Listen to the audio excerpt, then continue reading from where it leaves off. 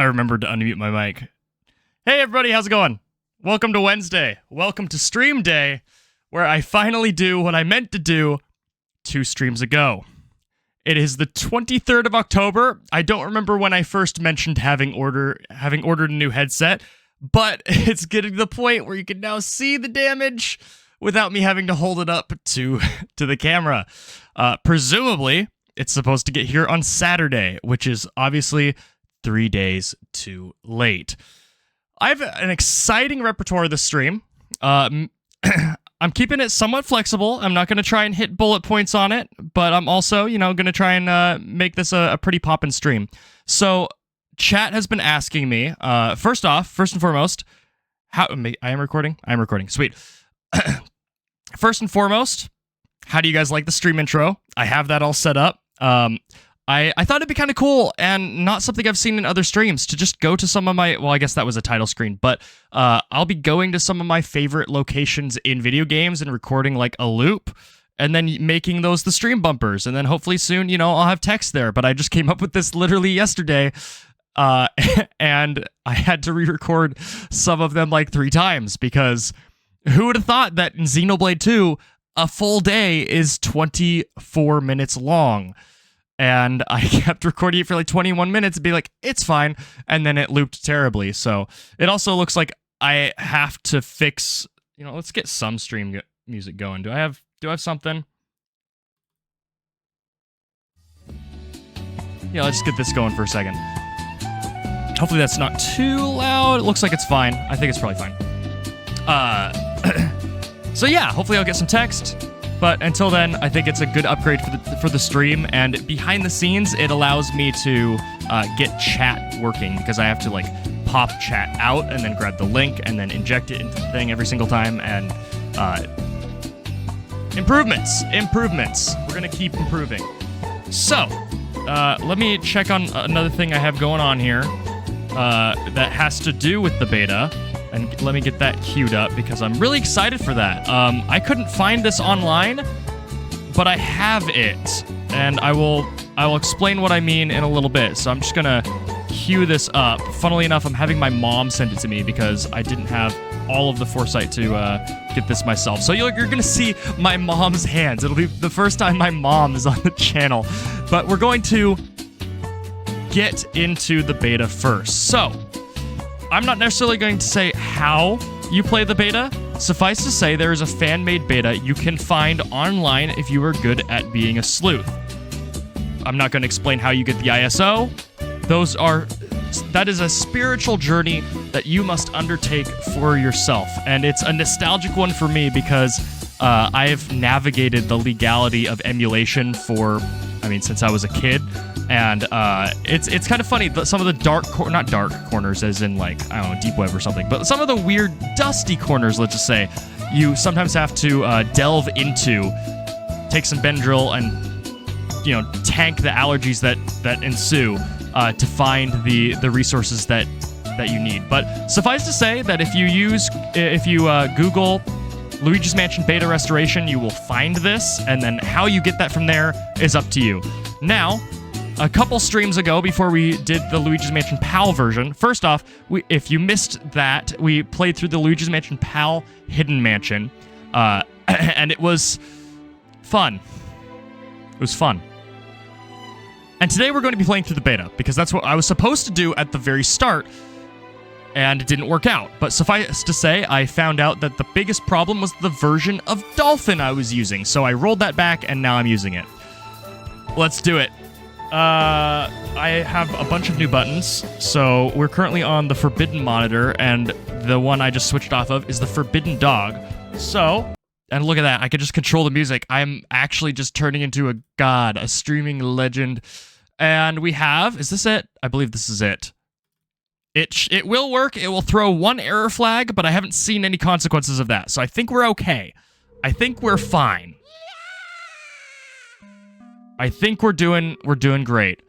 And immediately you can already tell that this is very different. I mean, the scream at the beginning, I don't know. So that's going to be the biggest thing, is all of this is recreated from files that people have found, but they haven't found a lot. Most of this as far as I know, is recreated from scratch, from video footage of E3 2001.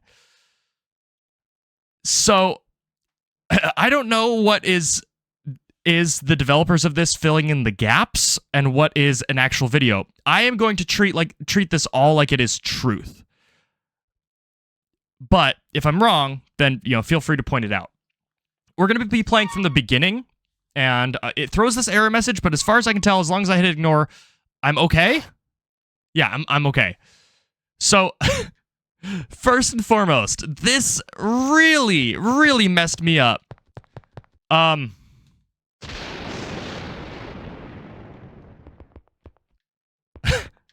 you seeing this? I was really worried when I first played this, and I haven't played through it all. I just booted up to see if it would work. But I found out that if you go to the pause menu, you can hit Control-Type B, and I don't know how, again, I don't know how true to form that is, but it's wild to me to think that originally the default control scheme was left stick turn. That's crazy to me.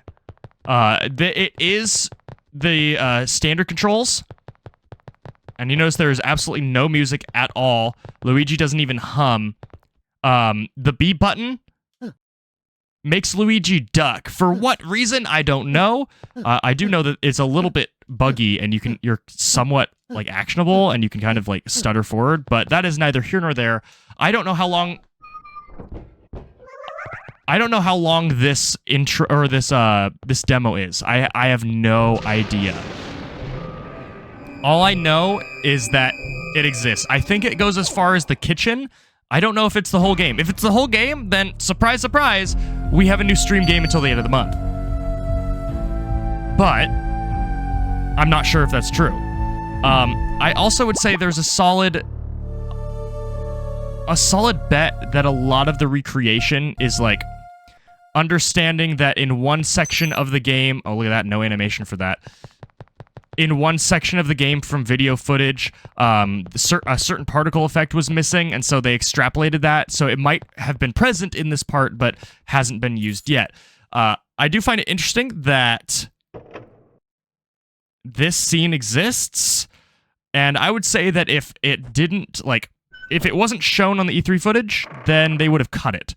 But considering it is a pre-rendered cutscene, it makes total sense that this would be in the demo. Although this is not a pre-rendered cutscene, because these ghosts look really different. The dialogue boxes look really different. Egad looks exactly the same.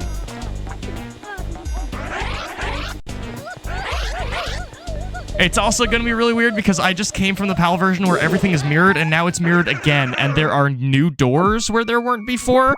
So I'm just kind of living in a Twilight Zone.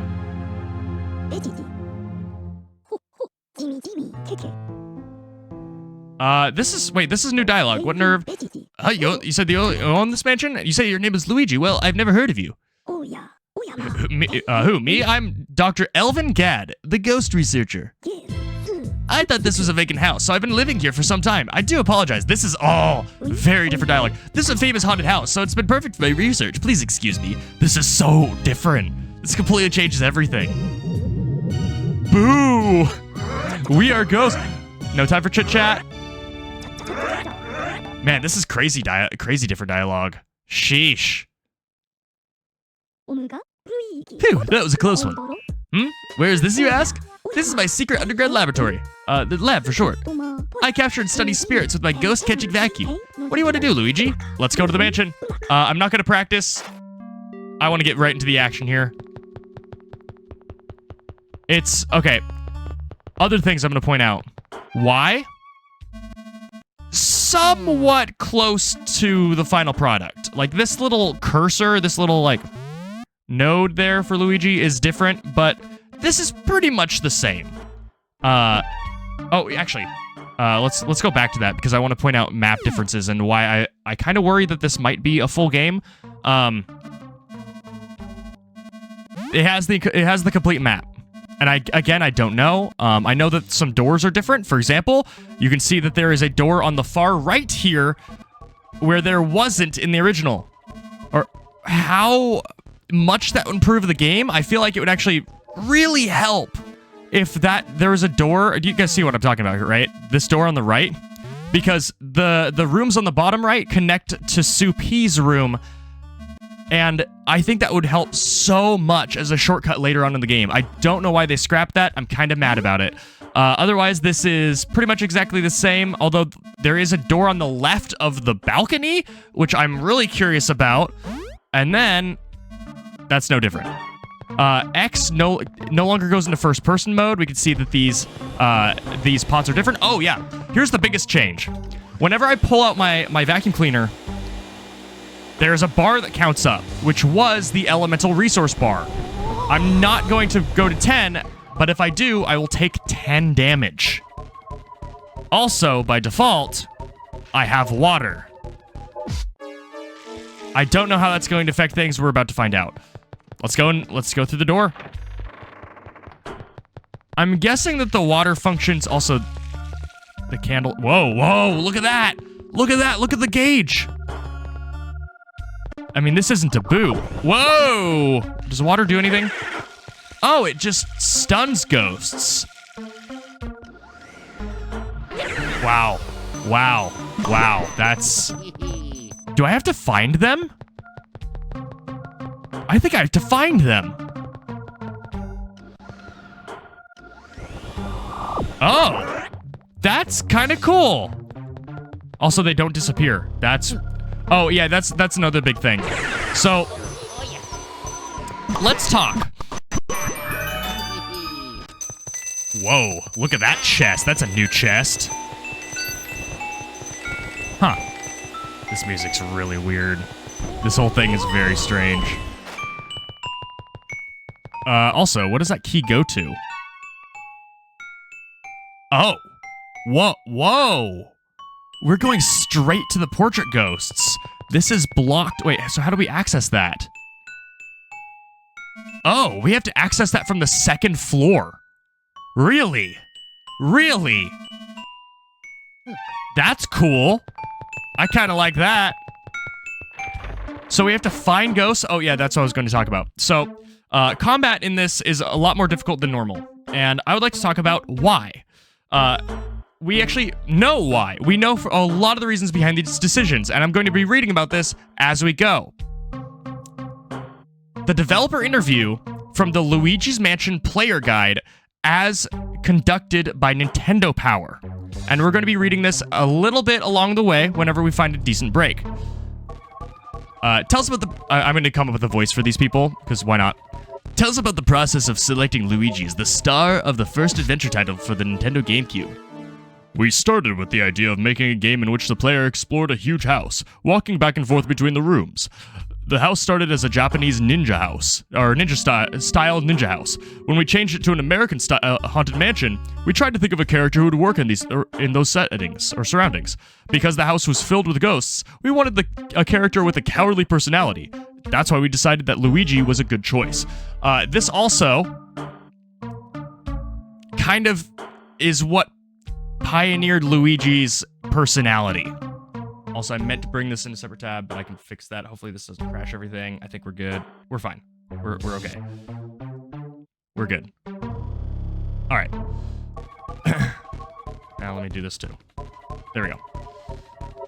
Mario has too much of a... this is Mr. Kono.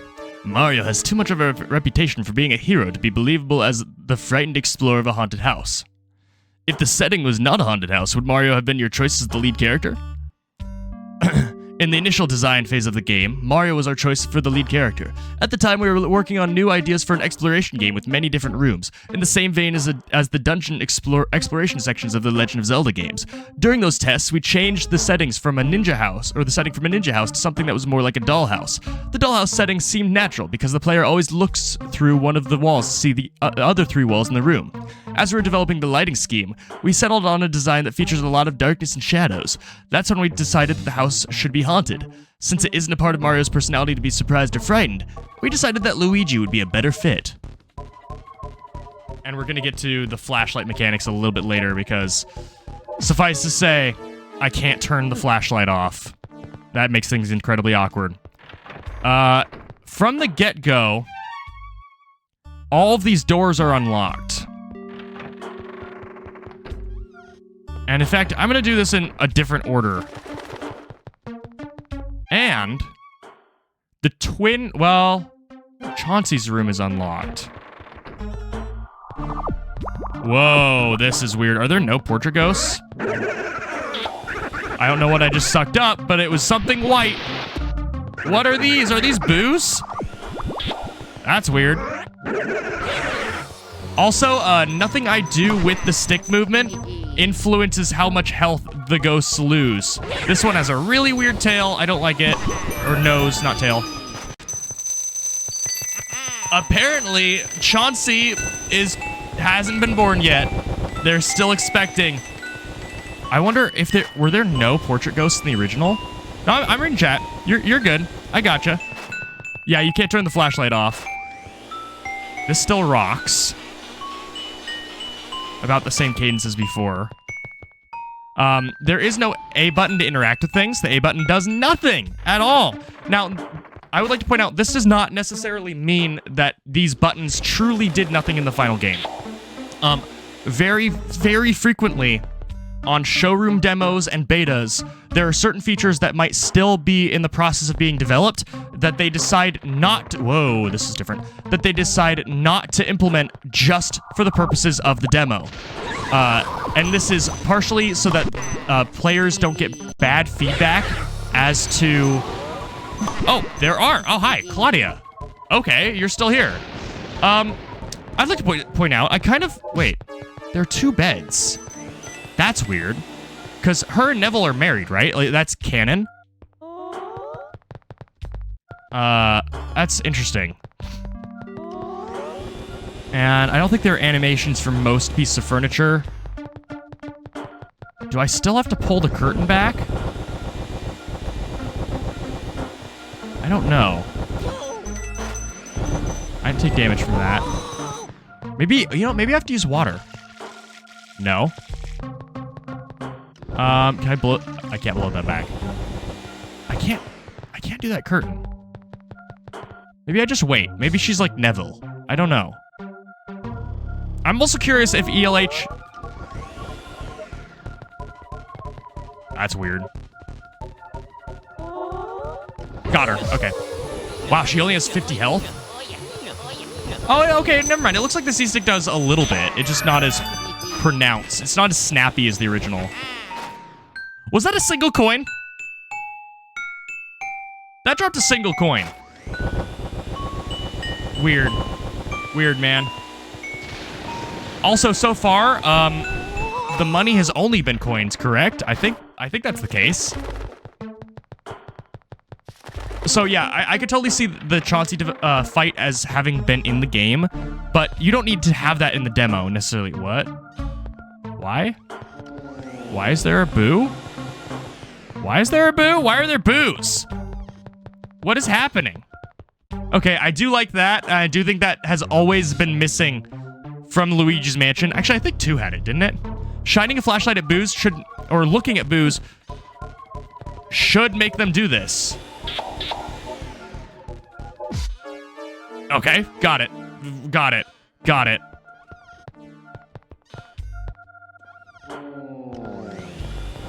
That does not work. Gotta shine the flashlight on him. Actually, here's my question. Oh, and there are no books. I can't interact with them. That's interesting.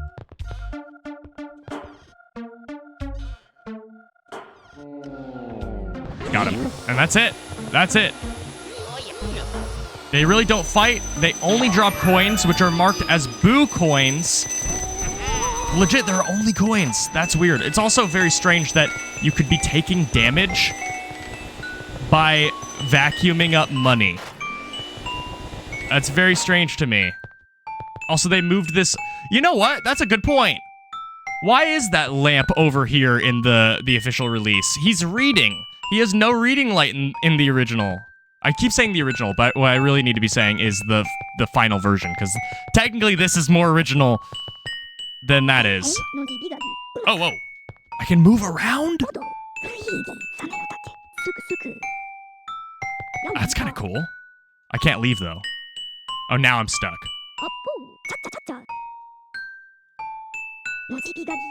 You know, that would have been a really good touch for EGAD to just reach out to you while you're moving around. And I think that would have been a good thing to kill time. In, like, modern design, I think... What? What? What? What did I... Is it over? Wait, hold on. Is it over? It can't be over. It literally can't be over. What? Oh, time's up! Oh! Oh, we gotta rush! Snap! Okay, got it. Got it. You're right. You're great. I have a time limit. I forgot about that. Alright, let's move. That's gonna be interesting. I don't know if this is needed. I think it is needed. Yeah, because we get a key. Yeah, so this room is needed. I'm going to ignore money. That changes a lot. Got it. Well, at least I really didn't get far considering I was talking about things. Come on. Yeah, the C-stick barely does anything. If it does, it almost feels like it's placebo. Okay, this just drops money. I don't care about the money. This I can't go through. I got you. They can see chat. You're good. Oh.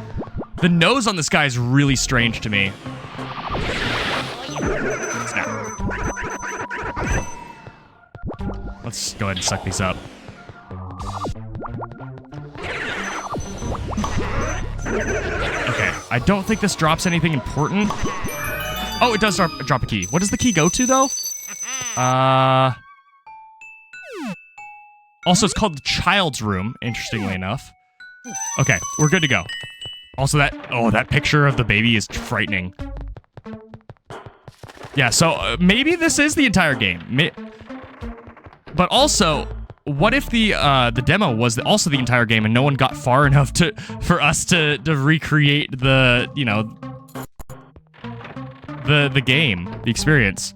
Because I've been playing it reversed. Oh, this is a new door. Hello, new door. Ain't this just spacious? Ow. That dealt a lot of damage. That's a decent amount of damage. All of the ghosts have noses. I'm really glad they got rid of those in the final version. I appreciate your help, ELH. Whoa. I will say, as the frame rate completely tanks, that, because this is a recreation, it isn't the most stable thing in the world. It's also the world of emulation, and emulation is not the most stable thing in the world. Okay. Just money. Okay, then I don't care. Let's get to the real meat and potatoes, which is the kitchen. Because this is, from what I've seen, significantly different in this version. To the point where it feels somewhat, like, mysteriously empty in the final cut. And I think there's something in here. Also, I love that that's just wide open. Okay, this should cool down my vacuum. Let's be honest. There you are. Is that everything? That is everything. Oh, no, it's not. I really hate the noses on these guys. There was supposed to be a chef ghost. Maybe it's not in the recreation, but there was a chef ghost. Obviously, we can't interact. Weird place for bats here. Kind of like it, though. We can't interact with, Also, there is no graveyard. With the doghouse. Maybe not. Does this function differently now? Does he, like, yawn? Is he Neville? Are all the ghosts Neville?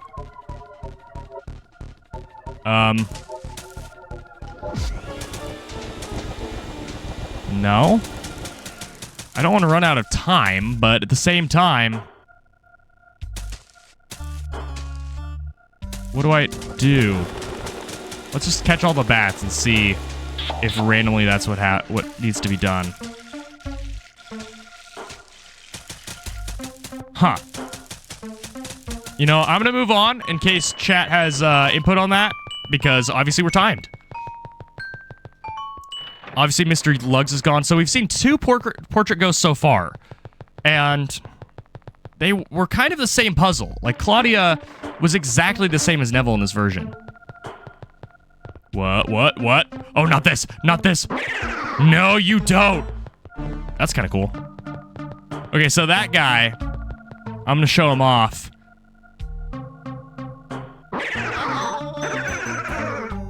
Okay, they fixed that a little bit. I think? Oh yeah, I'm scared. It's a status ailment in this game. Yeah! But I think... Oh yeah, that's what it does. I think he reduces you to 50% health all the time. Yeah, I'm pretty sure that's what he does. I thought he put you to 1, but I think he just reduces you to 50%. I actually really like I forget what it's actually called, but like the boost sensor being repurposed into finding ghosts. I think that's so much cooler than what they did in the final version. And it leads to some cool puzzles potentially.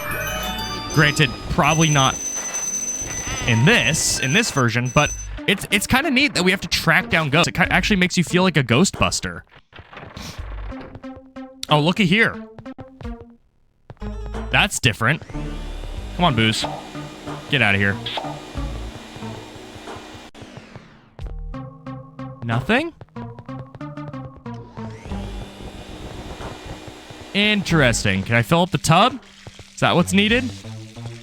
No, the water really doesn't feel like it's, you know, meant to be in the game. But to be fair, a lot of the elements didn't really feel like they needed to be, like they were meant to be in the game. It feels almost last minute in that a lot, like only one of the bosses uses elements, right? Bulasis. All the other ones do not care. So it's obvious that they kind of scrapped some mechanics. Not necessarily last minute, but they did scrap some mechanics. What am I missing? I guess we might need to deal with the dog. I think. I don't know what we need to do with the dog as we're running out of time.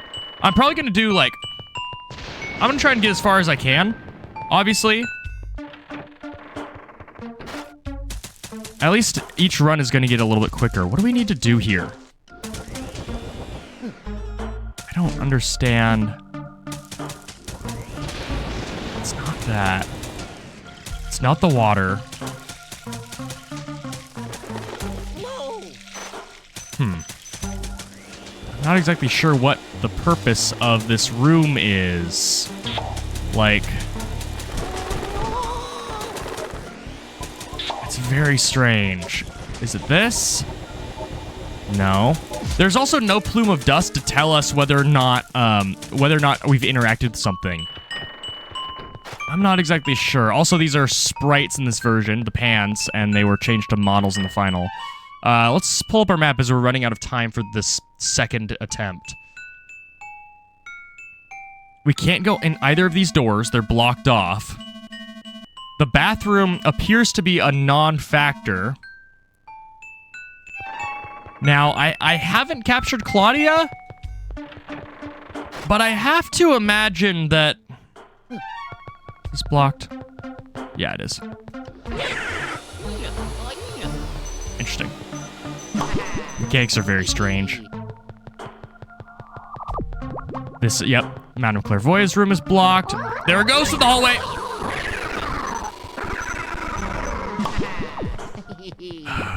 Where am I going? Let's see. I mean, the bathroom's the only thing left to do other than the dog, which I have no idea what to do on that. We don't... Oh, whoopsie. We don't really have a whole lot of tools available to us compared to the normal game. Like...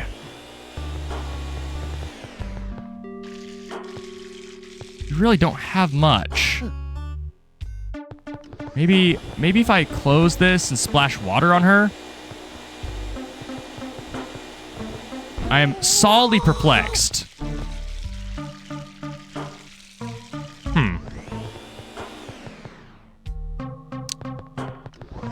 Yeah, there's really nothing to do in this room. And there it is. There's the demo. Do I just quit out? I think that would probably be quicker, right? That'd probably be quicker. Yeah, let's just quit out and start it again.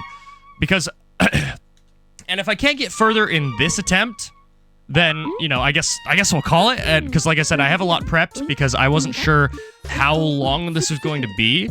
It's cool to see. I'll say that. It's cool to see how weird the development of this game was. Oh, actually, wait, hold on. That's a natural stopping point. Let's go to the interview. Back to the interview.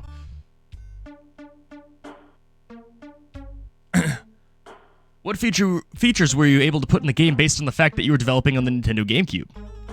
This is a new person. The first thing I wanted to do was create dynamic lighting with really crisp shadows. Since hardware development for the Nintendo GameCube was not complete at the time we started game development, we were able to make requests for technical capabilities to be added to the new system. Many of the features that we asked for were adopted. That's the important thing. I'm not sure if I'm going to be doing Extra Tangy. I have one other thing planned for Luigi's Mansion month, and I don't know if I can. I'll kind of gauge the community reaction to Extra Tangy. Because I definitely want to do something. I want to do one more thing with Luigi's Mansion, and it's probably... I think it'd be cool to see what the community can do in terms of mods and how different they are from the base game. And if I think is Extra Tangy just Luigi's Mansion but very hard? Because I kind of got my fill of that with the Hidden Mansion PAL version. And I think it'd be cool if we did something completely different that I didn't grow up on, that isn't just an alternate flavor of something I grew up on. But this is really important. This is really huge because, and we're going to be getting into this a little bit later in the interview, Luigi's Mansion was kind of a tech demo for the GameCube, but it was a tech demo that dictated what the GameCube should be capable of. And we can see as we go through this interview that without this game, the Luigi's Mansion, the GameCube would have been a completely different system in both its controller and its capabilities. We can attach real-time shadows to all objects. The direction and shape of the shadows and the way that the shadows interact with the objects in the environment is all handled by the hardware. Those capabilities were added to the graphics chip after we asked for them. So, without Luigi's Mansion, the GameCube would not have had a lighting engine. That blows my mind. Let's zoom out. There we go. The Nintendo GameCube has a reputation for being a development-friendly game machine. Is that true? Hold on. I don't know if that's true. Is that actually true? I don't think it is. Was Luigi's Mansion GameCube...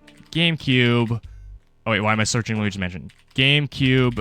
developer friendly. I don't think it was.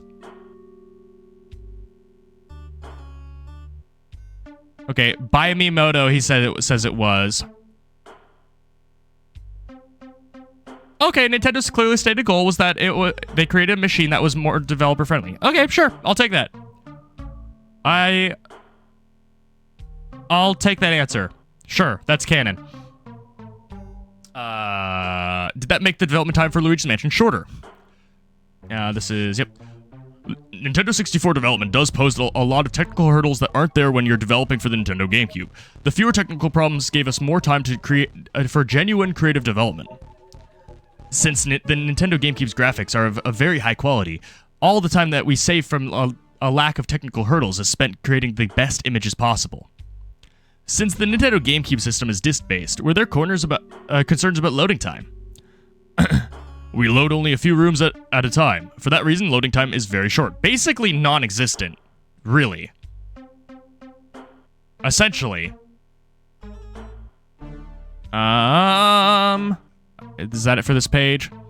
Luigi's Mansion makes very good use of the Nintendo GameCube's controller. This is the huge thing. How did that work out?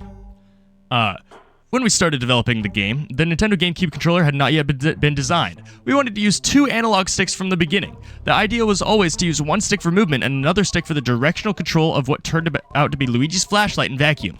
Because of the importance of the 2 sticks in the control scheme, we wanted to use fewer buttons than we would use in-game with more standard controls. While we did end up with using all the buttons on the controller when we developed the functions of the Game Boy Horror, I think that we successfully simplified control by implementing the use of 2 sticks. The game may have been a little bit difficult to control when you start, but it eventually becomes very easy. That was our goal. And back to the game.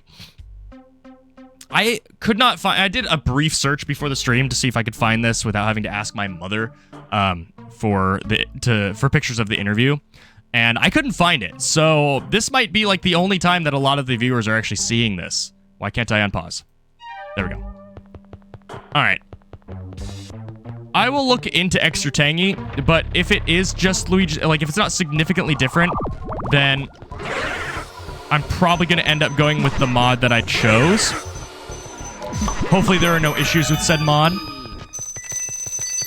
But my plan is probably to have one last Luigi's Mansion stream because there is one more Wednesday in this month.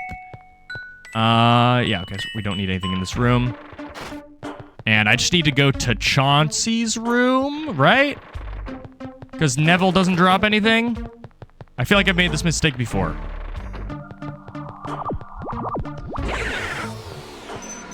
Also, a lot of these ghosts are just like essentially the same ghost. You can tell they really spent a lot of time later on in development making them feel like actually different enemies. There are new rooms in Extra Tangy. Okay, I'll take a look at it. I'll take a look at it. Also, how do I light this room up? Because it is just perpetually dark, and I mean, not that it really matters, but it's strange to me that Toad isn't here. Okay, and we're going...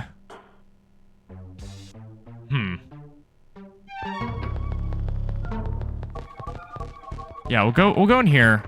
I'm just gonna beeline it for the dog. And spend as much time as possible trying to figure that out. We also never saw the chef, and I'm kind of angry about that. I'm kind of upset. What am I supposed to do here? I'm taking every action I can. I feel like Chugga Conroy right now, going through, obviously, like, incorrect actions. But, I mean, how many actions do I have? You know? Like, what am I supposed to do with the dog? Can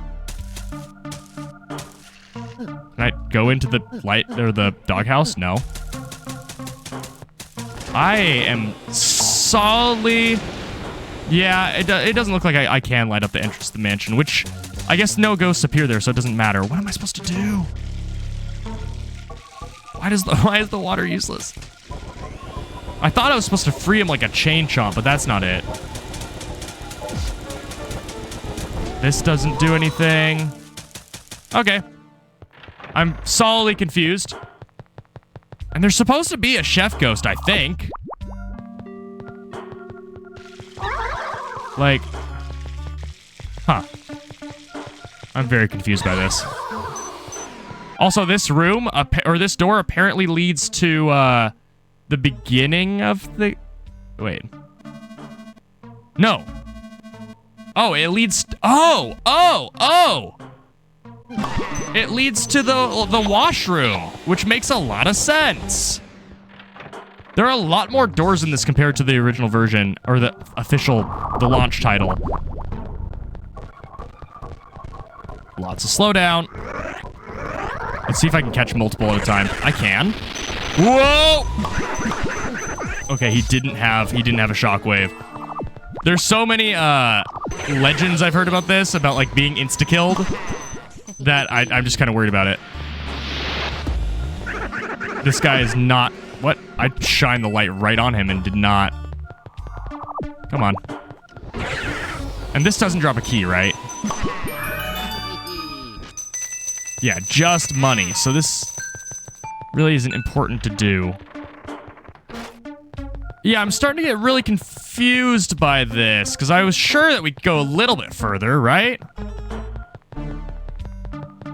I don't really have any plans to do a co-op stream in the near future. Mainly because collab content hasn't done terribly well on the channel in the past. It feels like solo content is kind of what people want to see. Now, I might end up playing... Also, I love that there are two portraits of the same... two exact pictures in the bathroom. In, like, the drabbest corner. It's like, you know what? This room needs something. It's lacking something. What do we do here? I know. Let's put up a picture. You know what? That's a good idea. Man, it's really not working. It's kind of like... Could it be that it's in the corner? No. It's the problem is that there needs to be more. There needs to be two pictures. You're so right. Let's do that. What am I missing in this room? This room is just decoration. The dog is just decoration. Nothing in this is interactable. Where am I going? I can't go right. I wonder if this is just it for the demo. I feel like it's not, though. I feel like... Hold on. I gotta know. I gotta know. I'm checking screenshots. If there are more screenshots of things in this game... I'd love to pull it up, but I can't. I'm not seeing any content that we haven't experienced so far.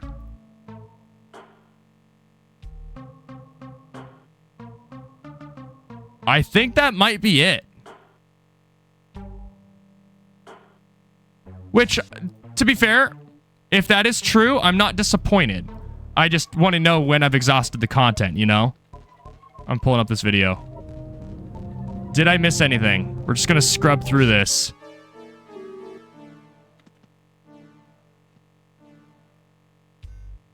Interior furniture models such as...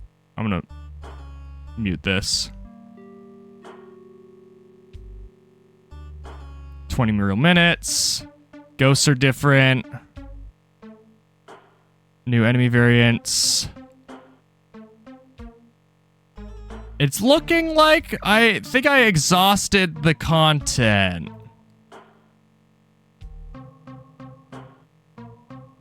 Yeah, so this is what it's based off of. I had this video playing like a couple streams ago, or one of these videos streaming a couple years ago. So we like know some stuff. But a lot of this is like reconstructive instead of like E3 Ghosts still... E3 2001 Ghosts are still technically in the final release build. Yeah, so there's the chef. I'm surprised they didn't add that. I think that might be it. Yep, I think that's it. I will... Did I just close the stream? No, I'm good. Okay, for a second I just thought I closed the stream. We'll poke around a little bit more, especially because there are two things to do. Let's move the mouse cursor out of the way. Let's see. I'm gonna try the dog again because we're running out of time for the beta. I think it is really cool what this managed to do. I mean, it's so difficult to not just it's one thing to take assets that were not used and re-implement them. That is, you know, we could do that with a simple mod. We tried to do it last time with implementing ELH. It didn't work out, but that wasn't really the fault of... That was just a fault of the code, but it's very possible to do. I mean, we were restoring use of riding the vacuum cleaner with just a simple command. So it's really neat that this is something that is possible. And it's really impressive that they managed to recreate a lot of this stuff from footage. And I have to imagine that it would have been really enjoyable to do that. To reprogram in these behaviors and have a little bit of like artistic license of being like, this is how I interpret this, you know, 144p footage that was filmed on a CRT in 2001 on a showroom floor over somebody's shoulder. It's really cool. It's so cool that they managed to do this. Is it confusing? Yes, but here's the thing. This might be 100% faithful. It probably is. This is probably exactly how it was in the demo, where they never saw how the dog was supposed to be captured, and so they never... Also, look at that. Look at the tablecloth. Look at the tablecloth. it is really cool at the end of the day, and I'm excited that I'm really happy that I got to do this, even if it was incredibly short. I mean, we are we're not even an hour into the stream. As a Luigi's Mansion fan, it's neat to see what could have been, and also appreciate how much better the game was in the final version, despite this tickling our brain a little bit and showing us what could have been, giving us some cool mechanics of using the light on the top of the Game Boy Horror to detect ghosts. I think that's a really cool concept, and honestly, could very well make it to another game. I always thought that it would be neat if they added gyro controls, like they did, I think, for Luigi's Mansion 3DS. And I would love to see that in an actual official title. All right, we have a little bit of time left. Are there any other open doors? I don't think there are. I think they're all blocked off. I think we've probably seen everything that we can. Yeah.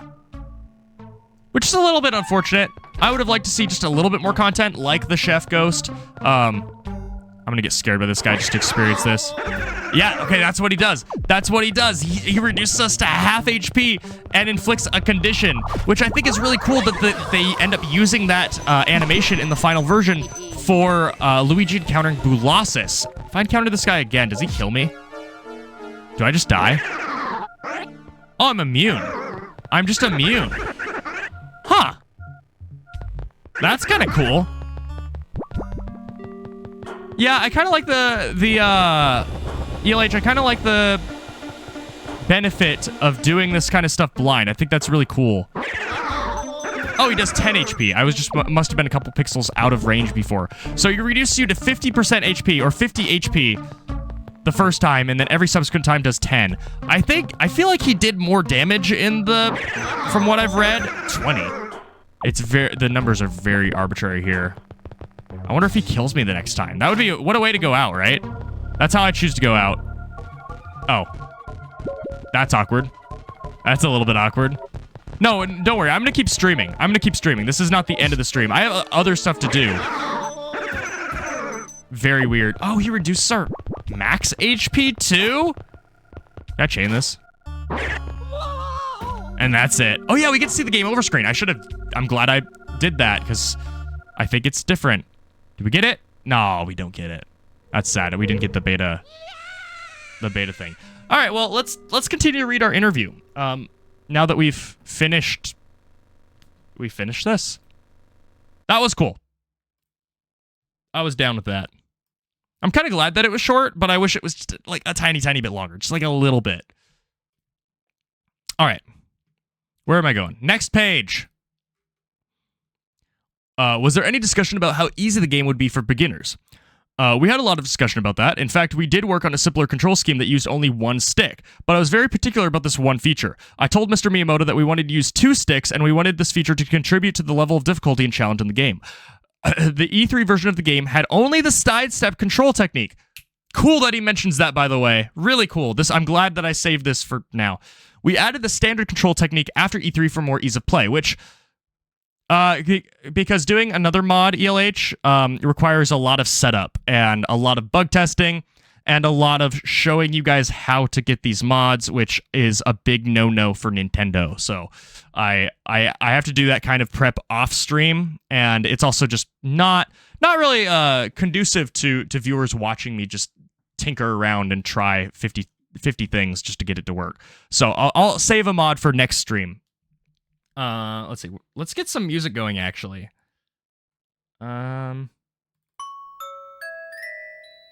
Yeah, there we go. I'm done with that. Turn randomness back on. There we go. The A button doesn't play a big role in the control of the character. That seems unusual for a Nintendo game. Most of our games do make more use of the A button, but because of one of the main control functions uses the C stick, and it's hard to control the C stick and press the A button at the same time, we assigned the vacuum control to the R button instead of the A button. The angular control of the vacuum nozzle is a little bit tricky, but it's satisfying once you're successful. That was our intention. Many of the testers felt it was uncomfortable to use the C stick for long periods of time. For that reason, we redesigned the C stick, making it wider and more comfortable for your thumb. I think this is really interesting because he doesn't say we made it thinner. He says we made it wider. So at one point, the C-stick was narrower than it was in the final version. Is that not really weird? Oh, there we go. Is that not really weird? Because it's already half the thickness of the main stick. And so they made it wider. It was originally like a spike, essentially. What is your opinion about the general degree of difficulty in the game? Because the control scheme was designed to add a level challenge to the game, we decided to tone down some of the other gameplay challenges. It's very important for a launch title to be well balanced in its degree of difficulty. We wanted to make the game like Yoshi's Story in a way that you can reach the ending after several hours, but you feel motivated to play the game again. Because of that, we decided to have a lot of puzzle elements and not require tons of item collection. We wanted to let the player decide how long it would take to complete the game. For that reason, there are several things you can do in the game, but you don't have to do them all. Excuse me, you don't have to do them all to reach the ending. I think that... Yeah, I don't want to just pull up a blank screen in the middle of the stream, and frequently it takes longer than just a couple of minutes to set up, so I'll definitely be saving another mod for the next stream. When you collect a key in the Game Boy horror screen automatically shows which door you can unlock. That is a very helpful feature. We didn't originally design it that way, but we decided that it would be interesting or frustrating for the player if we didn't show which door matched the key. In addition to that, we thought it would be a good idea to show a map of the entire mansion at the beginning. It's common to show only the areas that the player has explored, but we wanted to give the player the feeling for the size of the mansion from the start. And again, we just saw that in the beta, where I would get a key and I ended up having to pull up the map anyway, so what they decided to do is just shortcut that and make it happen. I kind of did that with the NTCS version, or with the PAL version playthrough. And the differences, honestly, are incredibly minute at the end of the day. I pretty much showed all that off during the PAL playthrough. You don't give a hint about the warp mirrors in the game. Why not?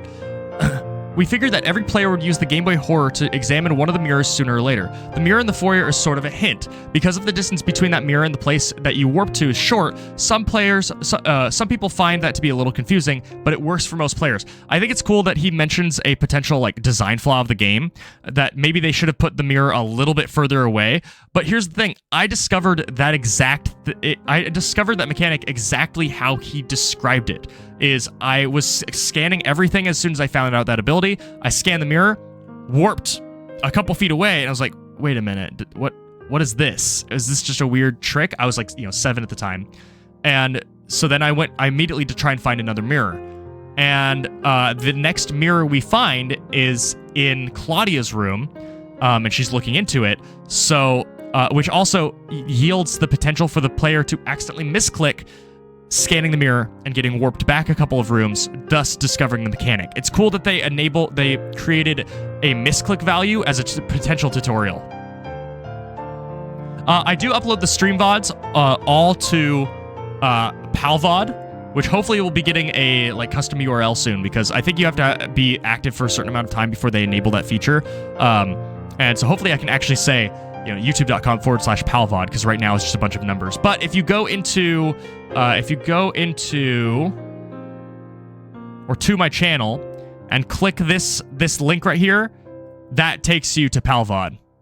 So there you go. And I label these such that you can see what games I've played and in what order on stream. So if you want to be catching up on Skyward Sword, man, I've been playing a lot of Skyward Sword. Yeah, that's probably going to be my decision maker of not playing Skyward Sword this stream.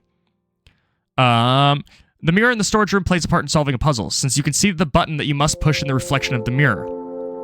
That mirror was a late addition. At first, we had a line of coins that led to the button, but we decided that was a little too manipulative. There's a line of coins that leads to a trapdoor in the first hallway that you explore. We also lead players to the trapdoors by the design of the paths of the escaping boos. Okay, this is how I learned about this, is that the boos, it's very rare, because, I mean, think about where boos have to escape to, right? It's like, the trapdoors aren't very well lined up, but apparently, the boos are designed to lead you to the trapdoors, which I would have liked to see that behavior a little bit more frequently. I've watched many testers follow the boos to the trapdoors and then get flattened when they try to open the doors. Then I laugh over their shoulders.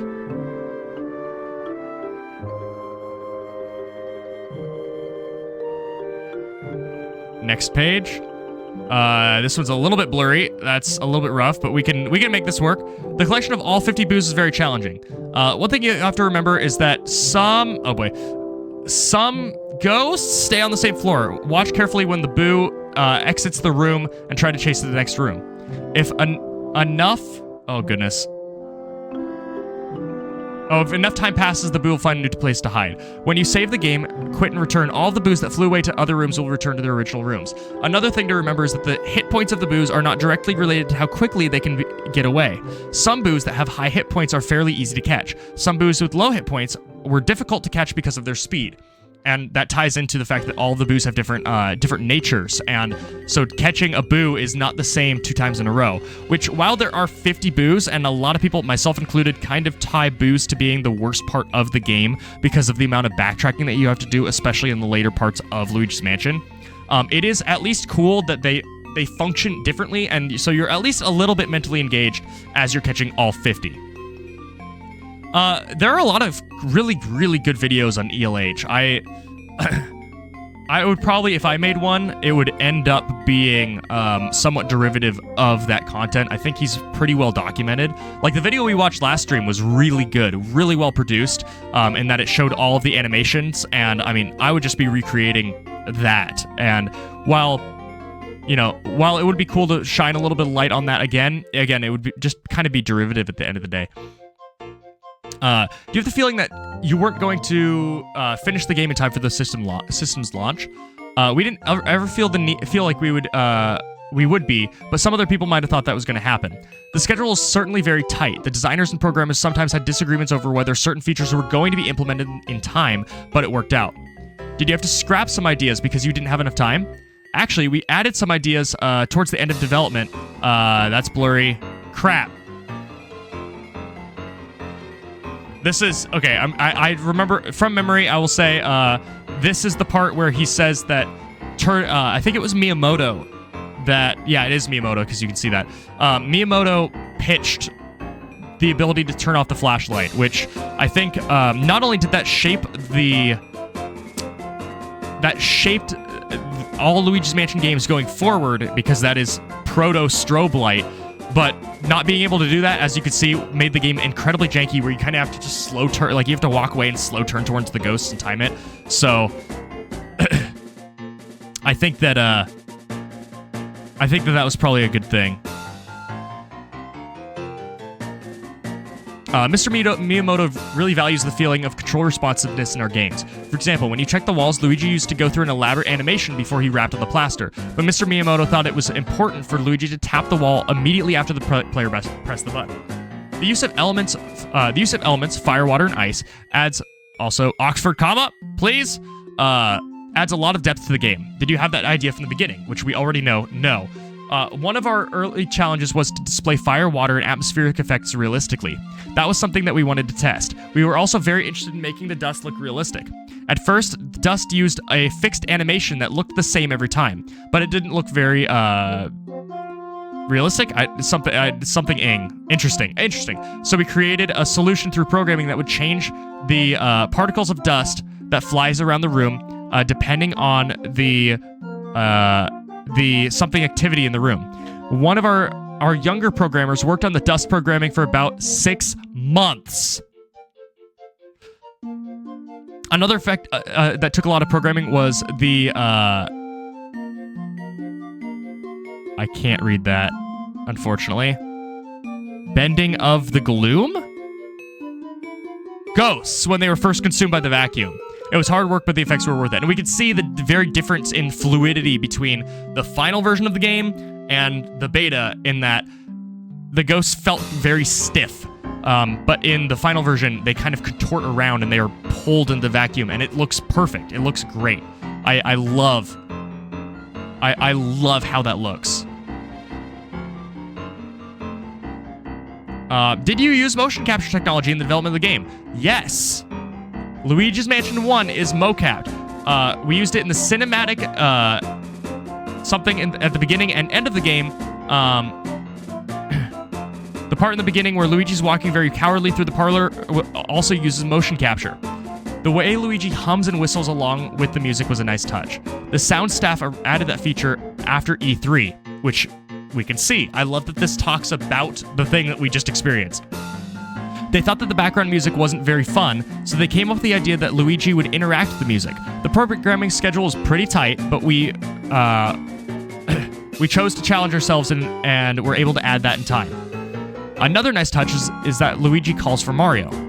That was something that we added over the course of development. There wasn't much to do with the A button, except for examining objects and opening doors. One of our staff members suggested that Luigi should call out for Mario, since Luigi's main motivation was to find his brother.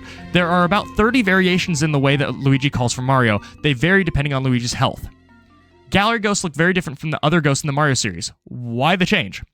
We thought that the standard Mario-style ghosts and boos were good for random mansion encounters, but we decided to go for a more human-looking style for the ghost-related the event-related ghosts. That separates them from the other ghosts and makes them feel more important, which indeed it does. How did you feel about introducing characters from other Mario games in Luigi's Mansion? During the design phase, we considered not having other Mario characters in the game because we did not want it. Wow, that's fantastic formatting. I love that. We didn't want to feel like another chapter in the Mario series. Then we added the boos, Bowser and Toad. But we used those characters sparingly, and Bowser is kind of a surprise at the end, which indeed he is. Did you intend to make... Okay, this one really gets me. And you know what? I'm switching to spooky music. Although, Majora's Mask can be very interpreted as spooky. There we go. Did you intend to make the game scary? No. We wanted Luigi to be frightened, but we didn't have any desire to scare players. I would probably say that Luigi's Mansion is not scary. There are certain parts that are a little bit scary, but as a kid, I never had a problem playing through this game. I did have a problem playing through Ocarina of Time. So I would say that they really tread that line between it being atmospheric and, again, the tongue-in-cheek humor plays really well to making encounters feel, give them the gravitas that they needed, where, like, for example, Soupy, where the room is shaking, or the very beginning cutscene with the picture shaking and the dialogue. And the dialogue isn't frightening, but it's taken seriously, and I think that's something that's missing. Some people try to compare the Nintendo GameCube games to games for other systems. How do you approach that subject? I don't think too much about the other games and how we should compete against them. I know that there are other haunted house games, but I don't think that Luigi's Mansion competes directly with them. We spend much more time thinking about how we will make our game in our own style, rather than comparing it to how it will compare to other styles. And we have one last page. In addition to making sure that the game worked well from a technical standpoint, we wanted to make something that was innovative, something that no one else has experienced before. In that way, it can't really compete with other games because our game is different, unique. And that's that. That's the Luigi's Mansion beta. That's the development of this game. And what a title it is. I feel like I'm doing wrap up for Luigi's Mansion month, but that will come later.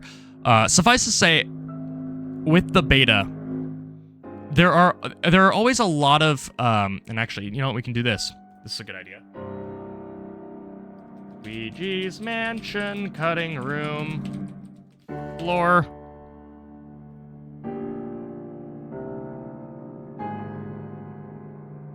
GameCube version.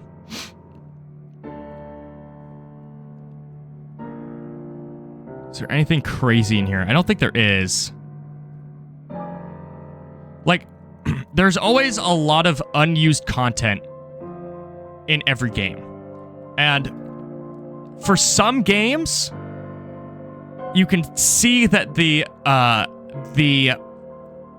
development schedule limited the final product. Wind Waker is one of those games for me. The Triforce Hunting Quest is rough. It's really rough, and it's obvious that something's missing. It's obvious when you go to Great Fish Isle and see it destroyed that there's content that's not in there. You can even see like doorways and stuff where content was supposed to be and wasn't. And then they start recycling a bunch of assets and a bunch of characters. And while the final product is kind of cool because there's a mystery that you have to solve and stealth that you have to do, it's obvious.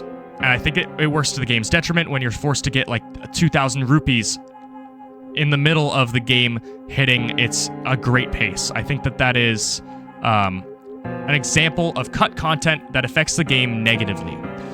But Luigi's Mansion, I don't think is one of those games. We lost a lot in development, but we also gained a lot. We also gained a lot from the demo to the final product. And I think it's best when a game has unused stuff like this because it tickles our brain and makes us think about what could be. And the fact that we think about that so much means that we wish that there was more. And I think that's better than the flaw... What? There's an icon of Daisy from Mario Tennis for the N64 in here. That's interesting. Weird. I think that's better than the flaw of too much game. If Luigi's Mansion was, for example, just longer, I think that would be a actually awful experience. Unless they added a significant amount of new mechanics, it would start to get tedious. And it honestly does kind of get tedious towards the end of the game, but it starts to get tedious right before the end, so you're not exhausted. You're like, oh, this is difficult, and here's the end of the game. So I think that how it was designed is frankly perfect. I don't think it's probably going to be going into my top 10. I talked about that at the beginning of the month. Partially because I played it probably a little bit too much. But it is a fantastic game, and I do think it stands head and shoulders above Luigi's Mansion 2 and 3. I don't even think there's a contest. I don't hate Luigi's Mansion 2 and 3, but they are not Luigi's Mansion 1. They're just not. And unfortunately, they don't try to, and they don't do what made Luigi's Mansion 1 so good.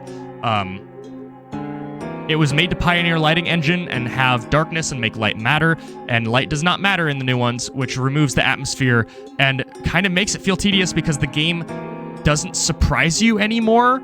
There's no tenseness that makes you excited for what the game could pull on you. And I think that is to 2 and 3's detriment. But they're still good games. They're still good games. Okay, I think that's it for Luigi's Mansion for this stream. ELH, we investigated a lot with ELH. I think we ELH'd it out. What? Look at that. That's kind of cool. That's kind of neat. There are a lot of animations that are unused. Maybe this isn't it for Luigi's Mansion, the stream. There are a lot of, like, what? This would be such a great emote. I love this. This is awesome. Whoa, look at that. One thing I noticed is that the boos, and this is probably the recreate. What? What's Boolossus? Got it.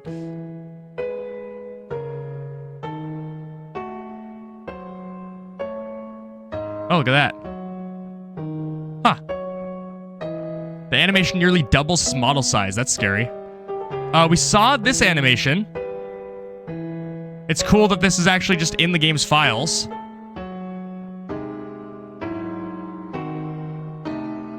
I wonder, is ELH in here?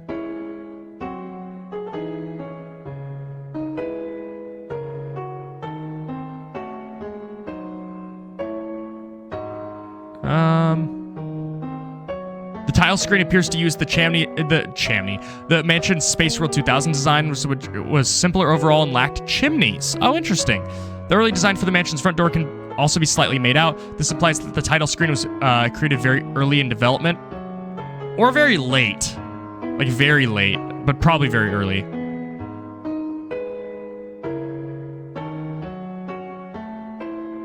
Yeah. It's... There are a lot of great videos if you want to see model part of the website. I can see if I can navigate to that. Unused models. Weird door. Is the music too loud, by the way? Oh, that's cool. Look at that. I'm kind of sad they didn't use that if it's in the game.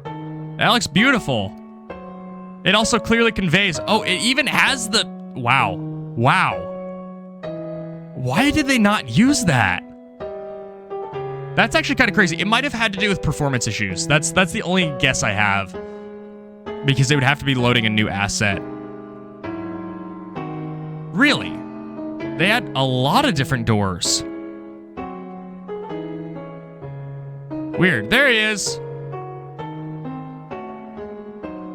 This looks like the scales from Ocarina of Time.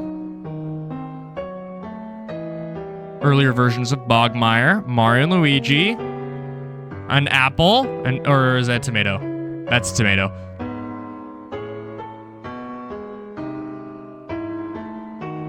Yeah, there's a lot of cool stuff here.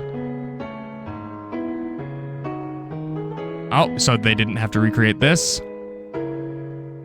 Here's the map that we just saw. Yeah, it's kind of cool that you can find all this stuff. Cutting Room Floor is such a great rabbit hole, and it can really increase your it can really increase your appreciation of your favorite games. Sometimes games are actually pretty trimmed, and I always find it sad when that's the case. But I mean, you can do so much content just with the Cutting Room Floor, and there is a lot for Luigi's Mansion.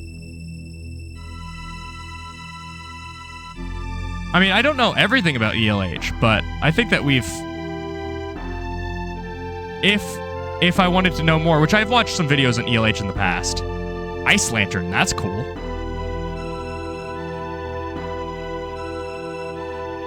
Yeah, there's a lot. That's weird. I think that's good. I think I'm happy with what we've managed to do for this. And again, next stream will and I'm not ending this stream, but next stream I'm going to be ending it off by playing something that I'm not used to. I'm going to be playing a mod. I have a pretty good idea of what mod I'm going to be playing. I'm not going to be playing a bunch of mods because at the end of the month I want to be like done with Luigi's Mansion because we played it frankly a crazy amount. I mean, doing an entire playthrough of the game as well as talking about it and doing the beta is a lot, and I'm excited to see why is he burning EGAT alive. I'm happy to see what the mod throws at me, and I will pick a mod. I'll probably pick the one that the community, like the modding community, likes the most. That's probably my guess. But yeah, I think that's cool. I think we're good. Now, what are we doing? I was kind of thinking about playing Uncharted. I think that would be kind of fun. Because we've only played Uncharted once. We got through 9 chapters of it. Let's go over to the... Where is... Oh, I closed it. Of course I did. I've only played Uncharted once on stream, right? Only played it once. And with the rate we're at, I might be able to play 2 games on stream. That might be kind of fire. Or... I could... Okay. I'm gonna ask chat on this. Do I play Uncharted, or do I make a 3D Zelda boss tier list? I mean, I can do both, but I guess we're talking about the order with which I do it. If I play Uncharted, there's a chance I probably won't do the tier list, just because, I mean, however long that might take. If I'm right before the end of the game, then I'm gonna be, skipping the tier list to beat the game. Which, now that I say that, it kind of makes me think that objectively I should be doing the tier list right now. Is that what I should do? I mean, that sounds really fun. I have learned a lot about ELH, so I think I'm probably good. There are a lot of cool videos that you can look up if you want to learn more about ELH. And I definitely have done that in the past, so I'm probably going to be moving away from Luigi's Mansion for the rest of the stream, and looking at some sort of tier list or Uncharted. I need to get Mario Kart Wii Online hooked up, but while during Luigi's Mansion month, I'm not going to add another game. I'm not going to add another game to the stream other than obviously Echoes of Wisdom. So I think I should make a tier list. I think that'd be really cool. Let's get some Zelda music. Let's get some Zelda music going on. That's not Zelda music. I don't have a Zelda boss playlist, though maybe I should make one. Let's just do that. Let's make a tier list. I think that'd be kind of cool. There we go. So, this tier list, let's full screen this, was made by someone. I don't know where it is, but it was made by somebody. It does not contain Tears of the Kingdom, so thankfully I will not be spoiled. And it contains mini bosses too. So, I don't know how I'm going to necessarily format this. This is my first tier list video. But I think it might be missing some. For example, I added Levius / oh, I guess Bylosite is right there. But I added Levius because, I don't know, I feel like that's more representative of the boss fight. But I guess he's right there. So it might have everything, it might not. We're going to see. We're probably going to also have to look up some content. ELH, you can feel free to drop comments and videos. I actually have notifications turned on for all of my comment responses, so I frequently respond to comments that that people responded to like 10 years ago. Like literally, at least once a week, I'm responding to a comment somebody made on one of my comments or on one of my videos years and years ago, because I don't know, I kind of like that engagement. I think it's kind of fun to talk to people and open up conversations for things I might have forgotten about. Okay, what was I doing? Oh yeah, we're gonna have to look up some of these boss fights. So, Master Koga, I guess I do remember his boss fight, but, playlists. I remember there being, like, spiky balls, and that's it. And we had to, like, magnesis them. I'm gonna look this fight up. I'll look it up in my own content, and if I don't find it, I'll just search a video. There he is. Haha! Good job, pal, titling that correctly.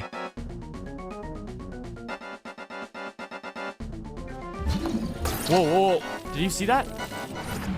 Did you see that? I didn't see it, but I don't care because we're fighting Master Koga. What? I also have a Twitter.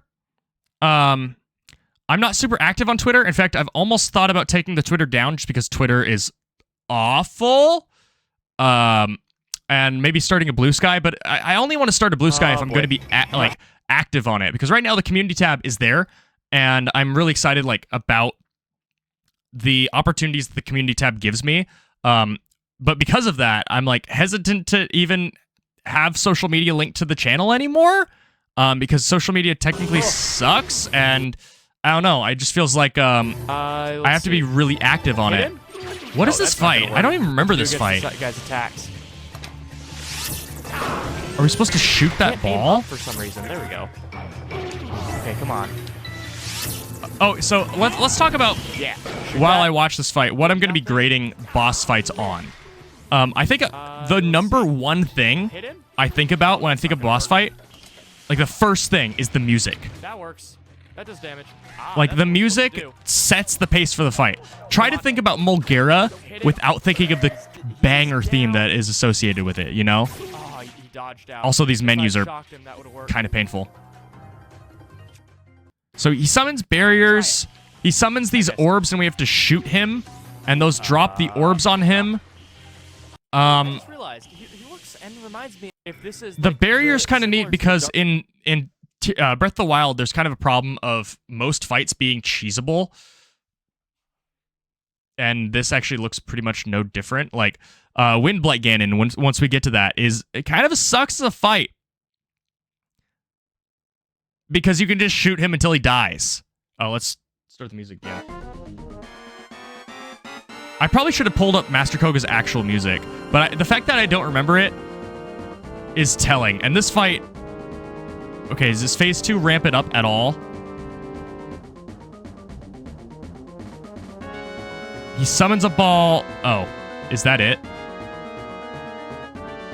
Oh, okay, there we go.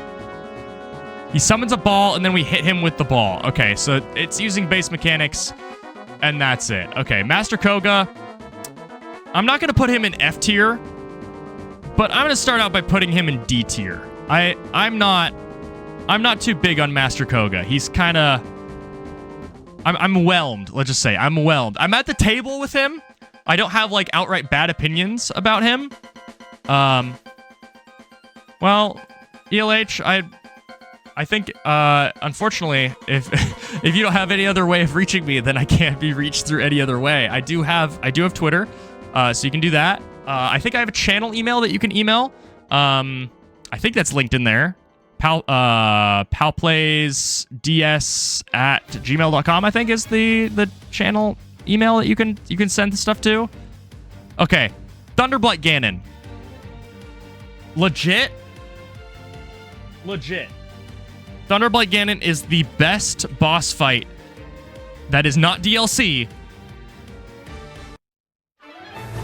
And I have the music for this. Is the best boss fight in Breath of the Wild proper. This is an A-tier boss fight. For a lot of it, you are interacting with the boss using the actual mechanics of the game, not just filling him full of arrows. He cannot be cheesed, and you're actually having to flurry rush and shield bash him, and he mixes up his timings, so you can't just learn the timing. You actually have to react and be playing the boss. It is the closest that... I guess Lionel's are closer. It is the closest Breath of the Wild got to a real boss fight. It is a fantastic fight, and the mechanics are really cool, like grabbing the metal and avoiding all of the lightning, and then holding the metal up to him. While it looks a little bit weird, it is actually kind of cool, and the second phase of the boss fight is awesome. I like that. ELH, you can go to my channel About page, About tab, and you can see it. It looks like... Wait, what is this? Oh, is that Molduga? Molduga... Do I have the Molduga? I don't. I have this, though. Molduga... Wait, is that Molduga? I don't know what that is. That looks like Molduga, but Moldugas are yellow, right? Maybe they aren't. I'm going to pretend like it's a Molduga. Moldugas, I actually think, are kind of intriguing. And you know what? I'm going to name these tiers. Let's rename this tier. There we go. Peak.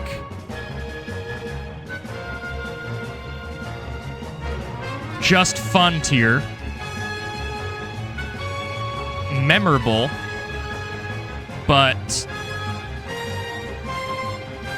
not super good. You just go on my channel page and you can see the About tab. Like literally just boom, boom. Oh, I guess they've moved it. I guess, yeah, view email address. You can just do that. There used to be an About tab, which shows, it carbon dates me. But not a banger.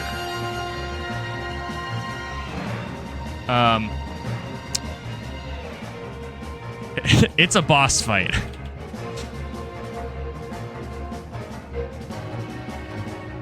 It's a meat shield. It's... You know what? Maybe we just have it's a boss fight tier. I think that's what we do. I think I get rid of this tier. Delete row. And this is going to be Breath of the Wild tier. Yeah, there we go. We're good. That makes sense. Okay, Molduga. I think it's memorable, but it's not a banger. I think using, like, throwing stuff, and it gets better in Tears of the Kingdom. Granted, I'm not really ranking on Tears of the Kingdom because I haven't beaten that game yet, but throwing things and then having him, like, holding still, I think is a really unique fight, and it makes the terrain really important. And so every Molduga fight ends up being slightly different because of that. And I think that it makes it very memorable, but it's not a banger of a fight. Like, once you figure it out, it's there. But it makes every single Molduga fight kind of neat. Waterblight Ganon. So it summons chunks of ice. Oh, you know what? Let's change the title. 3D Zelda boss fight tier list.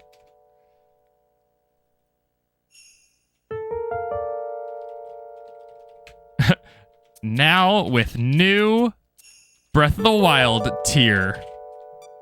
Save. There we go. And let's get it.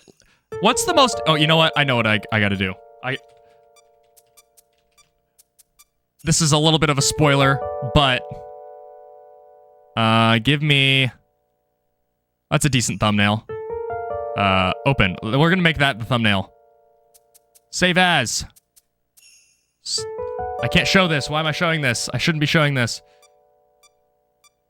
Save. Let's make that the thumbnail.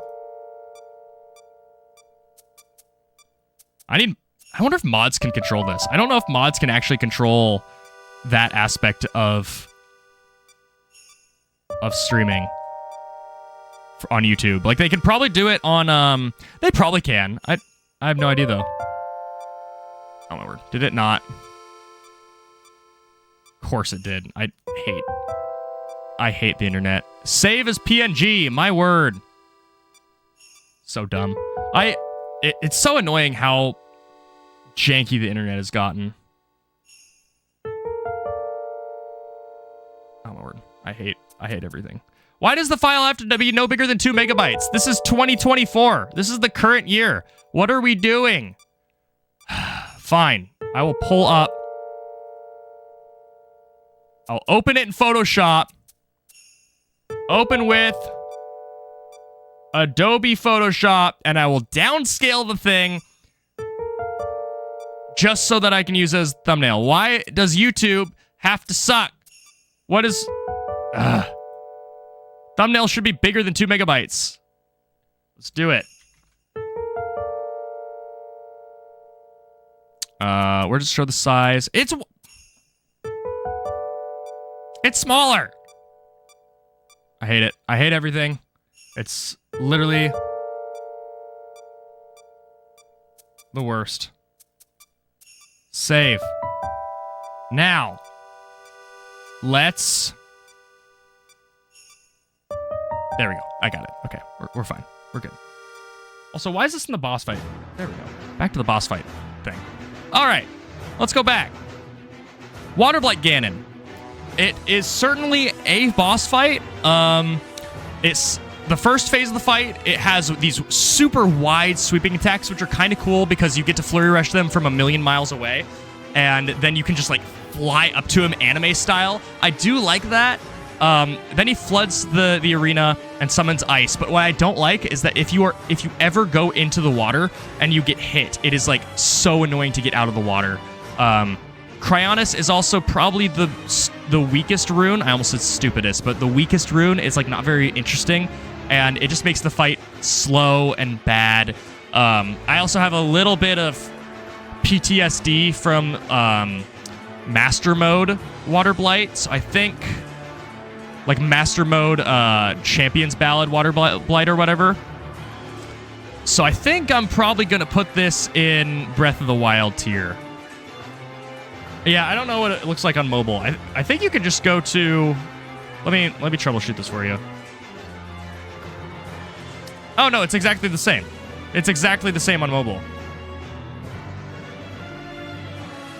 Although, now that I'm looking at it, I'm wondering if I don't have my... email up. It's just palplaysds@gmail.com. That's all it is. What is this boss fight? Is this... I actually can't tell what that is. Hold on. Can I open this in a new tab? No. Can I zoom in a crazy amount? Is that... Oh, I see. I was looking at this part of it like it was the head of a worm, but no, this is it is Ganon. Okay. All right. What on earth just happened? What? Hold on. Hold on.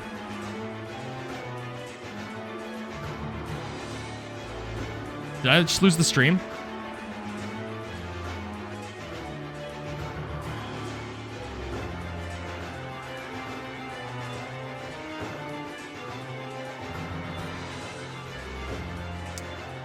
Opera just crashed. Thankfully, you know, I didn't really lose anything. I've never seen Opera crash like that before. I have literally never seen Opera crash like that. But we didn't lose anything, so that's fine. All right. I'm going to talk about Calamity Ganon in a second here. Actually, I guess I talk about him now. Calamity Ganon is a cool fight. It's a really cool fight. He has like 50,000 attacks. Here, I'll put it in chat. Oh, it completely crashed. One sec. I need to pop chat out.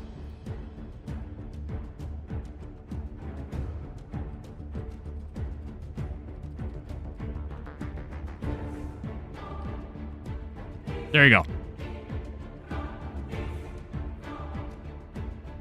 Calamity Ganon is a sweet boss fight.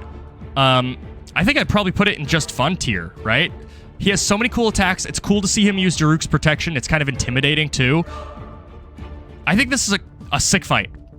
It's just fun. It's not peak, but it's fun. I actually kind of like the fight. I might move it down to, like, the top of... I might move it down to the top of memorable, but not a banger. But, like, it's in that space. I'm going to be optimistic at the start and just put it in the bottom of just fun tier. All right. Dark Beast Ganon is actually, I think, the worst boss fight in Zelda history. I don't think that it is ever surpassed as the worst. It is a jiggling mountain that you have to ride your horse around and shoot at. It is a playable cutscene and not a good one either. I also have a little bit of bad memories from how I ended up finishing the boss fight in the Let's Play. I missed my shot on his head at the very end, and so I had to, like, awkwardly run up. And I'm trying to create, like... There's a certain amount of, like, gravitas that you have to deliver at the end of a game, and I was trying desperately to deliver that gravitas while dealing with an awful, awful, awful boss fight that doesn't do anything. I hate this fight. It's so bad. Volvagia. Sick. Do I have Volvagia's theme? I don't. That's sad. I have a... Wait, actually, I have a similar one. I have Stalward's theme. I can do Stalward's theme.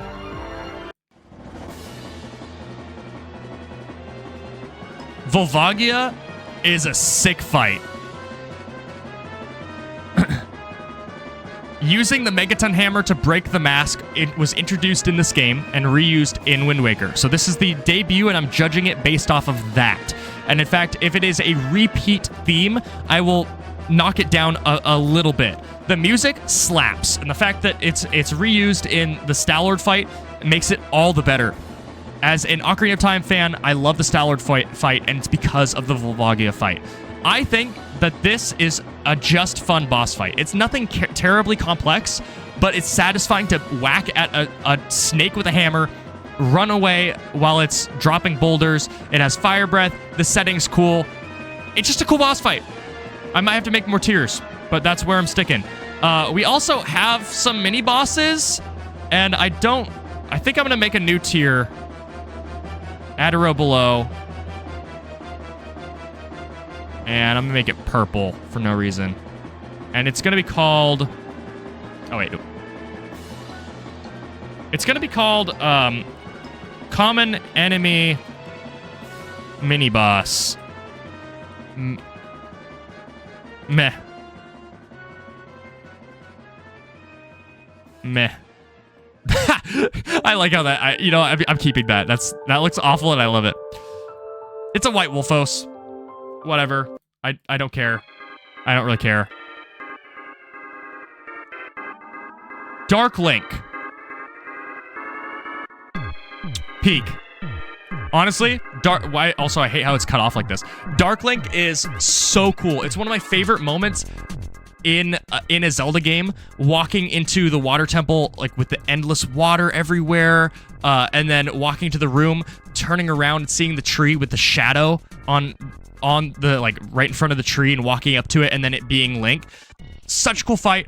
I spent so much time as a kid making a save right before the Dark Link fight and fighting him over and over and over again. As a kid, I didn't know how to beat him I didn't know how to beat him, period. So what me and my sister would do is we would actually complete the Bigoron Sword quest just because he's bad at defending against the Bigoron Sword. Such a cool fight. Everybody has a unique way of beating him.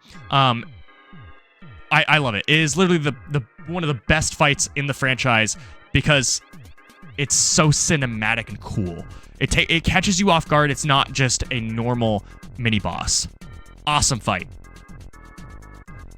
It's not Morpheal. What is the name of the water temple?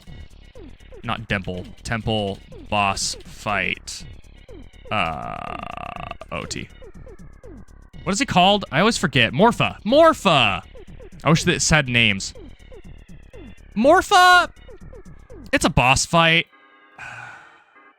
It's gonna be better than Koga. It's kind of memorable in the sense that all Ocarina of Time boss fights are memorable, but I don't think that elevates it to the next tier. This, I would say the Dead Hand is right around Molduga tier. It's a cool fight. It's very creepy. I hate how they removed the blood in other versions. That sucks. This thing is so disturbing, especially when as a kid you've had nightmares about like the redeads, and as a kid I actually stopped playing the game a little bit during the Forest Temple. As soon as I got to the under the well part in the Forest Temple specifically, not like the actual well part. Although I did do that too. And I saw the walls coated with blood as a kid. That was too much. This Bongo Bongo peak. This fight, the fight's cool. I'll just say that. It's not a banger. Like, if I were just to judge it off of the fight, it would probably be like around here. Like around here. But the fact that let me pull up a bongo. Look at this image. You don't really notice it as a kid because the fight's so hectic, but as an adult, looking at this with the entire guillotine vibe of the dungeon, realizing that this is a cadaver hanging upside down with severed hands and a severed head, and like the neck hole is where the eyes are. This is a truly horrifying creature and a fantastic design. This belongs in like a Souls game. This is one of the coolest designs I've ever seen. It ties perfectly into the theme of the dungeon being like filled with guillotines, and also the wall masters and stuff. I almost said master hands. Fantastic fight, and even cooler once you realize what you're actually fighting. I love this fight. Common enemy mini boss. Common enemy mini boss. Although, if I was judging this on the Nibiru fight, it does have a joke, so it would elevate it to this, but it's just a common enemy, and Iron Knuckles, while neat, and I kind of wish they would return in the franchise, not terribly interesting fights. Twinrova!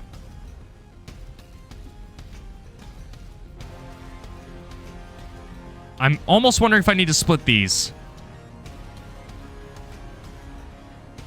You know what? Banger. I feel like this is a banger.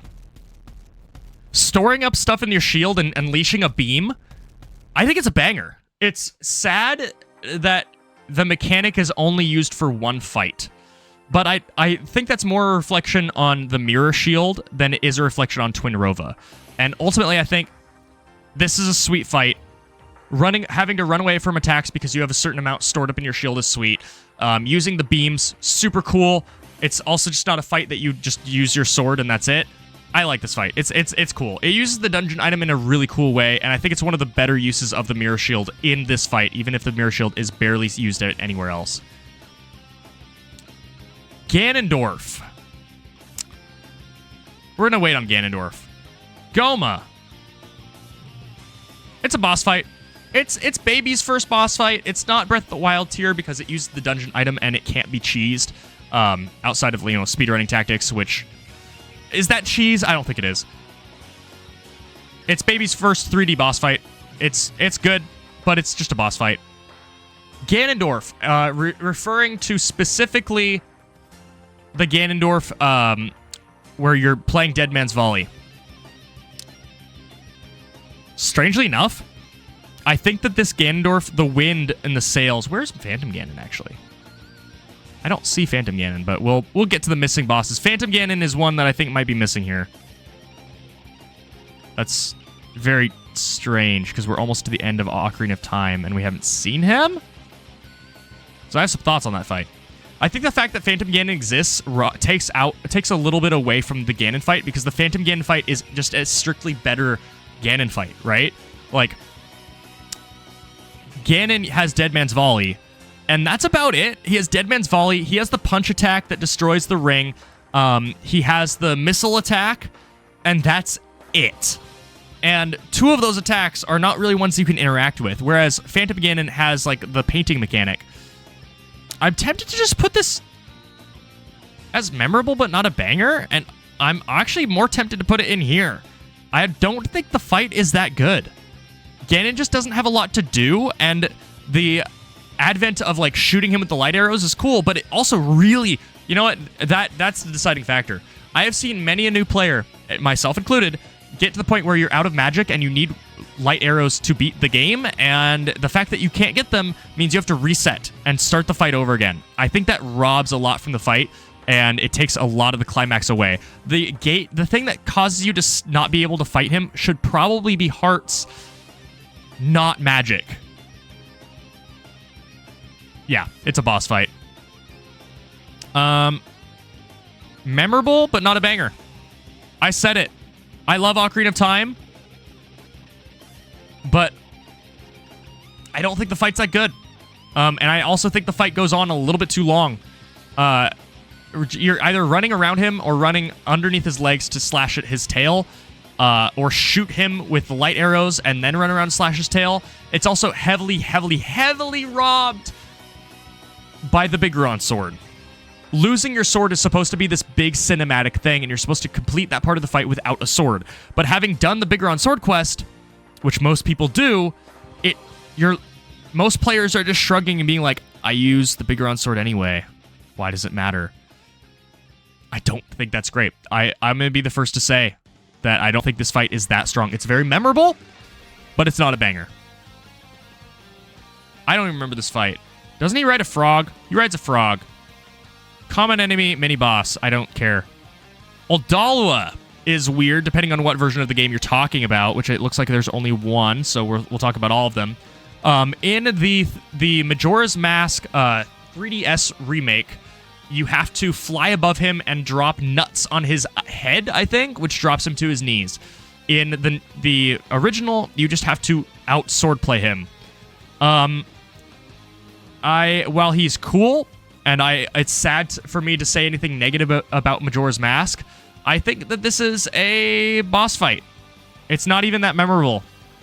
The most memorable thing about it is... Do I have Oldolo's theme? I have the Theophany version of it, which I'm not going to play. Is that he chants Odalua over and over again. That's the only thing that it makes it memorable. This is a Poe.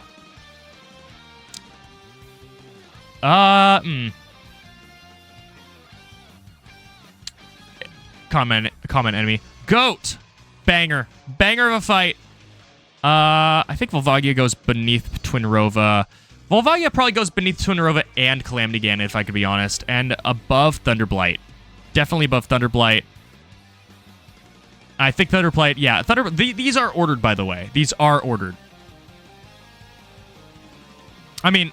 ELH, I have my channel email in the description of the channel. So this is like my actual channel email, and I've gotten a lot of messages from viewers. It's totally fine. Goat's a banger of a fight. It's fast-paced. It's very simple, but it's like completely changes the game. Racing after Goat as Darmani is so sick. I love that fight. It's one of the coolest fights in the franchise. Like... It's like a car race. It's like a fast-paced car race, and I love that about that fight. So cool. Gerudo, well, cool. I'm going to put it in the mini-boss meh tier. I'm going to do this. I'm going to reformat this. While funny, it's hard to read. There we go. This is just a fight from Link to the Past. It's kind of memorable, but it's like memorable in the way that Link to the... I guess I'm judging this on 3D Zeldas, and it is unique to 3D Zeldas. So maybe it's memorable, kind of, but I feel like if I showed any other person this enemy, they'd be like, yeah, okay, it's an eyeball. It's one of Zelda's many eyeball fights. It's a boss fight. It's a boss fight.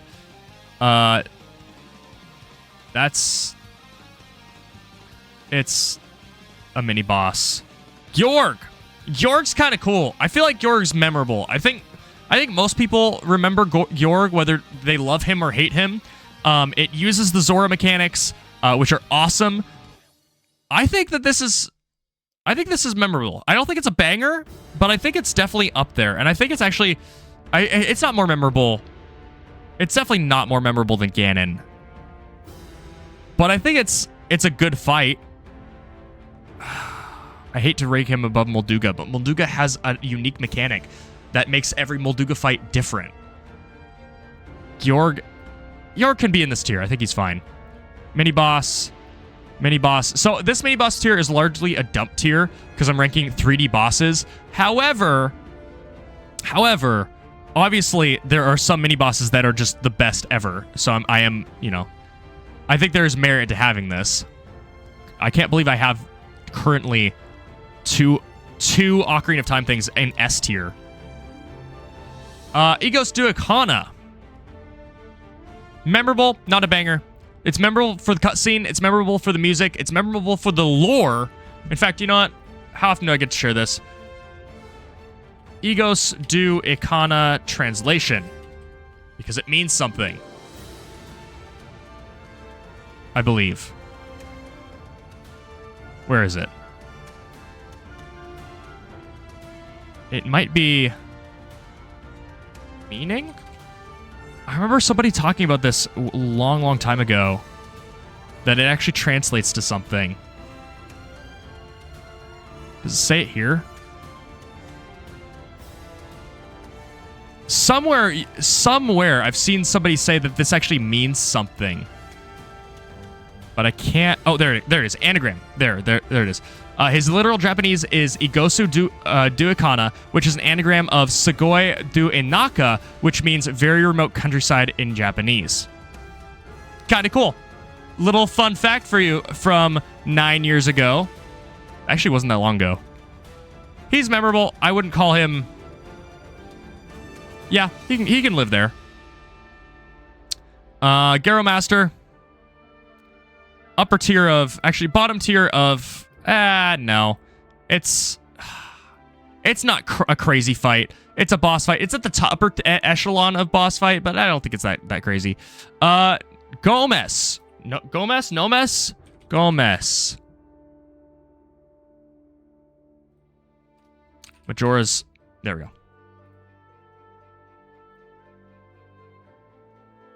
Gomez summons bats, and you have to target the thing inside of it. It looks really cool. That's like the most Halloween thing Zelda's ever seen. It has a scythe. It has crows. Like, or bats? I'm not sure. What more can you ask? Bad bats, yeah.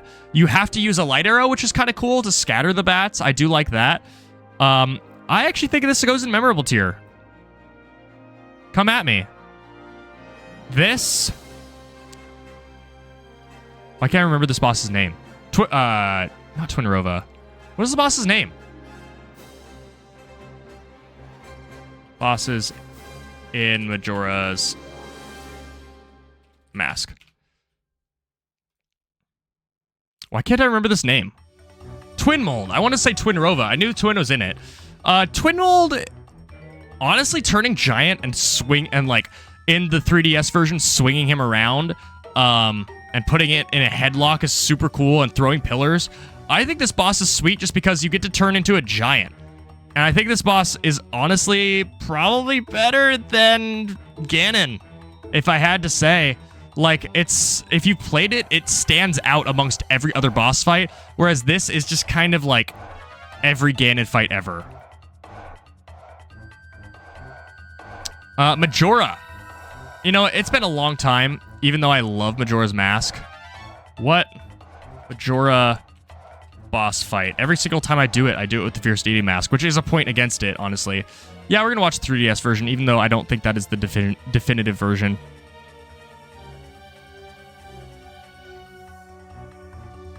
I forget, it kind of just rams you, right? Like, you can shoot it. It's all tentacly and scary. And then it falls. The music is good. Oh yeah, these fly around. The masks fly around and attack you. That is kind of cool. Also, it's all fleshy in the back. Okay, this fight's kind of neat. I might be okay with this. Oh, you have to... Don't you have to use the light shield on that beam, too? I think you do. Use your shield. Use it. Oh.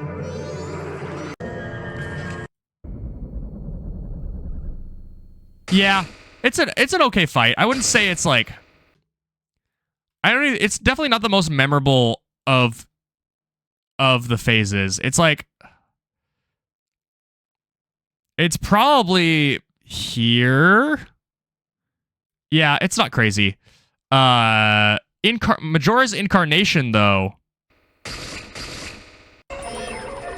Yeah, this is a memorable fight. It's like screaming, too.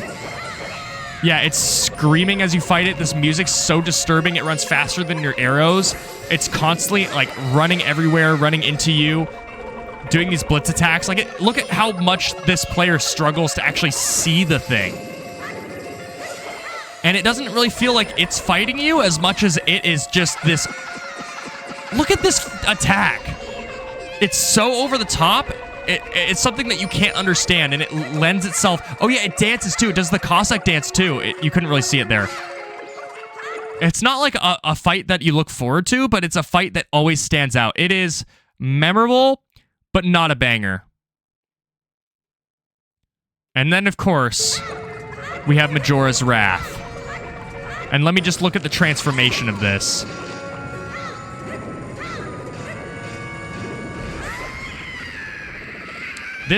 So, I'm going to point out, this is not necessarily a kid-friendly stream, but I would like to point out what Majora's eyes are.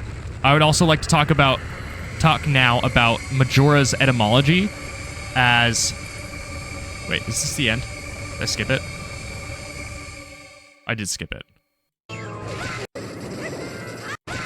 need to go back a little bit to the transformation. There we go. Majora is a reference somewhat to female anatomy, and so it is a lot of people's belief, myself included, that Majora is a female. And this is corroborated in the non-canon manga, where Majora, before being turned into a mask, is actually a female dragon. I think this fight is a banger, honestly. It really caps off what Majora is supposed to be, and it, I think, is what most people think of when they think of Majora, is this eldritch creature that is contained within a mask. I would like to also point out how similar, like, Majora already looks very similar to the Fused Shadows, but I would like to point out the eyes on the head that it spawns are the same exact eyes, and they're now actually, they look like stone, so it is even less of a leap to say that there is some correlation between the two. This fight is awesome. It's a banger. Yeah. I think it's probably not as good as GOAT, but it's right up there. All right, we're moving finally over to Wind Waker. Let's get some Wind Waker music going. Maybe I do that. Maybe that's what we do with the music of the stream.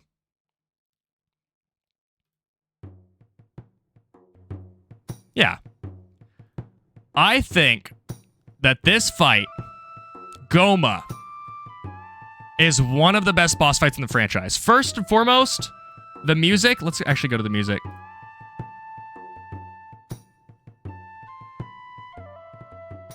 Goma. This music is sick. It's such a cool boss fight. It's incredibly cinematic. It's cool to see, like, it's foreshadowed that the dragon is being tortured by the boss. And so this entire time you are thinking about what the boss is. It's not like your normal dungeon, because it feels like 99% or more. 99% of Zelda dungeons, you don't think about the boss until the very end. It's rare that the boss is an active participant in your experience in the dungeon, and Goma is. He is exactly that. You're constantly thinking about him from the moment you even see the island, Dragon Roost Island. You know that something is amiss, and Goma is the exact cause, and you're constantly feeling the effect of that. This fight is cool. The second phase of the fight, which I have only the distorted version, unfortunately, is also sick as you crack his carapace, and you're wondering, does that kill him? What's underneath? And then you kind of get like the false start. He pushes the thing back, and it's so intimidating. This fight is so neat, and it's one of those boss fights where the common versions of there is an enemy that is introduced for this dungeon that is like a larval form of the final boss. They do that seldom. It's kind of a pattern, but not, you know, super crazy. But they do it here. I think this boss fight's peak. And honestly, I think it is bad. Ooh. I know I'm probably going to be replacing this, so don't think that this is like I'm saying this is the best fight in the franchise, but I think this fight is amazing. It is absolutely amazing. This fight, honestly, I think that Mothula is a sweet enemy. I kind of want to put it in here. It's not just a boss fight, I feel like. It's cinematic. It actually has phases. I think that's kind of the great divider here. If the mini boss fight has phases, then that makes it a boss fight. And this one does. I think this actually goes like, I think that's respectable. I'm actually kind of tempted to do this, but we'll see. You know what? I think I will. I'm going to say it. And you know what? I think we've grown. We've grown to the point where I can do this. Yeah. I don't think these boss fights... that one's a little bit better than that. The fact that a mini boss is better than the actual final boss of Breath of the Wild is like a point in its favor. This is not a bad ranking. I don't hate the fight, but it's a mini boss and it made it this far, which is impressive. King Dodongo. It's kind of just a boss fight. It's not great. Like, you throw bombs in it, and that's it. Yeah, it's not great. Calais de Mos.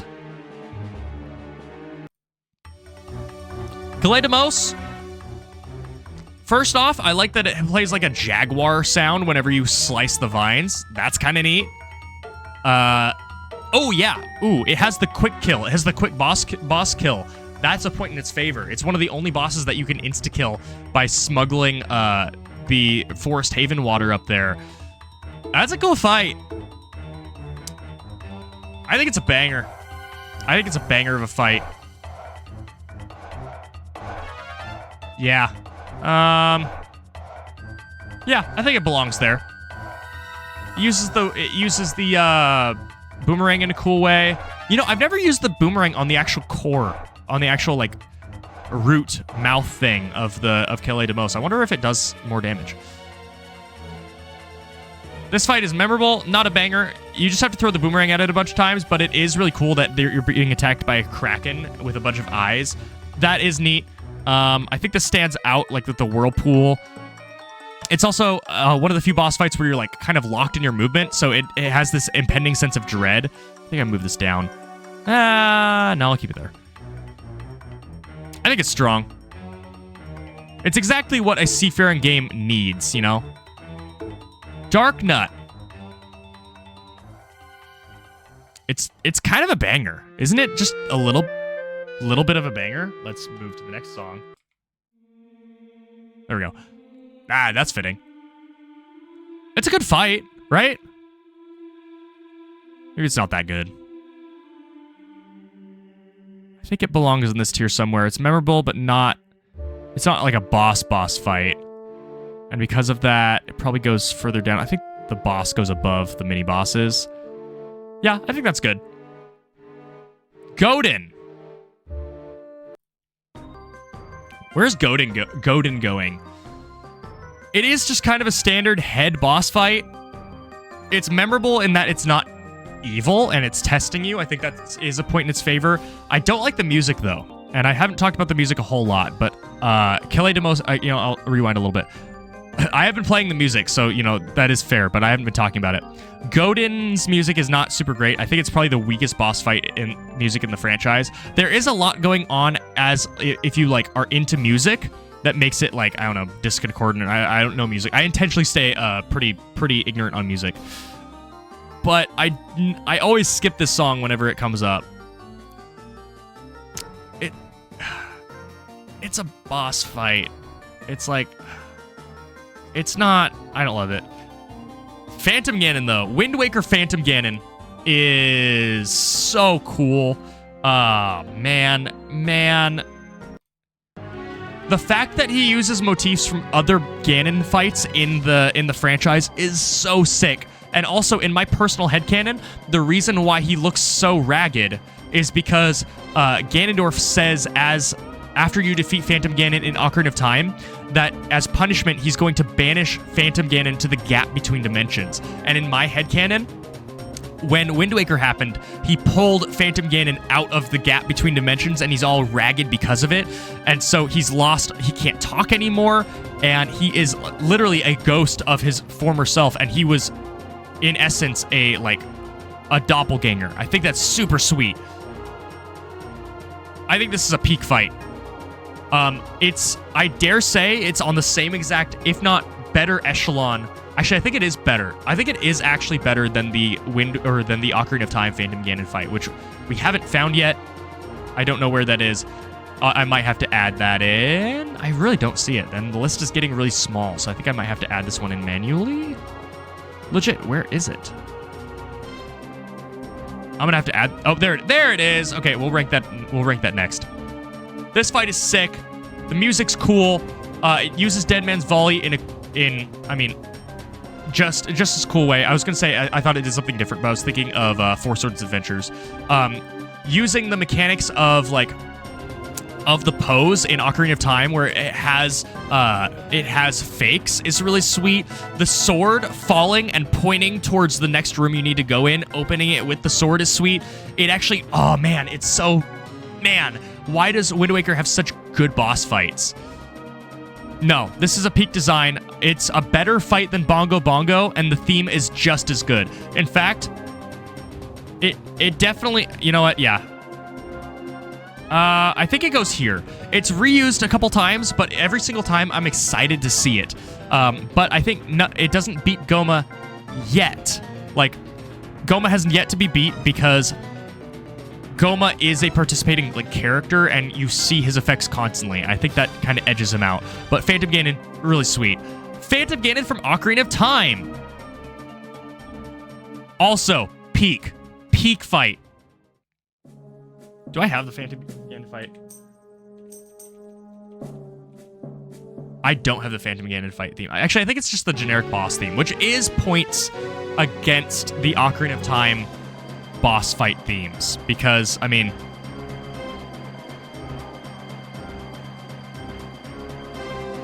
where is it?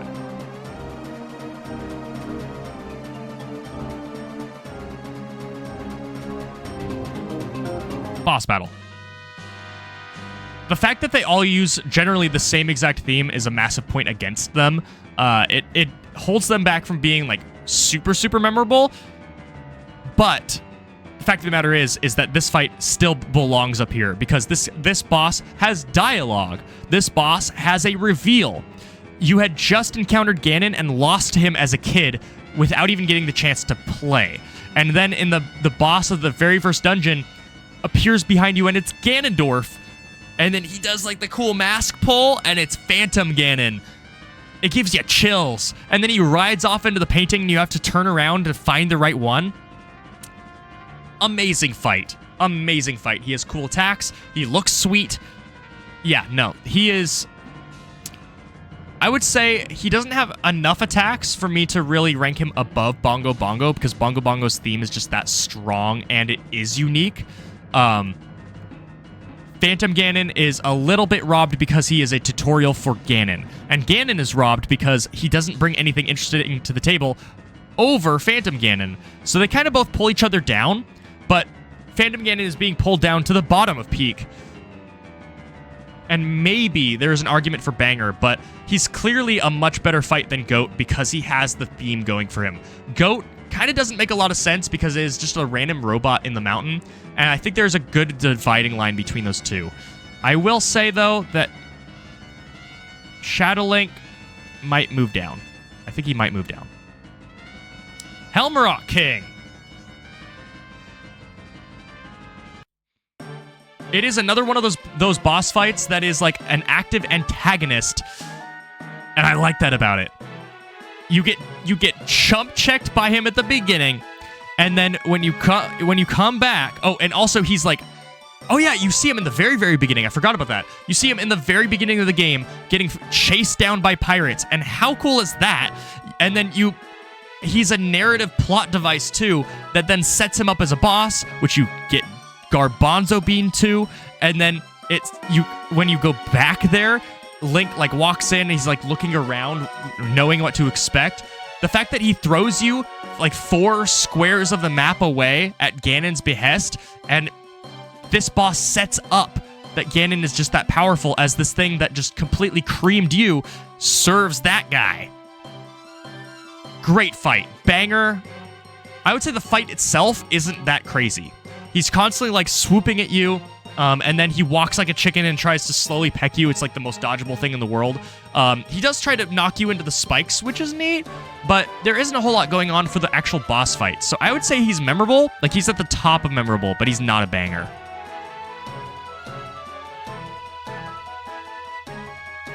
Stalfos. Cool fight, honestly.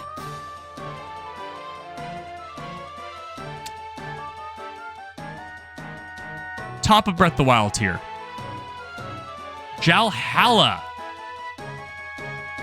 Actually, you know what? No. Breath of the Wild tier is for things I truly abhor. I'm actually just going to do this. Yeah. Truth be told, I do not like the Odawa fight. I really don't like it. Jalhalla.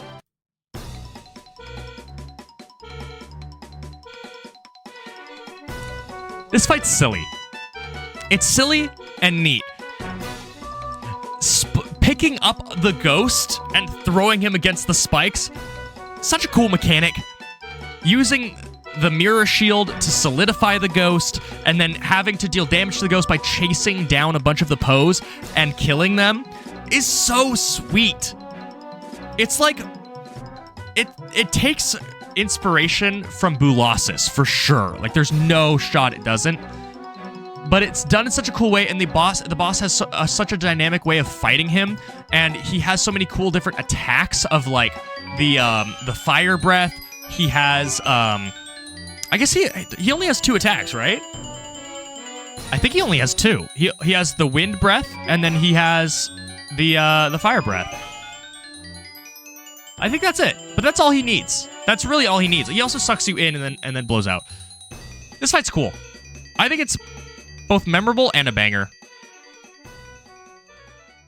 Because it uses the mirror shield and it uses it in a cool way that's set up by the rest of the dungeon, whereas Twinrova's is not.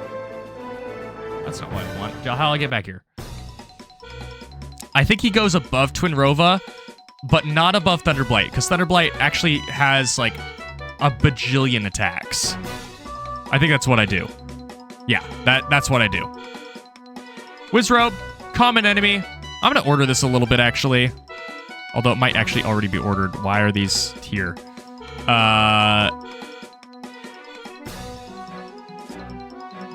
Wizrobe's brought down a little bit by the fact that he is a common mini-boss that summons common enemies.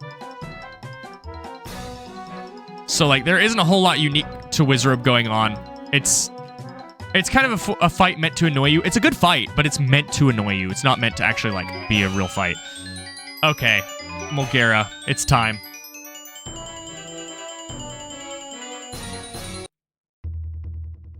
It's time. One point, I will talk about the negatives of Mulgera first. It has no business belonging in the dungeon it does. Why is there suddenly sand, and why are you fighting desert worms? It makes no sense. But that's it. The rest of the fight is amazing. You're constantly under attack from these tiny worm creatures, so you have to weigh whether or not you want to fight them or if you want to fight the actual main body. You can get hearts from them. When they die, they go into this really cool, like, 10 times explosion. Just boom, down the line. Oh, yes. It is exactly what you want in a boss fight. The music is some of the best boss fight music in the entire franchise. As you can hear here, it is a banger. The actual boss fight has spectacle. It has gravitas. It's memorable where you're pulling the tongue and then fighting it. He doesn't need to have a lot of attacks. The fact that he is kind of just manipulating the terrain around you and sucking you in is where the fight shines. This fight, awesome. Awesome fight. And I think because the fight itself is, I would say, better than Bongo Bongo, it gets above Bongo Bongo. Yeah. This fight.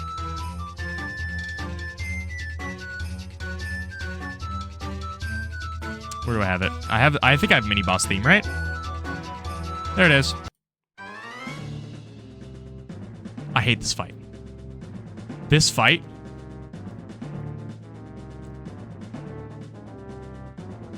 I think I'm putting it here. This fight is awful. This fight is legitimately awful. I would take the moving mountain above this. This fight sucks.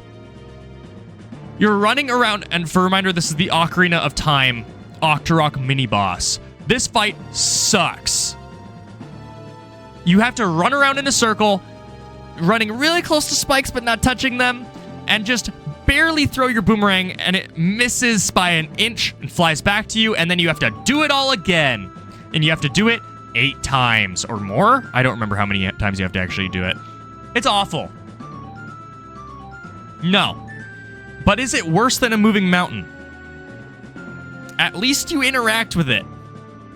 And I kind of like the idea of putting this as the worst boss fight in the franchise to make a statement.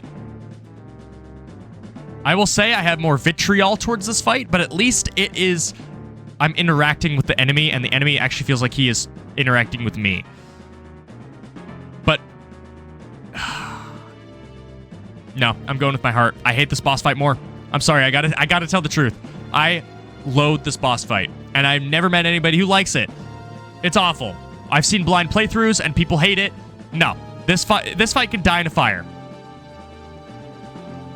Common enemy. Yeah, I'm fine with that. Puppet Ganon. Is this all variations of Puppet Ganon? Are we judging this all as a group? Yes, we are. Cool, I get to talk about Puppet Ganon. Okay. Puppet Ganon.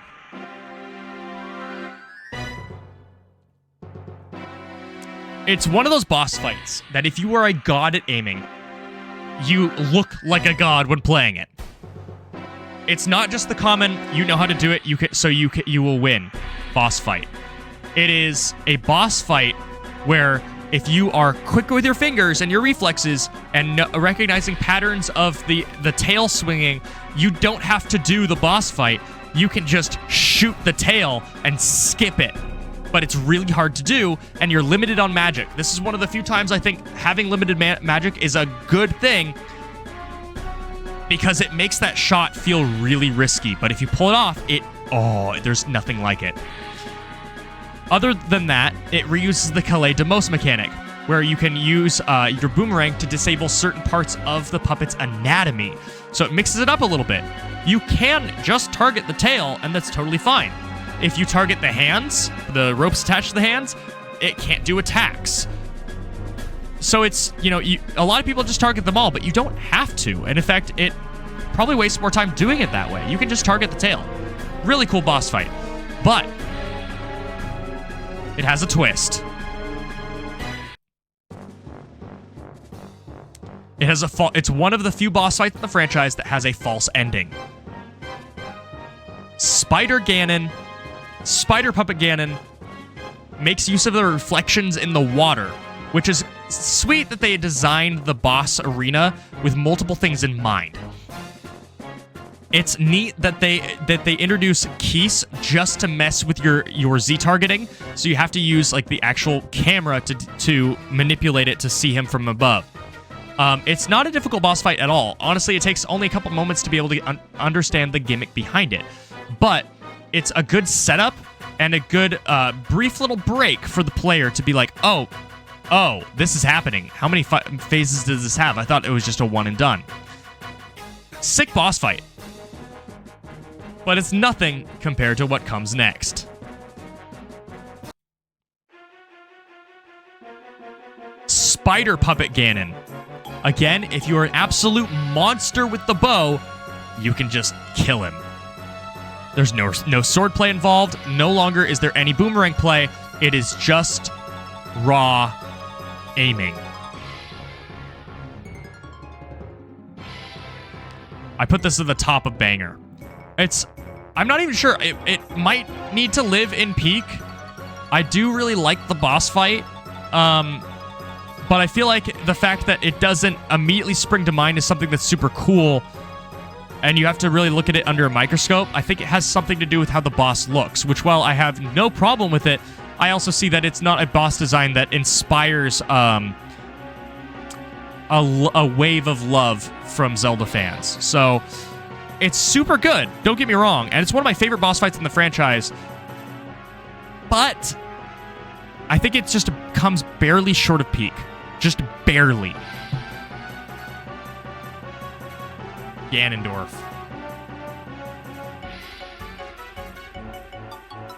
So, a lot of people who know me know that I don't like Ganondorf as an antagonist. I actually have grown to kind of hate him because he feels like a cop-out. After seeing what we could get with Majora's Mask, Twilight Princess, and Skyward Sword, which are some of my favorite Zelda games, seeing unique antagonists that have unique aims is enticing to me. Granted, they function kind of the same. They're a boss to fight at the end. But I enjoy the story of Zelda. I enjoy it when they play with things.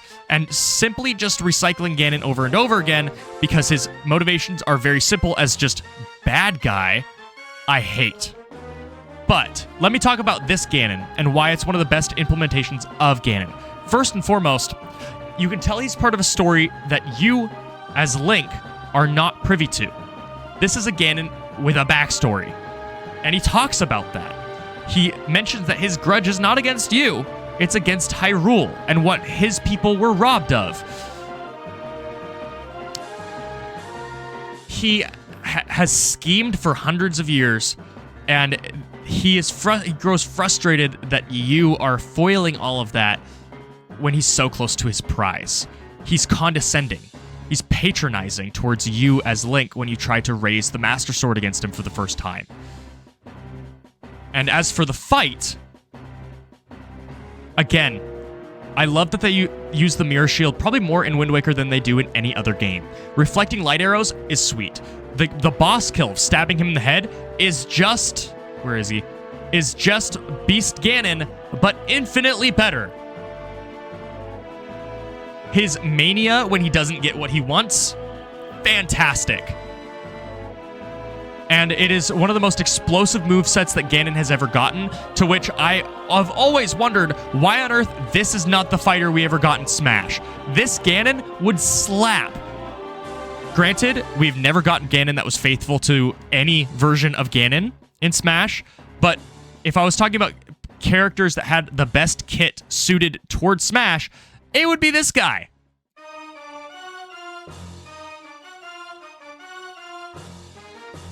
Man, is this just becoming Wind Waker tier? That's kind of crazy.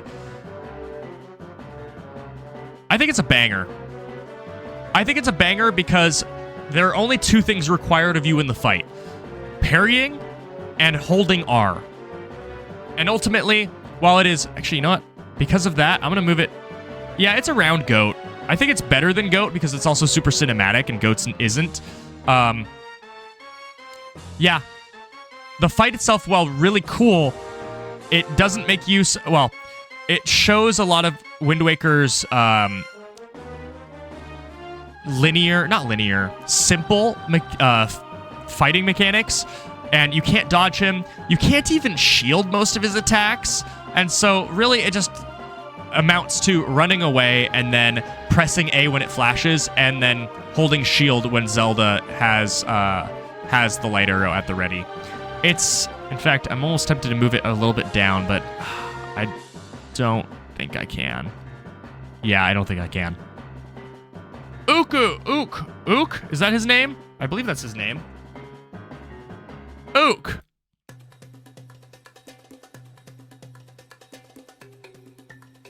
It's a cool fight. It's a boss fight. It's memorable too, but it's not that memorable. Yeah, he's right below Godin. I think that's a good spot for him. Diababa. I would like to point out, I would like to pull up a picture of Diababa. Diababa! I kind of hate how this boss looks. I know it's meant to look gross, but it just kind of looks stupid on top of looking gross. It has cool legs. That's neat. But it really... I think part of it is just the limitations of the time. It kind of looks like it's, I don't know, an enemy... or like somebody from the movie flushed away. It's just kind of a gross blob of nothing, and I don't really like it for that. Yeah, not a huge fan of this fight.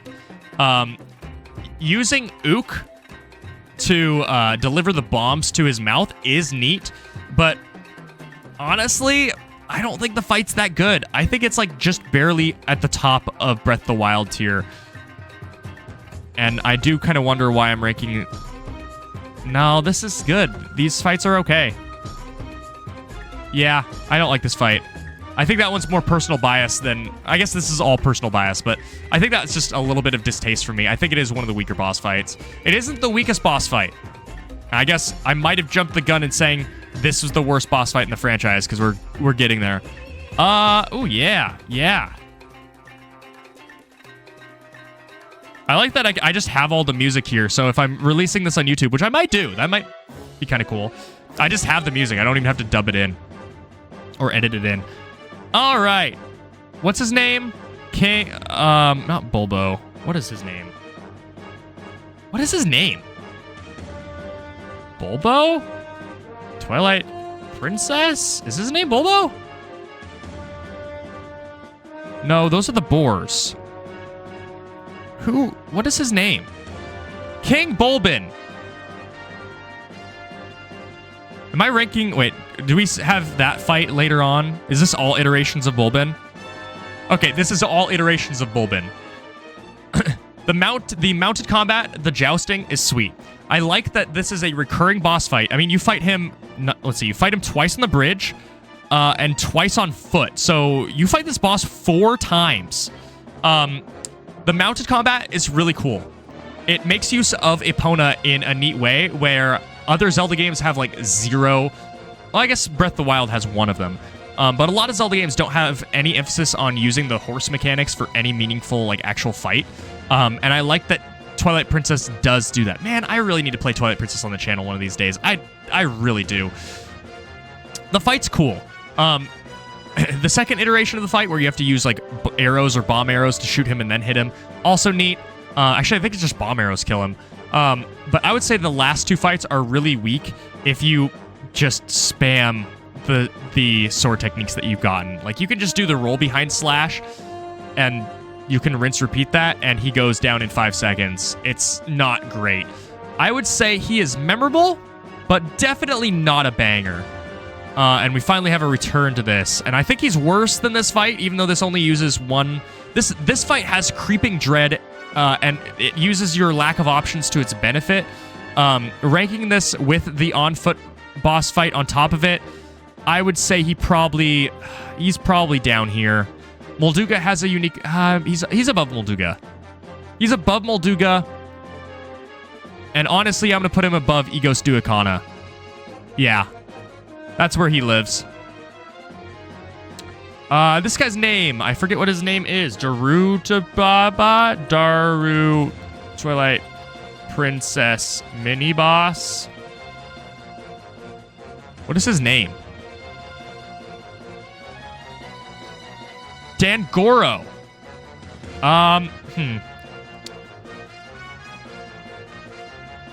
Goron Mines. This fight, it's not bad. It's kind of unique, isn't it? Yeah. Actually, this boss fight is better than the actual next boss fight we're going to be ranking. The actual boss fight of his dungeon is weaker than him. I think he's not even memorable, but he's at the top of boss fight for sure. Not a bad fight at all. Just solid. Using sumo, I like how often sneakily, you really have to think about it for a couple seconds, but the sumo mechanics of Twilight Princess are used an awful lot, strangely enough. And I think it's really cool that they use them so often. Using the iron boots and making it like super sumo, like sumo with, for life or death is neat. I'm down with it. This fight, do I have this fight? Fyrus is his name. I do have this boss fight. This is awful. Fyrus is one of the worst boss fights in the Zelda franchise. It is only slightly better than Dark Beast Ganon because he doesn't do anything.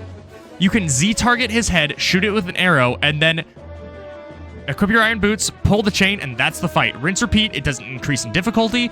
This is one of the Twilight Princess's worst aspects, and if I played it, I would mod the game to fix this. I don't like how little damage you take in Twilight Princess. Like, Ganon does a heart of damage to you, if that. Fyrus does a quarter heart damage to you with his molten chains. There's no sense of urgency. He's slow.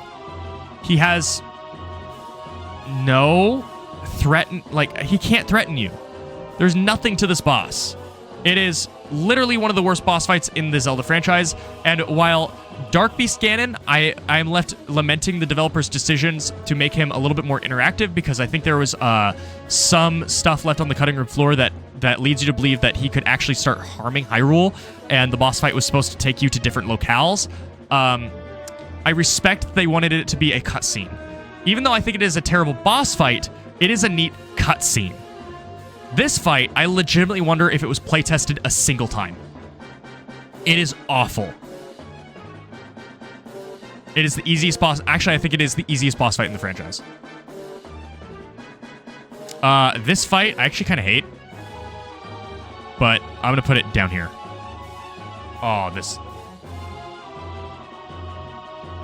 Shadow Insect is what an excellent send-off this is to the Twilight, where you have to fight a giant version of the Shadow Insects. It's gross. It's awful. I hate looking at it, but it's a cool fight.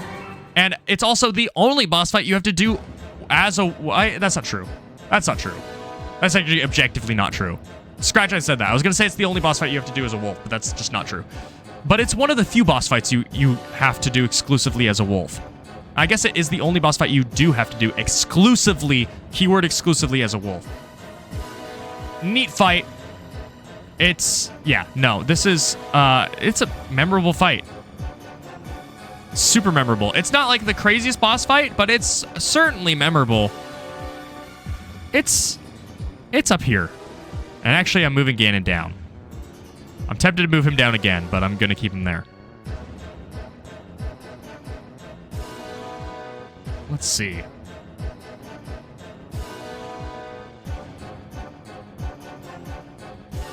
Can I get the Ocarina of Time boss fight music again? I don't know why there's one just randomly mixed in here.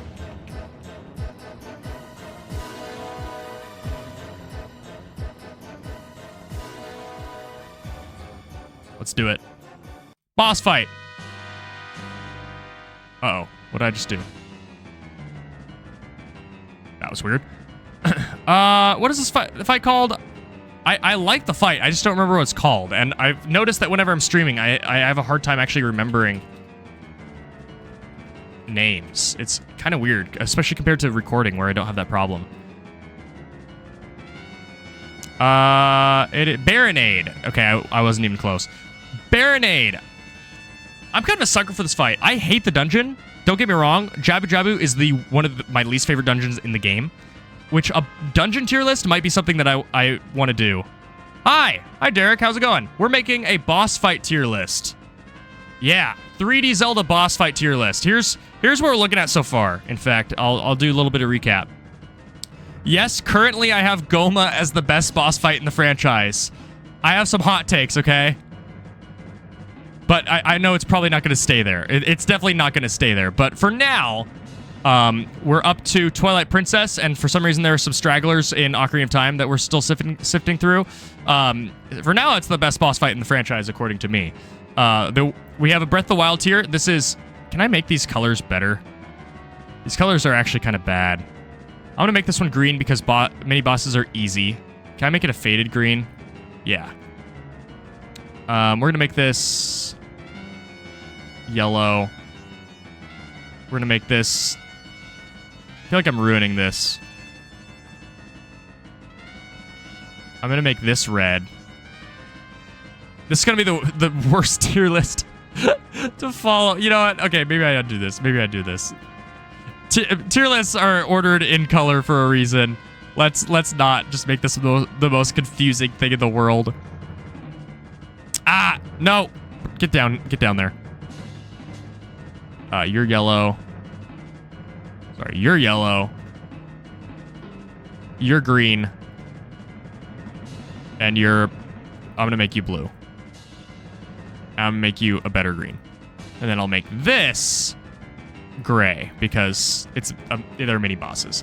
Yeah, so we're making a tier list. This is it so far. And we're moving on to Baronade. Baronade, I kind of like just because it makes you constantly have to move. You're under a constant assault as this thing. There's no safe corner of the entire ring. If you stand still for a single moment, you get hit.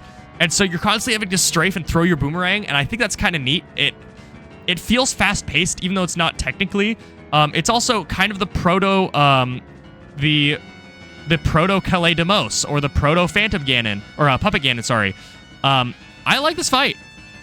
I think it also is proto Jalhalla, where you have to destroy the jellyfish as soon as you stun the boss. This is not a bad fight by any means. In fact, I think it is... I kind of think it's a banger. Legit, I think it's like right around here. It might be better than Calais de Mos, actually, now that I'm thinking about it. Oh, you speak Spanish? Oh, I really needed to learn a second language, and I never did in school.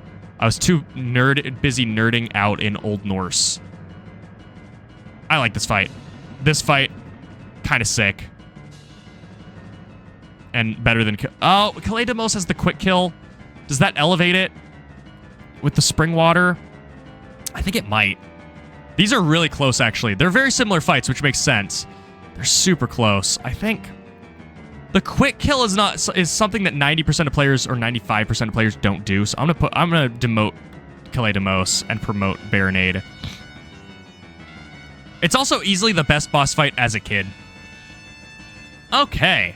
What is this boss's name? Mini bosses in Twilight Princess.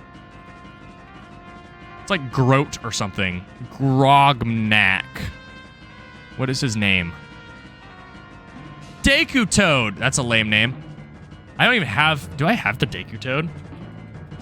I don't think I have his music. I do! Let's go!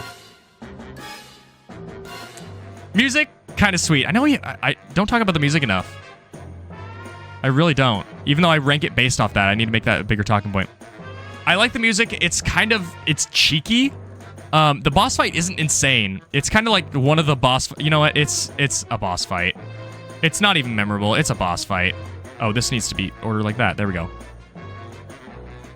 And I need to reverse this. How did I make that mistake? This is a boss fight. It's not particularly amazing. It's just there. You have to kill its babies. That's it. This boss fight's whatever. It's funny looking. but the novelty wears off really quick. Morpheal. I don't know how to feel about Morpheal. I know a lot of people hate this boss. I have the Morpheal room music? Oh, that's Zant music. There we go. I think a lot of people really hate Morpheal, and I don't. I'm kind of indifferent to him. I think he goes in It's a Boss Fight tier. It's not particularly amazing. And in fact, it feels way too derivative of Shadow of the Colossus to the point where I think that knocks it down a little bit. It's kind of a boss fight. It's slow. It's meandering. It's like the Morpha fight, but just worse. More of a spectacle, for sure, but worse. I'm not a huge fan of this fight, to be honest. I think it goes up because it just looks much cooler than this boss. But it just takes way too long. Not a great fight. Death Sword. Death Sword. Let's go with the Death Sword. This is a mini-boss, but you could certainly fool me. Let's talk about the Death Sword. First and foremost, where is he? First and foremost, do they have pictures? They do. When you walk into this room, I believe if you turn into a wolf at this point, you can see him trying to pull the sword out. I could be wrong on that. In fact, I think I could probably fact check myself right here. Large sword, bound by ropes, talisman. It doesn't say. It doesn't say. Okay, so I'm going to say that's not true because I can't prove it. But the Shinto talisman that are on the Death Sword, sealing it away, for me, adds a lot of theories as to what this could have been. In my mind, this is something that killed a lot of the Gerudo. This is my personal headcanon, mind you. And they sealed him away, and then they eventually ended up dying off. Or it's just some evil that's imprisoned within the dungeon. The fact that the Arbiter's Grounds is supposed to be a prison really lends itself to this boss existing. It is an ancient evil that has been sealed within it, and I wish that the dungeon leaned a little bit harder on that. It does have Poes, which are probably sealed within it as well. It is haunted. It's one of my favorite dungeons, but I wish that there were more like prison vibes to it because there aren't a whole lot. But it's a cool boss fight. And again, it's one of those boss fights that you have to turn into a wolf to do. I think it's sweet. It's somewhat derivative of Shadow Ganon, but not overly so. I think it's memorable, but not a banger. The boss fight itself isn't crazy, but the boss concept itself is. When you defeat him, he turns into a bunch of flies, which again makes him way cooler than every other boss. I think he goes like... I think he's up here, honestly. Because he's actual boss material. Like, he's really close to being a real boss. I feel like I need to reorder this a little bit. I think that Majora goes down a little bit because the fight itself isn't crazy. Majora goes around Ganon tier because the fight isn't crazy. You're just kind of, slashing at him with your sword and not doing a whole lot. But it's the concept of it that is cool. The boss fight itself, again, isn't super cool, but it has a timer on it. Same here. You're a giant. Yeah, I like this. I like this. This is actually a character. Yeah, that's a better order. It's sad because I really love Majora's Mask, but I have to say the boss fights themselves are probably one of its weakest points. All right. On to Stalord.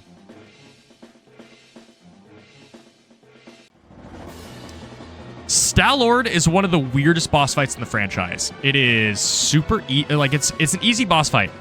It's one of the simplest boss fights in the series where you literally just have to press like one button and then move. That's it. But it's so good even despite that. It's so incredibly good. This actually looks like a continuation of the sprite. Oh yeah, let me scroll so you can see it. It looks like a continuation of the sprite, which is kind of funny. Stalord, sweet boss. One of the best. I think it is an absolute banger. It's close to being peak. It might be peak. but I think it's a little bit too simple for me to call it peak. It's GOAT. Actually, you know what? It is just Twilight Princess's GOAT fight. And I think it is better than GOAT. I think it's better than GOAT. Yeah, it goes up there. The armored dude, it's a mini boss. It exists. He's probably here because you don't have to use, like, you're having to use your hook shot. Blizzetta.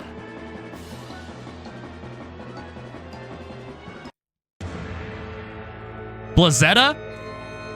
Kind of sick. Kind of sick concept. I like the lead up to it. The dungeon is one of my favorites in the franchise, where you have to do all these mundane tasks for Yetta before Yetta herself is the boss. Really sweet concept. I'm going to move myself, actually. I'm going to move myself across the screen. I'm going to move myself over here. There we go. I'm less in the way of my cursor. And I should probably move chat, too. Yeah. Yeah, there we go. That's a little bit better. A little bit weird, but it's fine. Okay. The boss fight itself isn't incredibly strong. But it's... You're kind of just... you're literally flailing around. You just have to use the ball and chain and throw it constantly. And if you do that, you're fine. Like, it uses reflections on the floor, which is neat. It's not crazy. I'd say it's definitely memorable, but not a banger tier. And I think it's memorable because of the theme behind it. And I think that puts it around... Is this just the gold? Am I considering this just like the gold standard? This is kind of the deciding line between bosses that are memorable, but the fight isn't crazy, and then fights that have a unique gimmick or unique thematic resonance. Yeah, I think the fight is better than Turning Big, but only by a little. Dark Nut. I actually really like the Dark Nut fight. I think it's one of the most nuanced combat scenarios in Zelda.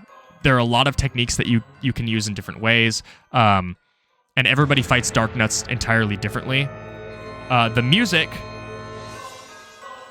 Oh, you know, let's talk about Blizzetta's music real quick. Let's go back a little bit. Blizzetta's music... if I can do that... There we go. I think Blizzetta's music is what elevates it to this tier. The organ that's playing, the fact that it has 2 different tracks for the phases, which a lot of bosses do, but most of them just speed up the song. Like, for example, Goma essentially just kind of speeds up the song. This is drastically different, and it fits the boss fight you're experiencing perfectly. Okay. Now I'm good. Where on earth did I put... Where did I put the Dark Nut? I lost him. Where did he go? How did I lose someone? Oh, he's right here. Okay. The Dark Nut fight is pretty nuanced. I mean, you can handle it in a bunch of different ways. Your sword techniques really matter, and it feels like you're actually having to outplay him rather than cheese him. There is some cheese, and that knocks him down a little bit. For example, if you just kind of run at him like you're chopping grass with your sword and not target him, he kind of goes down without a fight. But when you decide to duel him, it feels like a war of attrition. And it feels like you have to make use of openings that he gives you. His attacks, he only has a couple of attacks, which kind of sucks. He's very simplistic in that regard. I feel like he wasn't intended to be as nuanced as he is. But the fact that there's a little bit of jank that you have to work around, I think opens him up for being a better fight than he actually should have been. I think that this boss fight is better than the Wind Waker Dark Nut. I am definitely going to rank him above these. I think he's a banger. He's not... He is... I think he's memorable. I think he's memorable, too. I think a lot of people have fond memories of the Dark Knight, or terrible memories, but that just adds to his mystique. I think that this boss fight is probably... Man, he just keeps going up. He's probably around here. It's one of the few times, or it's one of the only enemies in the game that allows you to test the skills that you've been learning from the hero's shade. And that really helps because a lot of the enemies don't. They go down really quickly. Or they just open up for the mortal blow really quickly. This guy holds his ground and can take the hits for you to use your full repertoire, and you need to in order to beat him. I like it. I like that fight. Armagoma. I don't know about Armagoma. There it is. I will say the Dark Nut music, not great. Not great. Armagoma, sweet concept for a fight. Using the statues to crush the spider with a giant fist is definitely memorable. The false ending to a boss fight is always memorable, even if you just shoot him 3 times and he dies from arrows. It's a neat fight. I would say it's definitely not like Goma tier of Wind Waker, but it's also not a bad fight on its own. I think running away from the laser, shooting him in the eye, and then running over to the statue to smash him is incredibly satisfying. And there's just enough going on that makes it so you're not just like goldfishing. It is the literal Goma fight. Where did that go? It's this fight on steroids, which makes sense because it is not the first fight. It's this fight walked so that this one could jog. And it definitely jogs. Memorable, but not a banger. I think it goes into...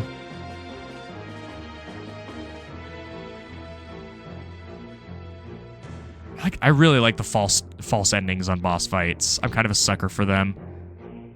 But I also don't think the fight is like that good. I think it goes there. I still find it... This is the breakout performance of this tier list. This is a boss fight I did not expect to like as much as I do. Aerial Foes? I actually like these a little bit more than normal people. I think it's a good boss fight. Of the boss fights, it's kind of neat. Reason why is, again, it is one of those enemies that you can actually use your techniques on. And it is also an enemy that using your iron boots on makes it a lot easier. Because when it becomes... So how the boss fight or how the fight works is... I need to go back to Aerial Foes. It actually shares a theme with Dark Nuts, which makes sense. How this boss fight works is it flies in the air, and then it will raise its shield before it attacks, and you can hook shot or claw shot the shield, pull it down to your level, and hit it. But then it's on the ground for a little bit. It is immune to the backslash, unlike the Dark Nut. But it's not entirely invulnerable. If it raises its shield again... Actually, it always has its shield raised, and if you equip the Iron Boots, you can pull the boss, or to pull him to you and attack him. I think that's really cool. Not a lot of common enemies require the Iron Boots to defeat, and this uses it in a very realistic way. It makes total sense once you figure that out. And I think you can also shield bash him and use the Helm Splitter, which again is one of the points where Twilight Princess's better combat really comes into play and really shines, is all the cool techniques and how you learn to use them against specific enemies. All right. Argarok. Arkarok? Actually, I forgot. This guy reuses the Morpheal theme. That's a major point against him. Yeah. This fight... It's not great.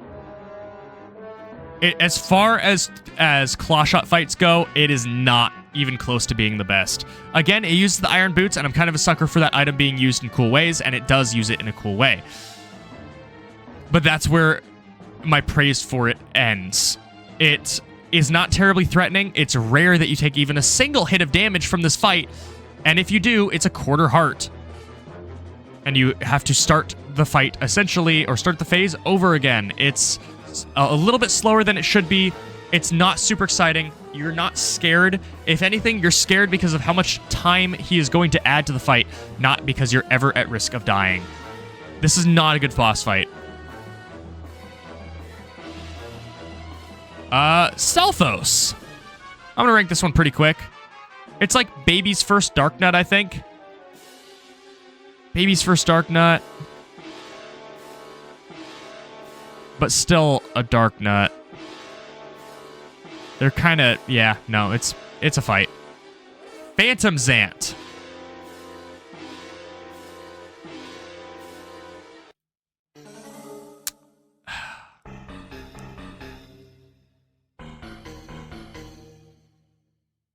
It's basically a Wizrobe. It's essentially a Wind Waker Wizrobe. Most of the fight just consists of turning in circles and centering the camera behind you. It's not terribly interesting. Running up, slashing him, rinse, repeat. He'll summon a bunch of little enemies, but it kind of behooves you to just ignore them. And hope you get lucky with him appearing next to you. It's not a good fight. Zant himself. So, this is one of the reasons why... Give me a sec. I need to prep the song.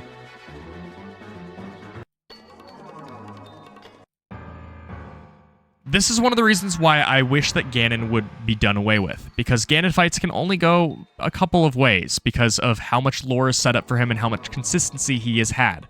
The fights can be cool and interesting to an extent. It's mainly in the difficulty and the pacing and the spectacle of the fight, but it's going to come down to swordplay, or it's just not going to be great. How do I word this? How do I articulate this opinion? Ganon has so much expectations levied on him by players that designing a fight around him that is new and unique is difficult.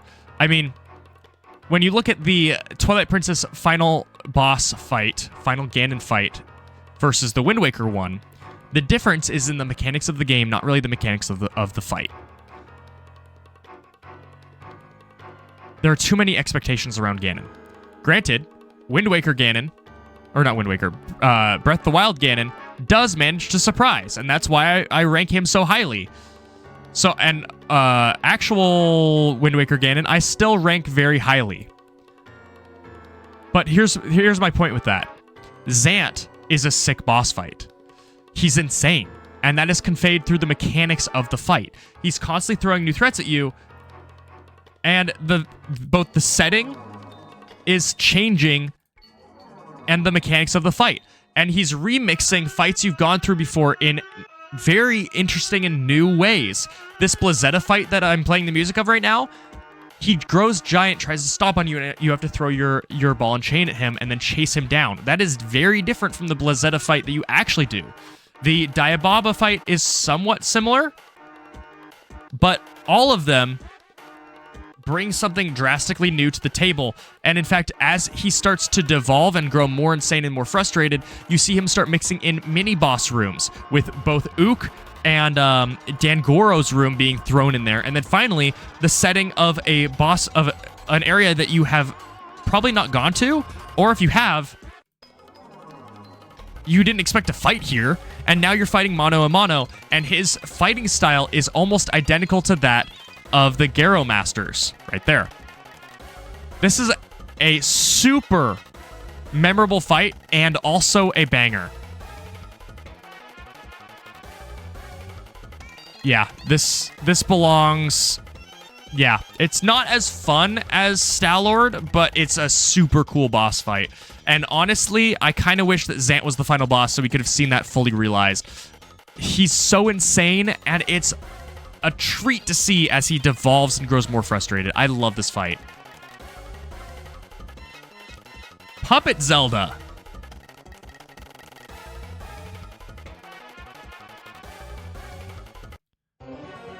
Puppet Zelda is essentially just Phantom Ganon, but it has a couple of twists. She actually actively attacks you, unlike the Ganon boss fight of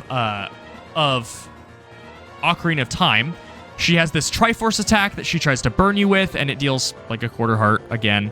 The music is kind of sweet. It does feel like you're fighting Zelda. It has it has Zelda's lullaby mixed in it every now and then. Wait.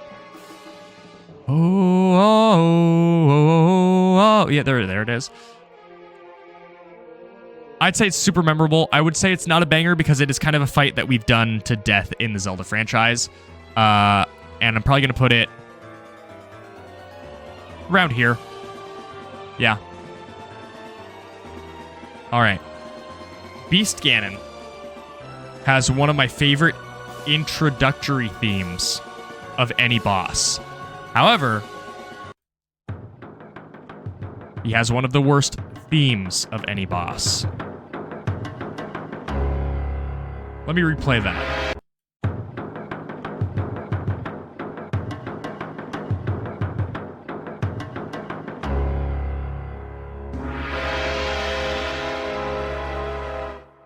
Hio no hio hio hio hio hio.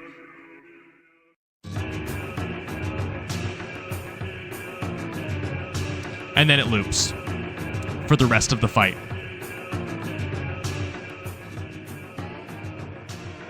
I think the MIDI nature of the soundtrack really hurts this song, and it could be so much better.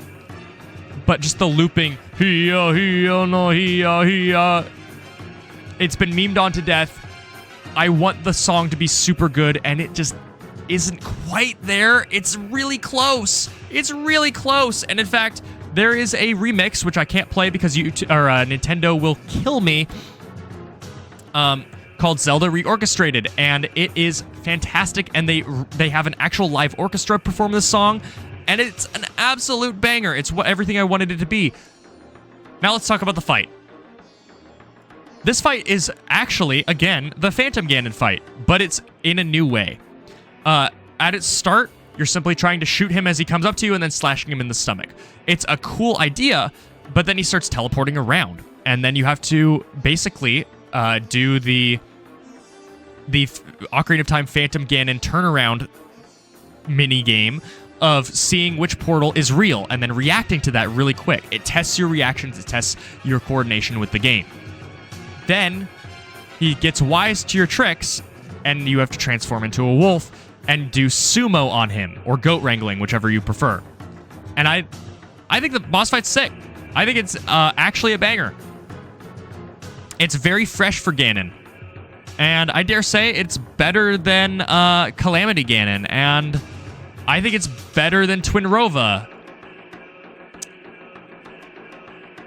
It might, just through nature of being a final boss fight, be over here. And truth be told, I kind of want to move this down. I think he can live here for now. I think this is a great place for Beast Ganon to live. All right. What is this song called? Dark Rider Ganondorf. I've heard a lot of people who are very frustrated with this fight.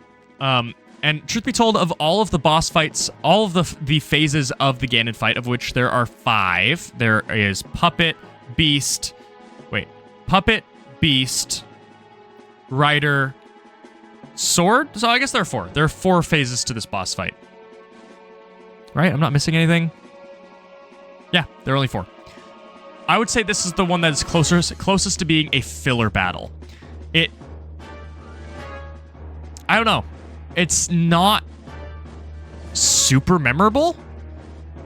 I think that's what really hurts it. The fight's okay. There's nothing really wrong with the fight, but it's just not super memorable. It almost feels like a prelude to the actual fight. So it's not even memorable. I just think this is a boss fight. It's not bad, but it's a boss fight. All right. The moment we've been waiting for. The end of Twilight Princess as we know it. I don't know why I said as we know it. The end of Twilight Princess.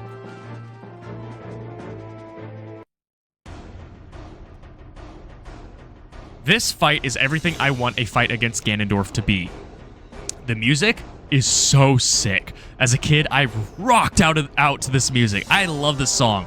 I also love that his sword is something good that he's using for something ill. It feels like a mockery of the protagonists. He was attempted to be executed with this exact sword, and now he uses it as the weapon by which he subjugates Hyrule. That is so cool and so much better than giving him a aesthetically fitting sword. Now, let's talk about the actual fight. It's a banger. You have to use all of your techniques. Ganon constantly jumps around the fight, hits you with all these random attacks, gets through your guard with kicks, pokes your guard to threaten you, and make it so you're never super comfortable in the fight. It also has a Easter egg where you take out the fishing rod and he'll stop and look at it. I would say the worst part about this fight is the mechanics of Toilet Princess sometimes being a little bit janky. However, this also introduces a brand new mechanic, which I don't see a lot of players catch on to because it's kind of optional, but the getting a sword lock and having to mash A is so cinematic, and that leading into the kill is incredibly fitting, and it's cool to see him and Link gazing into each other's eyes as they're trying to end the life of each other. You can see the hatred burning in both of them. Sweet fight. I would say this is better. This is better than the Wind Waker fight. While the setting isn't quite as good because it's just kind of in the middle of a field and Zelda's just kind of standing there watching and not participating, you'd think that she would have tried something. Where did her bow of light go? I guess she only had 4 arrows. She could have done something. She doesn't gasp when you're hit like in Ocarina of Time. The setting is kind of lame, but the prelude to it, and also the mounted Ganon fight of him killing Midna and destroying the Fused Shadows, is great. The setup to this fight is so much... sells this antagonist more than the Wind Waker fight does. Wind Waker makes him sympathetic. This makes him evil. Someone who has to be stopped and you're angry at him. I love how long the boss fight is too, whereas the actual Ganon fight, or the Ganon fight in Wind Waker, is 2 phases long, not that long. I like how this is drawn out. It takes 20 minutes to beat this final boss, and I really like that. The end of the fight where you do the finishing blow on him is cool, and the cinematic at the very, very end where Zant ends their contract allowing Ganon to die for betraying him, equally cool. This is a good boss fight. Although I do think it is worse than the Puppet Ganon fight from a mechanics standpoint, because a lot of the fights in the game have already tested your sword skills. All right, we're on to Skyward Sword. And I think I need to reorder this a little bit. Yeah, I need to reorder this. Oh, we also have some schlop to get through. Let's order the mini boss first.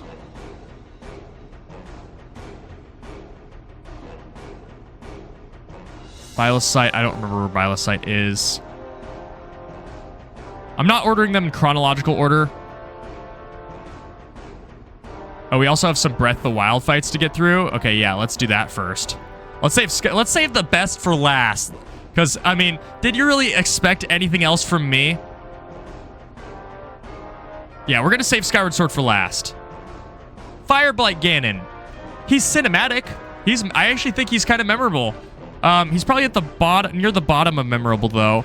His giant, like, spirit bomb attack is really intimidating, and using the bomb to get past his, like, Drook's protection or whatever, really cool. I like this fight, even if it is not super difficult. Moblin is a common enemy. I do not care, even though I really like the designs of enemies in Wind Waker. This little guy, he's funny. I'll give him that. But he's just a little guy. Skull Kid, Toilet Princess. Memorable, not a banger. He goes below. Stone Talus. Breath of the Wild here, baby. Welcome back. He's better than Fyrus, or it is better than Fyrus, because you actually have to interact with him and he attacks you and can actually deal a significant amount of damage to you if you are complacent. So you can't really sleep around them, but it's literally just a rock. What do you expect? Hinoxes, worse than Stone Talus, actually. They literally can't hurt you. The fact that you have to be quick to shoot his eye because sometimes he like covers it, makes him better than Fyrus. Water Blight Ganon. Wait, have I thought I already did Water Blight Ganon. Was that Wind Blight and I made a mistake? Fire Blight, Thunder Blight. You know what? I think I ranked him and then the page crashed. So I'm not going to linger on this too much. Water Blight isn't a good fight. It's slow. It's a boss fight. Actually, I'm going to put it in Breath of the Wild tier. It's better than Oldalwa. It's better than Koga. No, it's not better than Koga. The problem with a lot of the actual boss fights from Breath of the Wild is that you can just shoot, you can just fill them full of lead and they're dead. Like, they're nothing. They're absolutely nothing. They make no effort to block projectiles, so if you have enough arrows, you just keep shooting them and then they die. That's it. Not a fan. Wind Blight. I think I ranked this as Water Blight earlier. Wind Blight is also bad. It's probably worse, honestly. You can just fill him full of lead, enter arrow time, and that's it. The Poe sister, the big one. She's memorable, but she's not a banger. She's like around here. All right. Skyward Sword.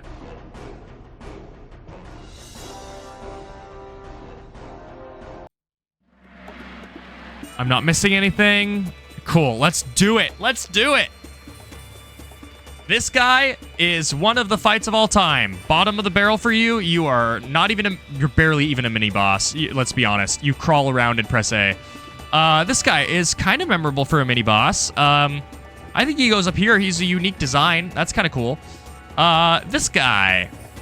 Do we have multiple iterations of the Stalfos? I think we just have one. Yeah, so I can rank these all as one.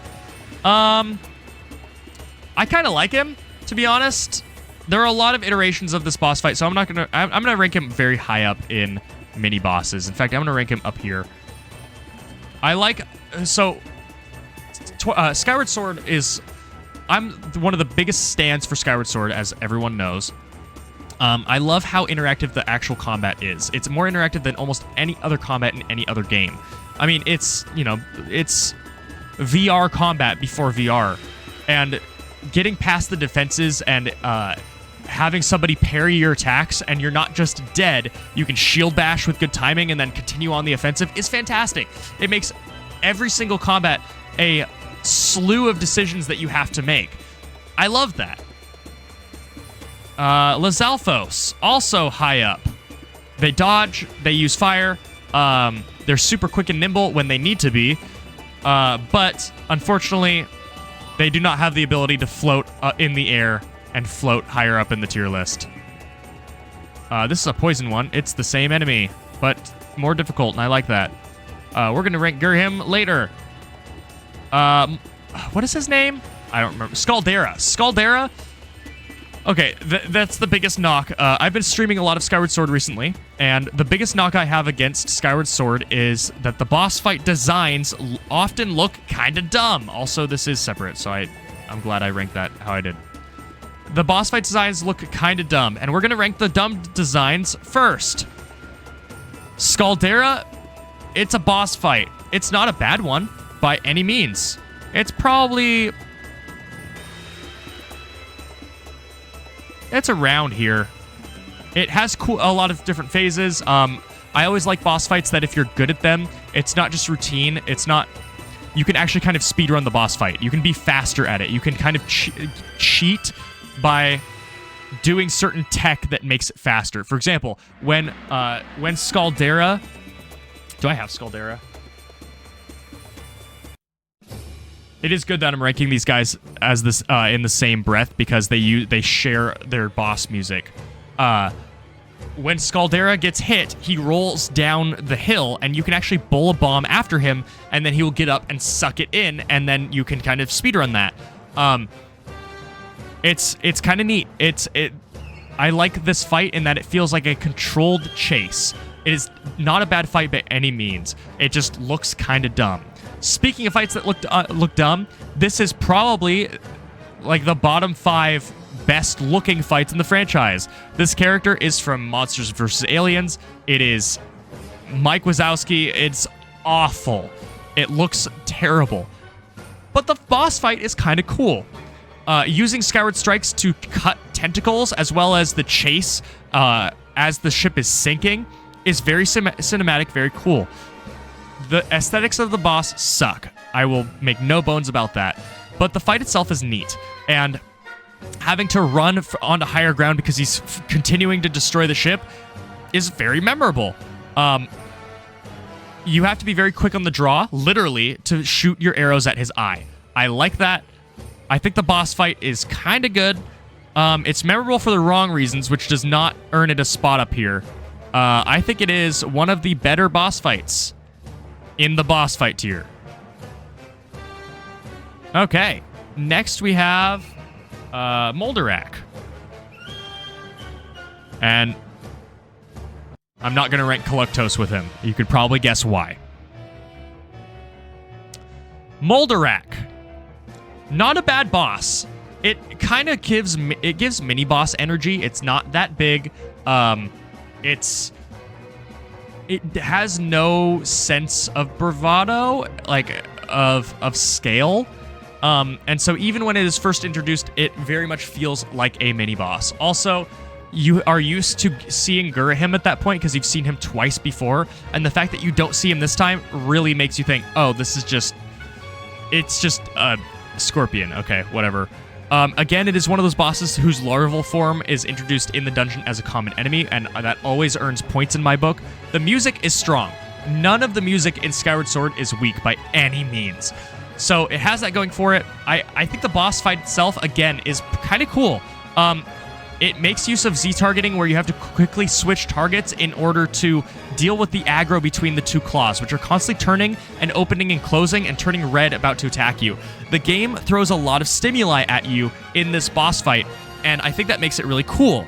The worst part is the aesthetics, really. I think this is one of the better boss fights in the franchise. Is it better than Tantalus? I don't think so, because Tantalus has that sense of scale going for it, even if it does look awful. Is it better than Godin? No, I don't think it is, but it's close. It's definitely better than Aerial Foes. I'll give it that. So it's going to live there. Let's go through this next. I'm going to rank these guys as the same exact fight because they are the same exact fight. Like, they're the same fight. They're kind of just one of the sword fights in the series or in the game. They're not particularly the lore behind both of these is neat. Using Fee to analyze them is kind of cool. But do they stand out above the other sword fights in the game? I don't know. I don't know. I think they have lore going for them. I haven't ranked this yet. They're probably above. They're like... Where's Darknut? Darknut's over here. Banger. These are kind of a banger. But I don't think they're... like, they're not as good. They're not as good. They're memorable. They're memorable for sure. But they are a banger. All the sword fight... The combat in this game is good. But I don't really... Yeah, no, they go in here. They're not a banger. Compared to the other fights in game, yeah, they're around. They're around. This one's better. The Pirate is better. The Pirate is objectively better. Because it has lore around him, whereas Dreadnought does not. Alright, this guy is actually a better fight than these guys. Because he has 4 swords, and that's just strictly better. So he's gonna go here. He's yeah. Alright. Bilocite. Do I have Bilocite's theme? Let's see. I think it's Levius. Oh, he has 2 themes. Okay. So this is the first theme where you have to chase down Levius, and it is a great song. This is this is one of my biggest gripes. Oh, man, why did they do this?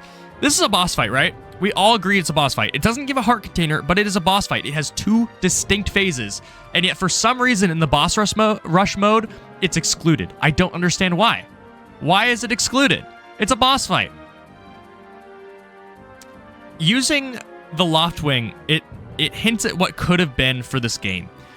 There should have been so much more combat using the Loftwings. You could have fired your bow off of it. Why the sky is so bare bones, despite that being what the game is marketed towards, is really, it baffles me. But the fight itself is pretty good.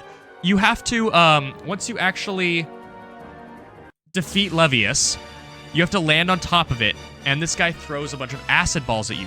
First and foremost, he has a cool glitch where if you use the gust bellows on him, he freezes in place. That's neat. I like that. But you have to angle your sword and reflect the acid ball at one of his wings, and then you can hit him. Unique gimmick, for sure. I would say this is memorable, but not a banger. But it's in the upper end. It has spectacle. You're having to fly after this enemy, and again, it's unique. It's like the shadow insect. Why am I sitting like this? Let's fix that. Let's not sit like a bozo. Cool fight. Are we finally to Gurhim? I think we're finally to Gurhim, guys. Yeah. We're finally to Gurhim. Let's do it.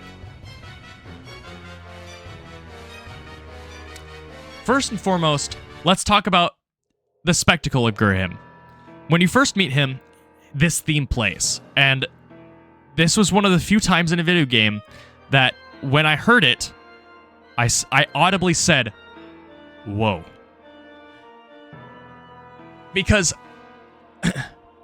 if it was Ganon, then it's Ganon. It's Ganon again. But this is a character I want to know more about. I have no idea who he is. His character makes him unpredictable. And the fact that he isn't Ganon makes him unpredictable. You want to know about his origins, what his aims are. And all those are kept somewhat a mystery. He's this demon lord, but you don't know if he's human, considering no humans have been seen down here. It's a mystery. And he toys with you in the first fight. That's awesome. That's such a cool way of having a baby's first fight, where you have one of the final antagonists of the game who toys with you and then leaves as soon as, you know, his Zelda is gone, not you defeat him. He's like, I'm done. I'm done with you. Goodbye. I love that about him. And the fight itself, honestly, is a banger. It's so good. He's toying with you with one hand, and at that point in the game, when you're a new player, you deserve to be toyed with. He's the only boss that can steal your sword. That's so sick and underrated. Man, this boss fight is good. Yeah, he belongs up here. Maybe not Stellar levels. He's not Stellar levels, but it's good. Oh, my bad. And the actual boss fight music has his theme throughout, and it feels intimidating, but in a way where it's like the boss has the upper hand. How many boss fights do that? Most of them just have a unique theme that kind of put both players, or both the player and the boss, on equal footing. This, it sounds like you just met a celebrity. You are fighting somebody who is a known quantity and is absolutely terrifying, and you're in over your head, but he's playing with you, so you might have a chance to survive. And then the second boss fight feels, again now, like you are on equal footing. At least closer. It's like a spar. And again, he is sparring with you. It is only when you beat him here that he starts to try, or after the first phase, he starts to try and then loses again, and then there's a hint of fear in his not his voice, but his dialogue, as he realizes, oh snap, I might have made a mistake by not killing him when I first saw him. Oh no, I have a rival. This fight, is right up here. In fact, it's better because this one's actually very difficult. It's very, very difficult. It is, I would say, the hardest exchange of sword blows in the game. Legitimately. His counterattacks are incredibly swift to the extent where sometimes they just feel uncounterable. Great fight.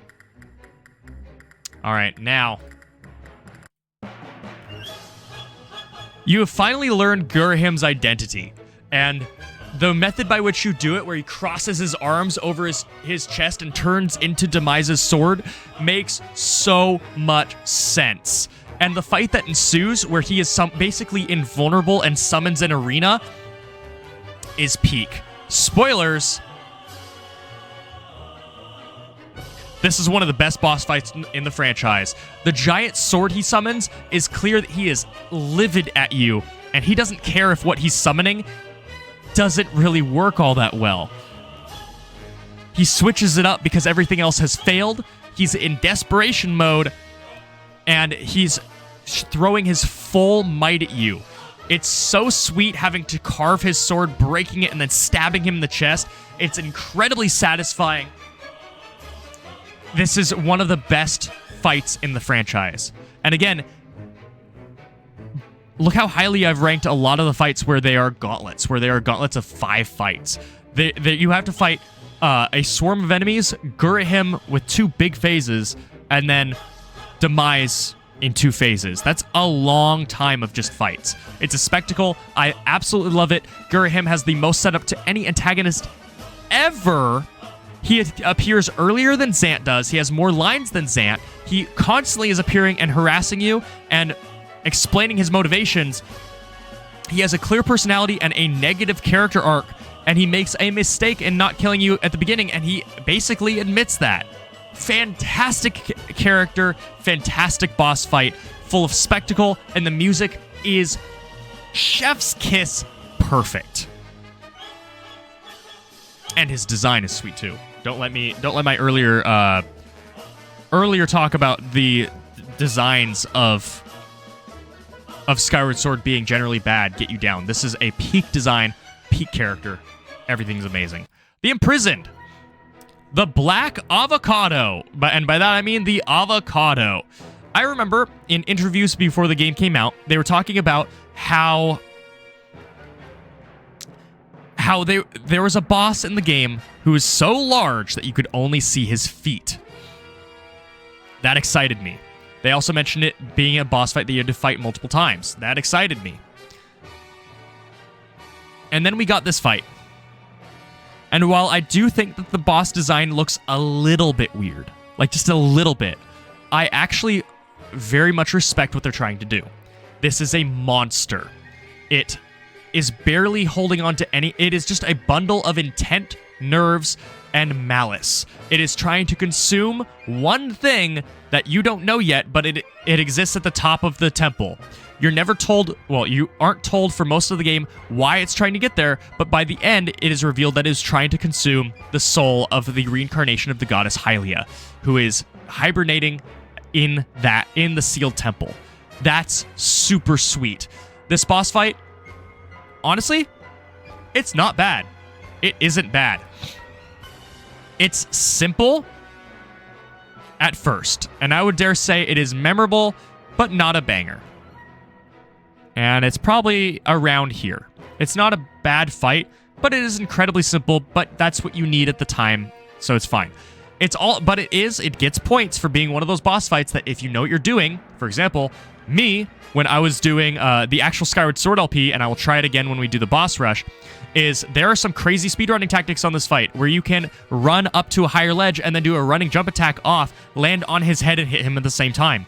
You can kind of speedrun this fight, and I think that just like skipping cutscenes in games for repeated playthroughs is something that is kind of a must-have in gaming nowadays. Being able to be so good at a boss fight that you can skip a lot of the ceremony of actually conducting the boss fight is really, really important, and it's an aspect of game design I respect a lot. In fact, as I'm saying this, I'm moving this fight up because Beast Ganon just has, or I guess just Ganon, It's a long fight and not interesting. It moves above Armagoma because while the false start is good, this fight is, I think, just a little bit better. It's very close, I think. It exists right around here. Not as good as the Big Octo. I think we're good on that. Imprison 2. I consider this to be the most difficult version of this fight because I believe, actually, there's no Grusinator, first and foremost. Yeah, there's no Grusinator to stun the boss. And it really marches quick in the second and third phase. It is running, and catching up to it can often be very difficult.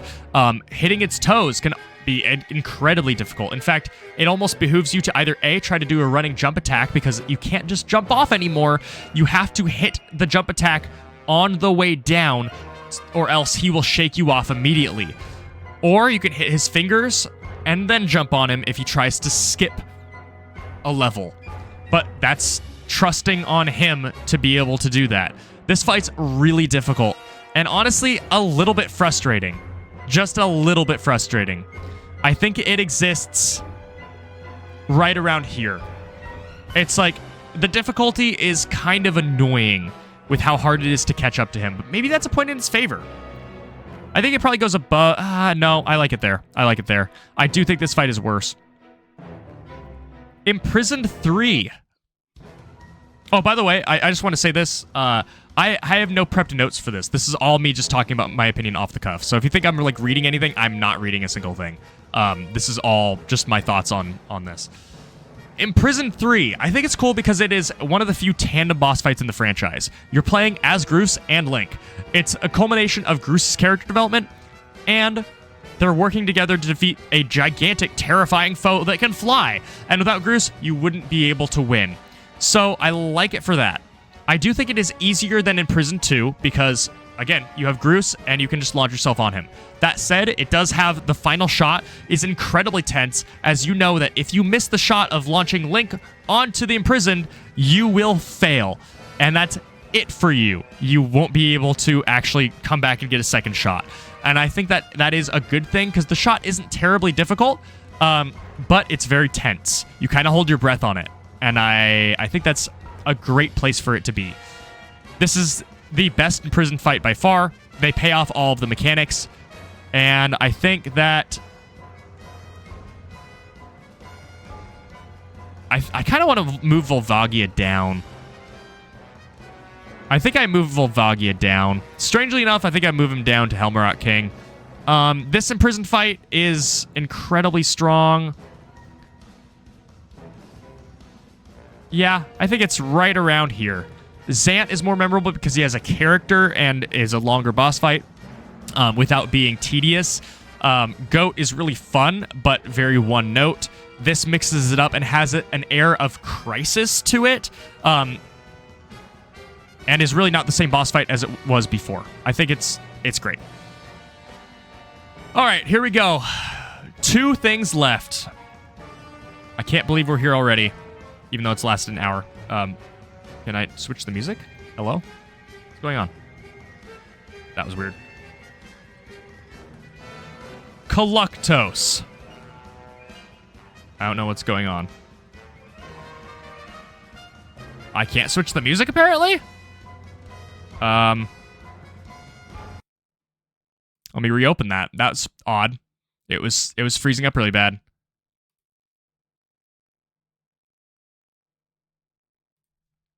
Collectos. Feels really weird without the music. There we go. All right, I have a quick rant at the very beginning of Collectos. I think that this fight was intended to be in Wind Waker. Reason why, guess what mechanic Wind Waker has in spades? Stealing enemy weapons. What mechanic does this have to introduce in the middle of a boss fight? Stealing weapons. I think that Collectos is one of the scrapped bosses from Wind Waker, and was supposed to be the grappling hook boss. Okay, that out of the way, my headcanon completely out of the way, let's talk about this boss. I know a lot of people, I've seen a lot of opinions online saying that this is one of the best boss fights, if not the best, in the entire franchise. And while I like it, I never really thought of it, I never really held it in that high regards. But thinking about it now, it's definitely not bad. It stands up, it's very strong on its own. It uses the whip in a very interesting way. and it's an enemy that throws a lot at you, while still feeling somewhat manageable and enjoyable. You don't feel overwhelmed. You feel like you have to be somewhat tactical about it. When he drops the sword, you might want to take out the other arms too, so you can actually run and pick it up, because it takes a while. When you have to attack him, same deal. You have to wait for your window. It's cool to pick up a giant sword and have to wield that against the boss. But at the same time, I don't think this boss has like the kinetic factor that a lot of the bosses in the upper echelon have. Like, you, the player, kind of dictate the pace of the fight. You can retreat, and he really can't hurt you. So I don't think I rank it that highly. It's still, excuse me, it's still incredibly high. And in fact, I think it's probably in this tier. But maybe, I think it's better than Zant, but worse than everything above it here. We're getting to the point where I have to justify these now. Gurahim is just a kinetic fight. Goma is an intimidating fight for the first fight, and is well foreshadowed by your very first appearance and seeing Velu writhing in agony, as well as Medley trying to cure him. That said, I do wish that Medley played a little bit of a bigger role in that dungeon, because she kind of just disappears. Phantom Ganon, cinematic, spooky, and thought-provoking. Mulgara, banger theme. These are all banger themes, but this is one of the best boss themes in the franchise. And honestly, just a fun boss that kind of like swarms you in a cool way. This boss, the fight itself isn't as good. The music is just the generic music, but it is absolutely hard carried by the aesthetic, which I don't have pulled up anymore. Oh, I do have pulled up. Yeah, it is a decapitated and dehanded corpse. That's sick. It gets a lot of points for that. Phantom Ganon in Ocarina of Time is super cool, because you just saw Ganon and he intimidates you at the very first boss fight of your adulthood. And the painting mechanic is kind of cool. It's also the very first 3D Dead Man's Volley, so, you know, there's that. Also, I really want to see a mod of somebody playing Ocarina of Time where Ganon fires the ball of energy at Kid Link, and he does Dead Man's Volley back and defeats Ganon immediately. I want to see that. Dark Link, very thought-provoking fight, spawns a lot of theories. I personally think this is one of the last Twilight, and he's hiding out there. Super cool fight. I love the endless water. For the N64, that's a very impressive feat. Granted, it's mainly just fog, but still. Now, let's talk Demise.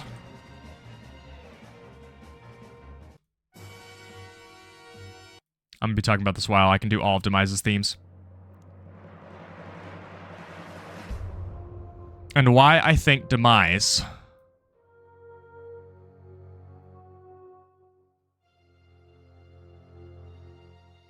is the best fight in the franchise.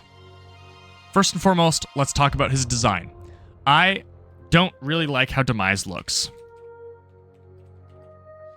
He kinda, at the time, I had yet to watch anything Marvel, and so when I first saw him, I kind of thought he looked a little bit too much like the Incredible Hulk. I think those are points against him. He also is not an active character at all throughout the game. Gurahim is. However, that's cool. However, the downsides end there. Because we've seen the Imprisoned. We're somewhat familiar with it. We fought it 3 times. We understand what he represents. The music is great, and his personality, the conversation that you have before you fight him, is intimidating, and it sets him up to be every bit more powerful, more evil than Ganondorf. He feels like a threat that threatened the gods. He one-taps the other most powerful boss you faced that you just defeated. He one-taps him, and now he's using that boss as a sword. That's sick.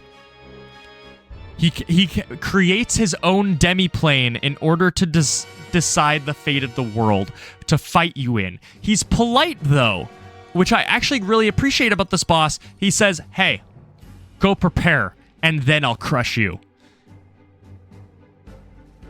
I like that it feels like an ancient evil, one that is in no haste to end the world, but he will do it when he feels like it, after he has fully crushed the hope of mortality. Now let's talk about the fight. The fight is an exchange of blows. It is everything that the sword mechanics of Skyward Sword are set up to teach the player. If you are really good at the fight, for example, let's go to my finale of Skyward Sword. Yeah, we're doing that. I want you to see how quickly I beat him. And yes, Hello, friends. Welcome back to the lab. if you're really wondering what's up with the thumbnail, let me clarify. Yes, that is Demise playing Leapfrog. I also commented that Oh yeah, I did the lightning round and then beat the game. Oh wait, no, this is the lightning round. Hold on. Finale. There we go. Let's see if the ultimately evil What on earth that happened to has faced thus far. That's weird. Possibly in it's a little bit glitchy. Okay, let's get to this fight. Right here. So, Demise. The audio quality. Ultimately evil Link has faced thus far, possibly in the entire Zelda series, is right here. This is the first evil. Whoa. Now, this guy, when you swing, his guard may seem impenetrable. However, it can be gotten through good swordplay. I love this. For example, like that. For the There we go. time, And if you can I'm start really proud of this volleys commentary. like this and continue on, like that. There we go, and The there fact- we go. Good sword exchange right here. There we go. It's very heated. I remember this so clearly. I was so happy that I was able to perform at this level while Now, talking about the fight. Why we took him out so quickly, it's not because I'm good at this game, and it isn't because of the fact that Demise isn't as strong as everyone thought. It's because we still have the Triforce on our side. It may seem, and I'm taking the opportunity to do this, it may seem that... Let's skip a little bit ahead to the actual So, fight here. A strength lock, Demise itself, it's a sword. You cannot get past his That is attacks true. here, This or we this can't second phase of the get fight him here. is super we sweet. can't The fact that you cannot them, go on the attack or and we have him can't block anymore get without him you taking here. damage takes what you've learned from the Techno Blins earlier on in the game and applies it. Your shield is safe. You're good with your shield. But look at Block how them, or we can't when you're good get at the him fight, here. how it Now can we play can't out. block his attacks here and hit him a few times, though you cannot. And get I could past be his doing guard this a if he little bit blocks better. You, once, You can shield bash, swing, shield bash, swing. Oh, that was close. If he blocks you once, then I wonder if you can whoa, shield bash that little shockwave. Then you'll take damage. And you'll take a good 2 hearts of damage too. So, 2 hearts is a little bit you weak. can I see don't that like that. lightning will strike near us. That should deal right 4 there. hearts minimum. Now, if we raise our sword to the sky, we can gain. But this finale his of the weapon. fight is so we can sweet. Gain his thunder strike. If the lightning would come, there it is. We have. I our especially like how he tries to stop you when he sees Come what's going on. Demise. Let's finish this.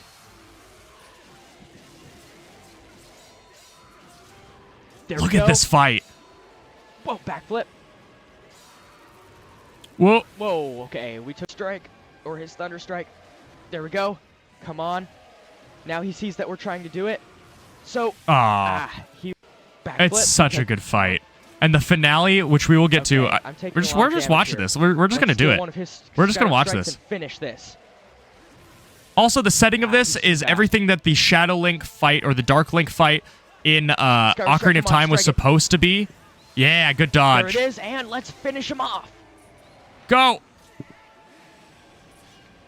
It's backflip, backflip. He punished The- us for that one, and he has his own The Skyward finishing strike now. move Okay. is so good. It's everything Get one that of our own. that Twilight Princess's finishing move was, And let's and take him out so for much Zelda. more. Oh, I can't believe that Dodged. missed. Oh. Now he's going to be more aggressive. And more using the aggressive mechanics of than lightning ever. is just, it's so good. I just want to make sure that I can defend and I don't leave myself vulnerable because I don't have many hearts. And you don't have to use While I do the have lightning potions, strike. I don't want to have to depend You on can them down to him defeat without Demise. it. And I definitely have on. before. There we go. Hit him. And it is The lightning striking over. your blade mid-flight is perfect. Is perfect design. This is the perfect climax to a Zelda game. And it is why I'm ranking him as the #1 best boss. That's the tier list. Is there any other corrections I want to make? Breath of the Wild tier was pretty big, but honestly, it was fair. We had... Let's go to...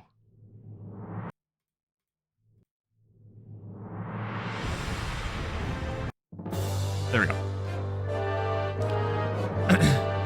It was pretty fair. Not all of the Breath of the Wild bosses made it into Breath of the Wild tier. I gave a lot of them I put Thunderblight Ganon this high. I put Calamity Ganon up here. He's up here too. You can see I'm a sucker for a lot of fights that have kind of a push and pull. And I rank those pretty highly. Gurhim, I mean, look at how high Gurhim is, honestly. He's super, super high. Where'd I put... I lost where I put Gurhim too, but he's somewhere around here. I think that's my tier list. I think that's a good tier list too. But it also clearly shows my bias for Skyward Sword. But I think I gave every single game a pretty good representation. I mean, I put Dark Link in the best tier. That said, these fights can largely die in a fire. But honestly, we don't get very far before the fights start getting good. Zelda has some really good boss fights. I mean, this is trash tier for sure. I would say these fights are probably not preferred until we get probably, yeah, Scaldera is where the fights start getting pretty strong. Yeah, that's my tier list. I wonder if I probably post this to YouTube, I would imagine. It's going to be kind of annoying to edit down, but it's fine. We can probably do it. Sweet. What else am I doing? Am I grabbing food? Is that the stream? How long is the stream gone? 4 hours? It is almost 5, so maybe I call the stream there. Honestly, that took a lot longer than I thought it would, but I feel like I kind of analyzed every single boss quite a bit more than most people, because I feel like I do have to justify this. I can't just throw them in. Like, where's the fun in that? I also had to refresh my memory on a lot of them, so that's what a lot of my rambling was on. I think we're... Man, I kind of want to do something else before we end. How about this? Let's get a little bit of extra credit in.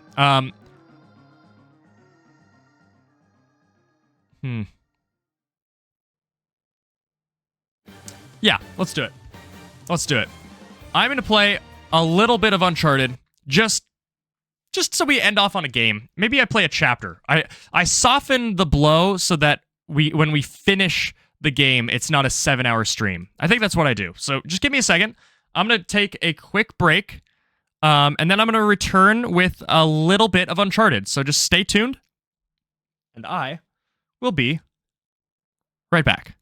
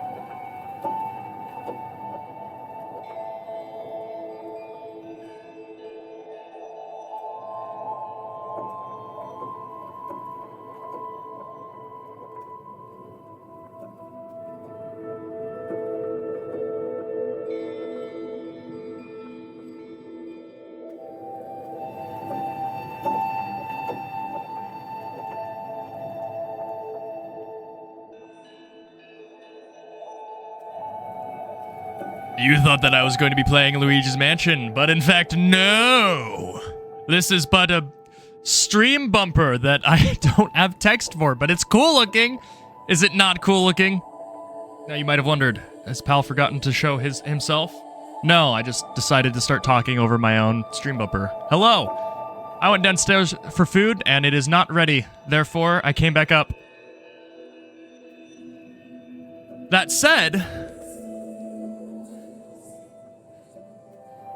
if I switch over to Big Dog, it has been a long time since I have used Big Dog.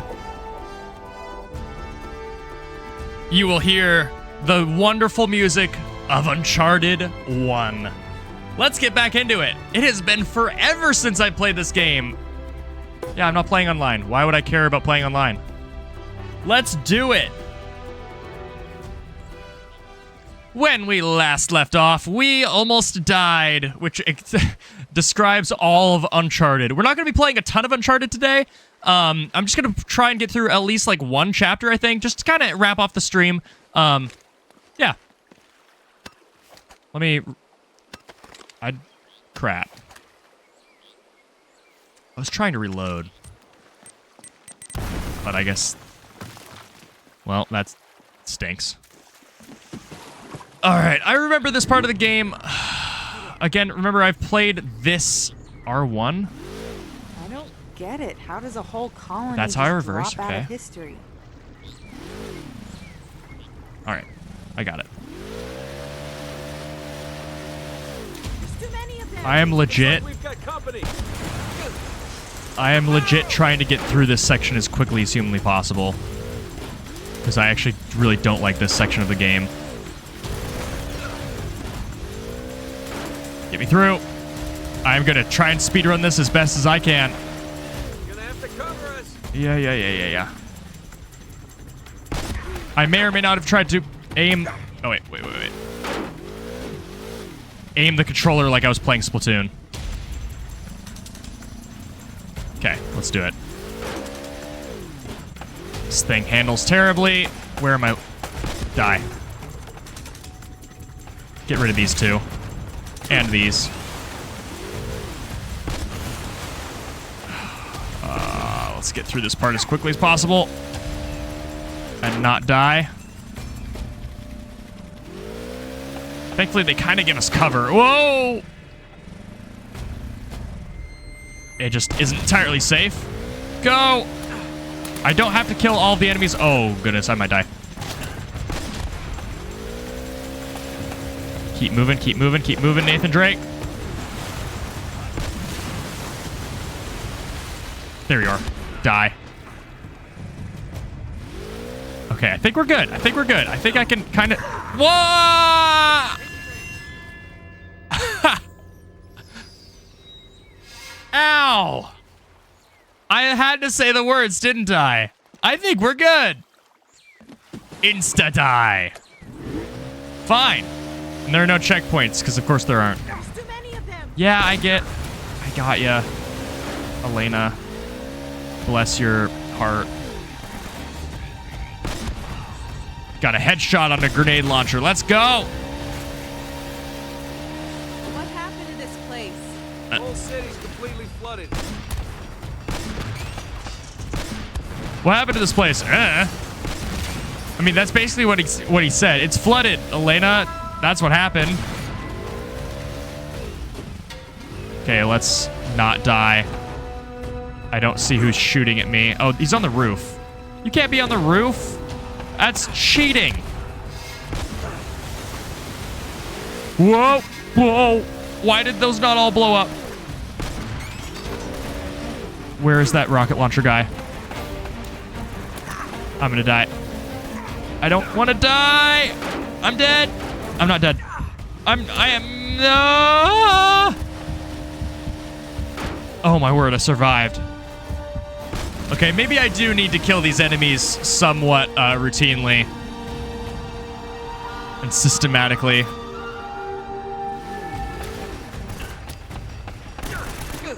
Die.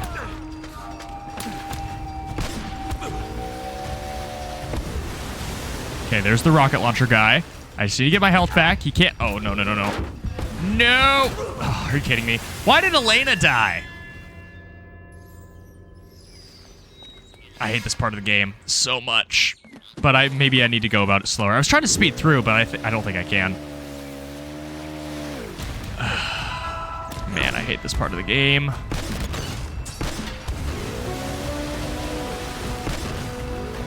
Like, it's action-packed, but it's action-packed in an annoying way. Sir, die.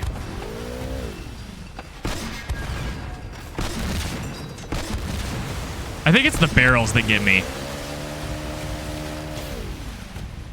Just avoid this.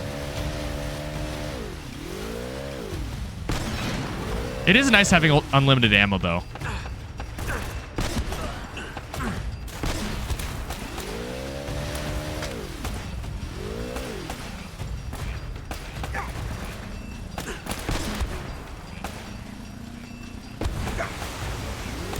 No, no, no, no, no, no, no, don't kill me. I don't see him. I don't see him. Ah! Okay. I feel like I'm playing a stealth mission with a ski bob. Okay, let's go. There is a rocket launcher guy still, so I'm going to try and be safe from him. Oh! Whoa! Whoa! I'm so dead. I'm not dead. I am dead. I'm dead. Man! Rocket launcher guy can die, man. I hate rocket launcher guy. Oh, I should probably update the stream title. Hold on. Hold on.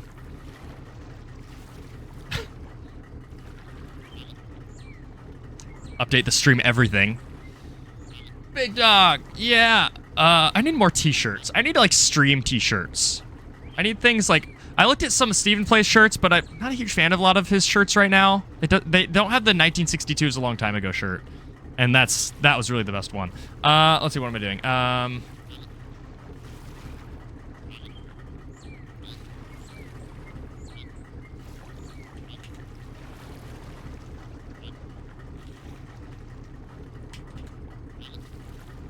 Stupid red shirt guys with rocket launchers. That's a good stream title, right? And do I have Uncharted as a picture? I do. There we go. Let's do it. Now that I have the superpower of having a stream title and picture, die. Let's go.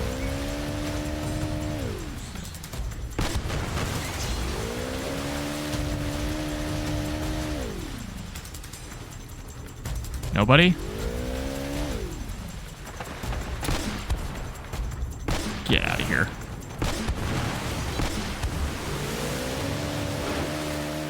I thought I blew you up.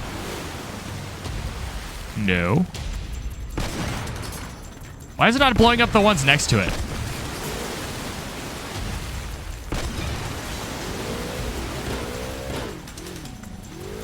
Alright, here we go. Here we go.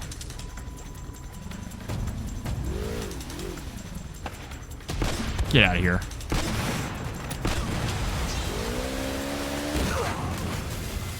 I thought I blew that up, considering the fact that it blew up.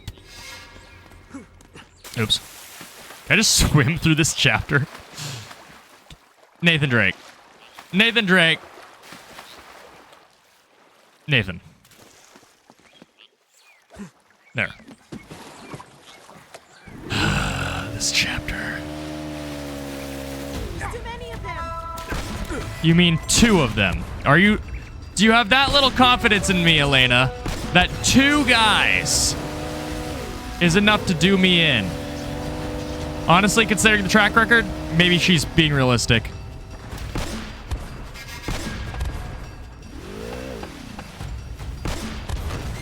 Alright, let's not die to the janky barrels.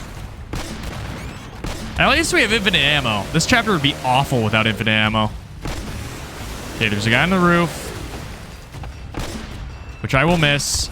I had to fire a warning shot across the bow. Across the bow. It's how these pirate guys work. Ow.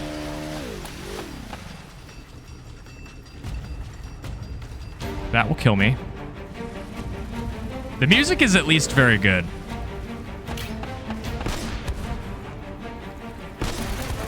Good. Good stuff. Is he actually dead?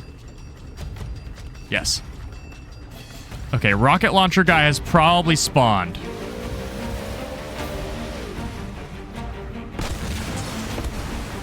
I'm gonna get rid of some of this first.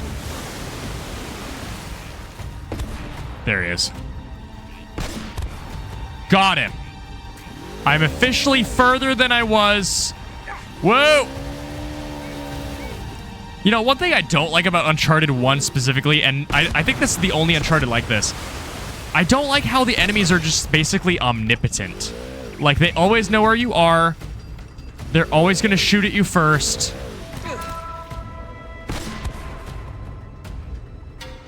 I don't see any more.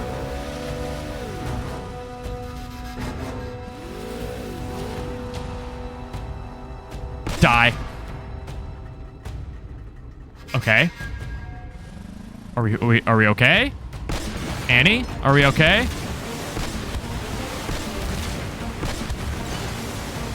I think we're good. Again, the music is so fire. Ramp! Checkpoint! Let's go! Is this the end of the segment? No way it is. Yeah, now we just gotta find a way in. Oh, it is? I thought the segment was much longer than this. There must be multiple. About a cursed Inca treasure. You don't suppose that... Please don't tell me this. I'm just saying. Something bad happened here. The whole colony doesn't just up and vanish. Yeah. Well, how do you explain it? Hold on. Is this optional for us to get out? No. So why? This is where I would put a treasure.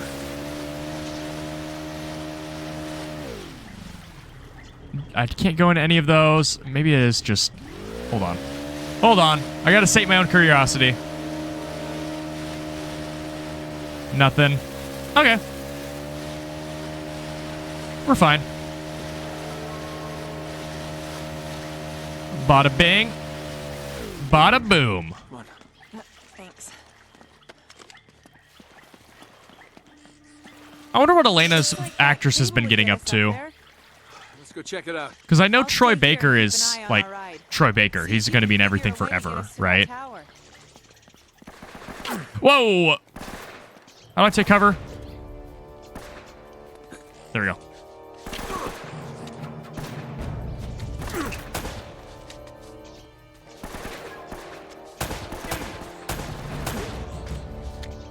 Wait for it, wait for it, wait for it. Boy. How do I reload again? There we go. I can't get a shot.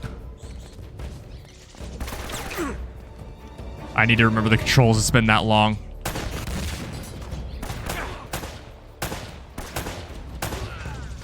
Okay. All right, we're good. We're good. We're fine. We are okay. That's the button. Okay. Yeah. How do I dive again? That's jump. No toy. How do I dive? That's really important. That's not the button. How do I... Oh, okay. Got it. Got it. Same button as cover. That makes sense. That makes sense.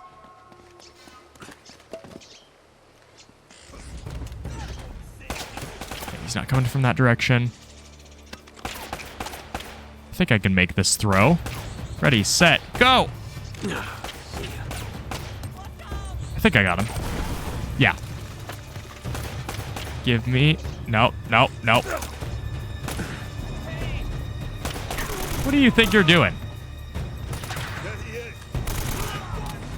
What do you guys think you're doing? Whoa! Don't hurt me. Oh. That was close. That... I hate the tinnitus noise, man. It doesn't help that I already have tinnitus. It just makes my tinnitus all that much worse. Okay, I'm out of ammos.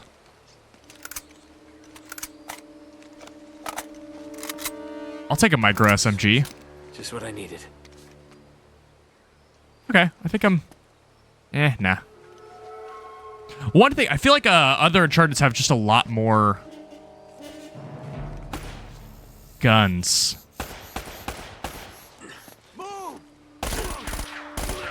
Okay, got him. I'll take that. He's over there. No, I'm not. Nobody here but us rabbits. That it? You done? 3, 2, 1. Let's jam.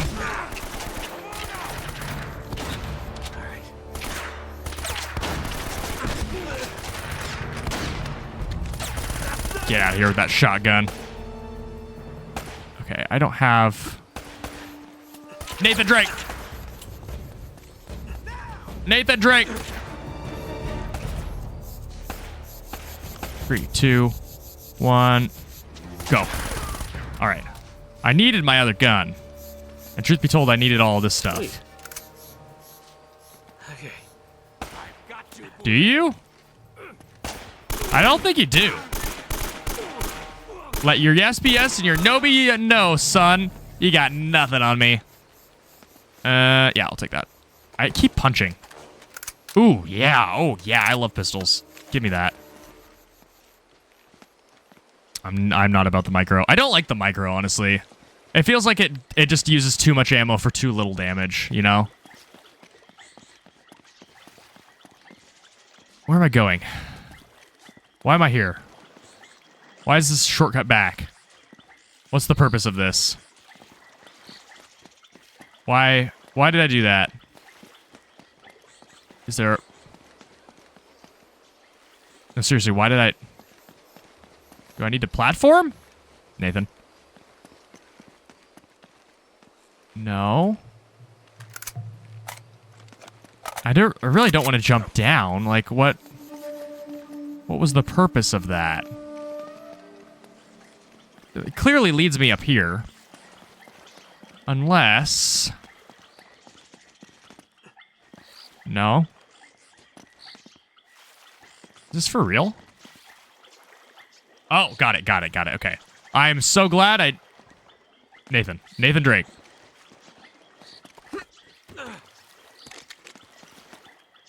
I don't believe that I need to make a running jump there. That seems like not what I need to do. I can't get up there. Maybe I do. Maybe that's what I'm doing. Go!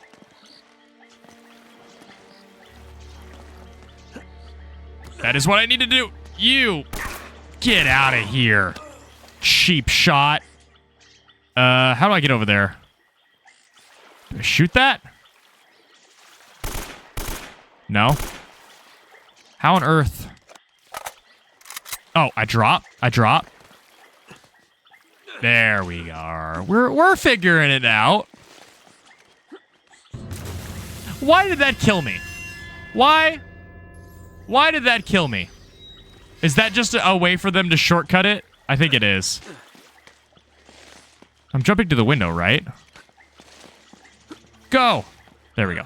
Yeah, I'm doing it. I got it. And then Oh, I got it. Look at her face. She's so angry. Down here. I thought we were on chapter 9. I'm fine with completing chapter 9. That's some quick progress. And honestly, I've missed this game. Hopefully the audio isn't too loud. I'll turn it down just a tiny bit. All right, second verse. Same as the first.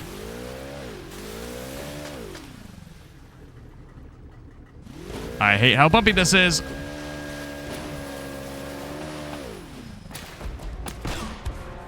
Okay, got 2 of them. Got 3 of them. Let's go. Gotta keep on the lookout for more red shirt dudes.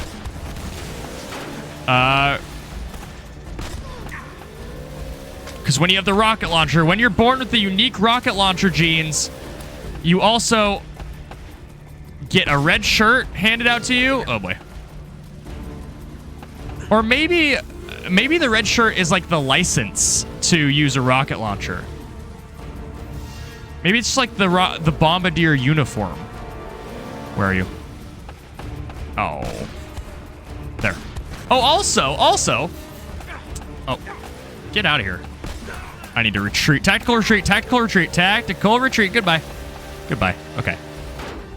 There's another Splatoon Splatfest coming up, which I was under the mistaken impression that there was that Grandfest was the last one, which I'm excited for because I like Splatfest. Isn't it this weekend? I don't know how much time I will have to stream it, but I will try to stream it. It might be Sunday that I do. Man, my schedule's so full right now. Die.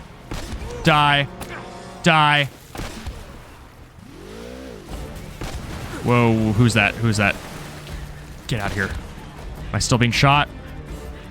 No, I'm fine. That said, the last time they introduced this cover, there was a rocket launcher man. Whoa, there's a rocket launcher man. Got him. Move around. There's one. There's another. Okay.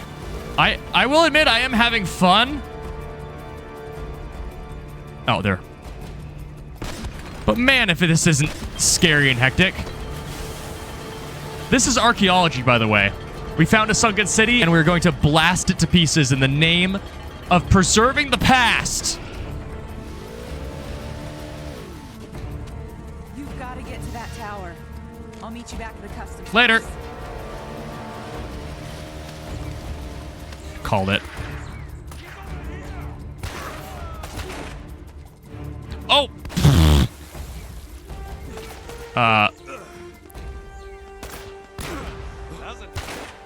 Crap. So, I would like to talk about that death and what I tried to do. I tried... Oh.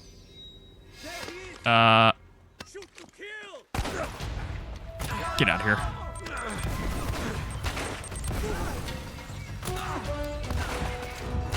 I'm gonna... Yeah, no, this is actually smart. Get your health back. I tried to use the quick shot from Resident Evil 6 by complete instinct. And it cost me my life, really. No almost about it. There we go. These guys have some nice sneakers, actually. Are those Nike? No, those are like Adidas, right? These guys have Adidas. You jerk. I can walk up here. This is usually where they put a rocket launcher. Nope, but they put grenades. Okay, so they can't approach me. I have a shotgun, which kind of stinks.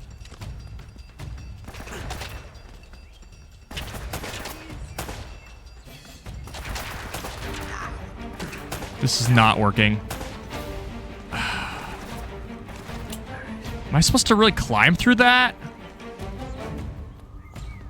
I'm supposed to swim through it? That's even worse. Oh, no. Yeah. You got it right, Nate. Go. Make the shots count. This is going to be destroyed in a second. Get your health back, Nathan Drake. Oh, it's gone. Okay. 2 tap.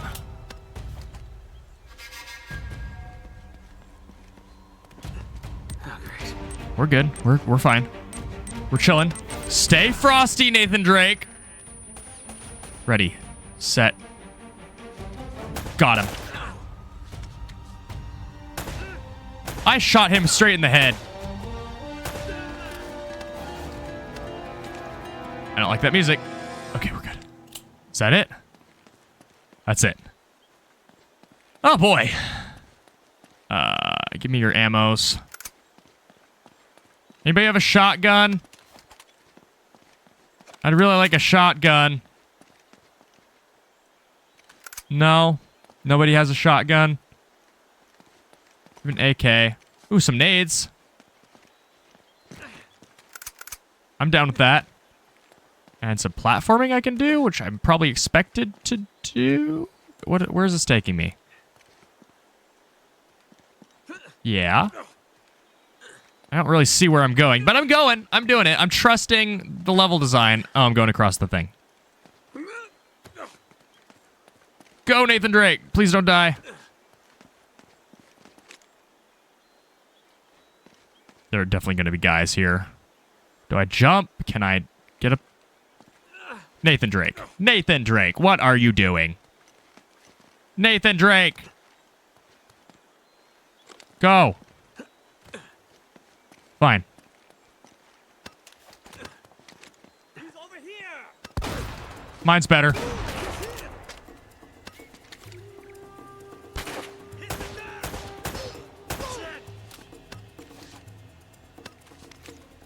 What are you doing? What is this guy doing?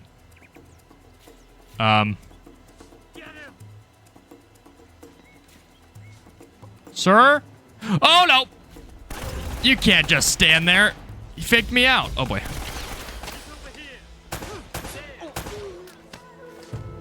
He's struggling over the dead body. I'm okay.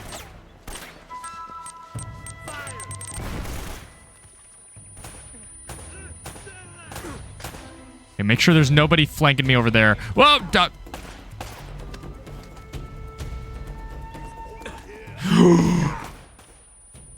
Oh, no, no, no, no, Nathan Drake, get down.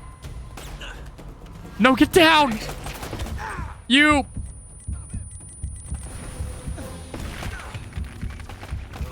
Oh, I just tried to take cover underneath the thing. I love that he jumped out. He's like, oh, whoa, whoa, whoa, whoa, it's not my cue. It's not my cue. They haven't given me permission. I'm gonna shoot that guy right in the dang knee. Oh, you gotta be kidding. Get out of here. Oh, you want to see something godly? Watch this. Watch this. Watch this. Are you ready? I think I just need to throw it right there and then jump down. Did it work? No, he comes from over there. That's sad.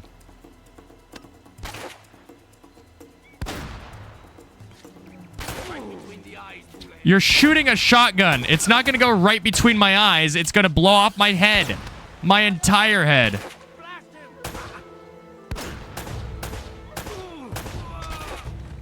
Go.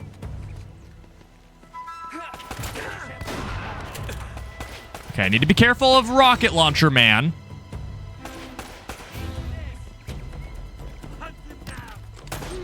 Oh. Got him. I don't need cover.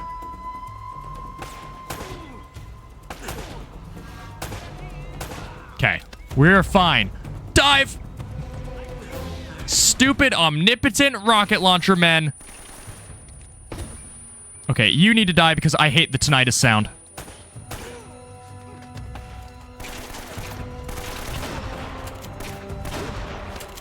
Are we good? Are we frosty? Are you guys done throwing your hissy fit?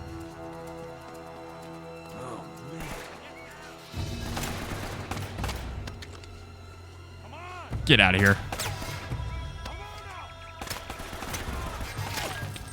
That's right. I don't need that. There was a shotgun dude over here, right? No toy. Where's the shotgun guy? No.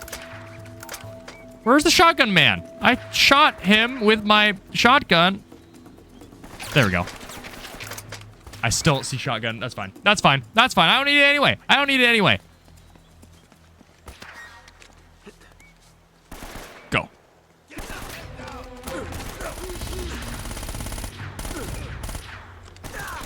Good job, Nathan Drake. Doing exactly what I wanted you to. Ready, set, go! Damn it.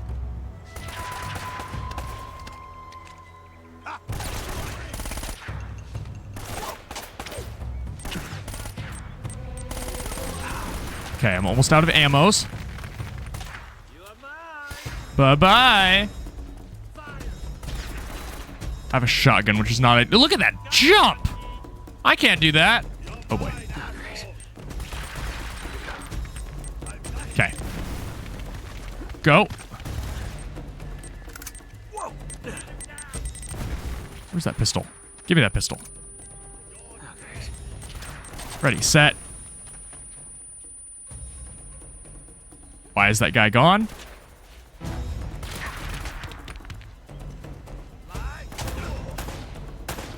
Okay, you're dead. I don't need cover. Cover's for wimps. In fact... Yeah. That's what I thought. Give me the ammo! Dive! Here we go. I got him midair. No! No! Okay. Oh, really? Really? Really? Really? Fine. No more playing around. No more playing around.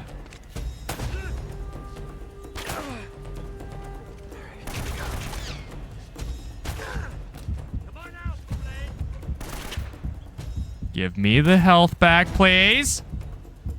Get out of here.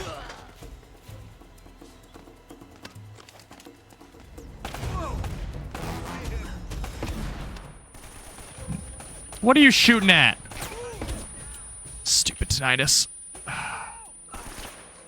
Shoot. This guy. I hate this tinnitus sound. I hate it. Die. Okay.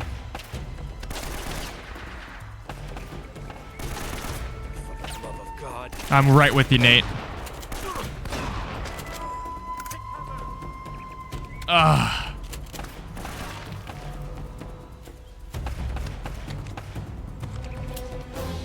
Yeah.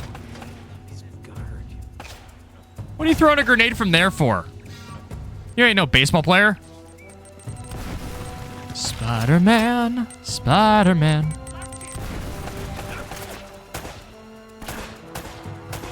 Oh, your buddy's head took the shot for you.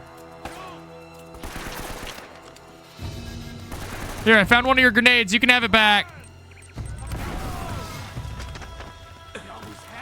Yeah, you almost had me. But almost only matters in horseshoes and hand grenades, which I don't need to use for you. But you can use on me. Where did you come from?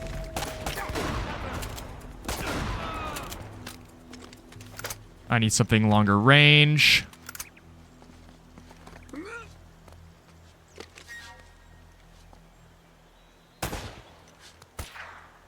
Where are you going? Where are you going?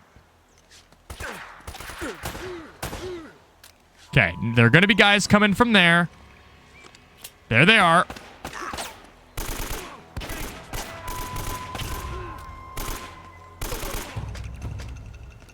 All right.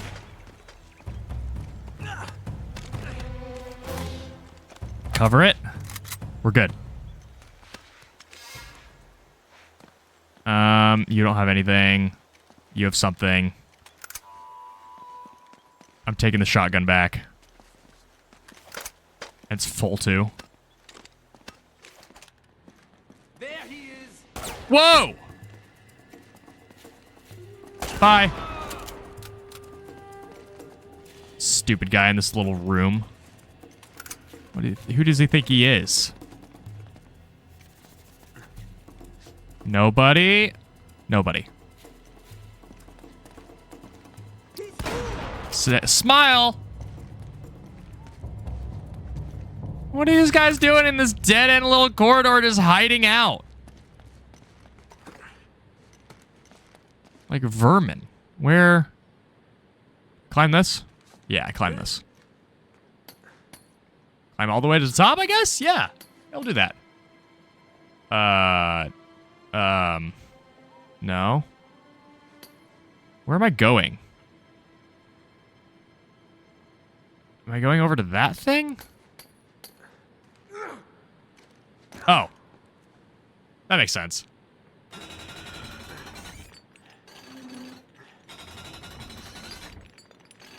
Yeah. Yeah. Yeah. That works. That works.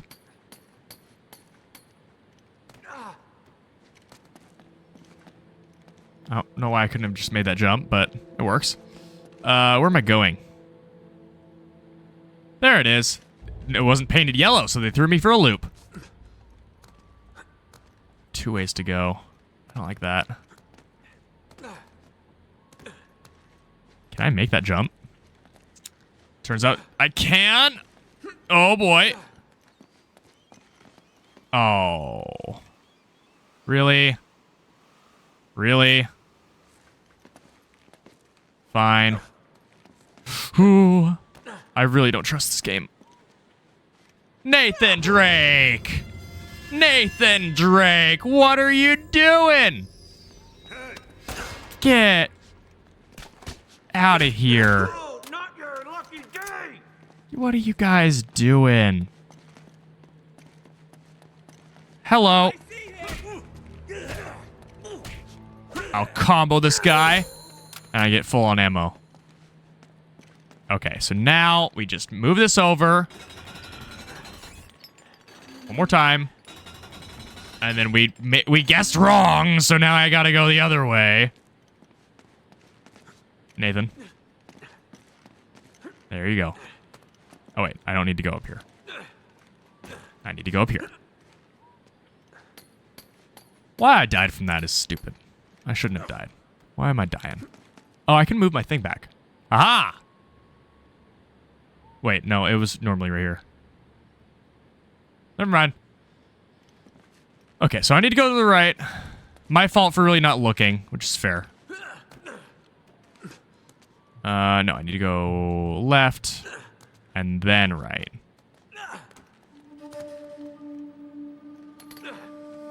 I can't swing on these chains. I would have thought that I could. Whoa. Get up there. I like how much dialogue there is just for very mundane things. Like, oh, yeah, another one. It just makes the characters feel like characters, you know? Can I shortcut this? Can I jump to that? I'll die if I do it. I'll go the long way, because the game wants me to.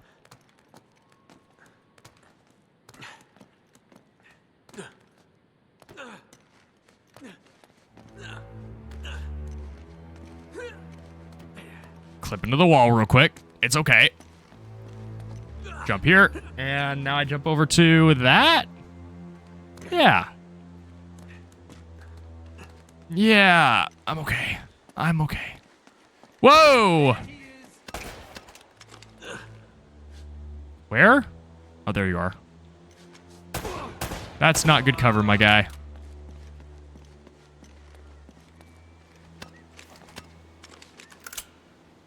Okay, let's go. There's gonna be a guy up here. Or not. Okay, okay. Wait. I can't spin the camera. That's unfortunate. Here we go.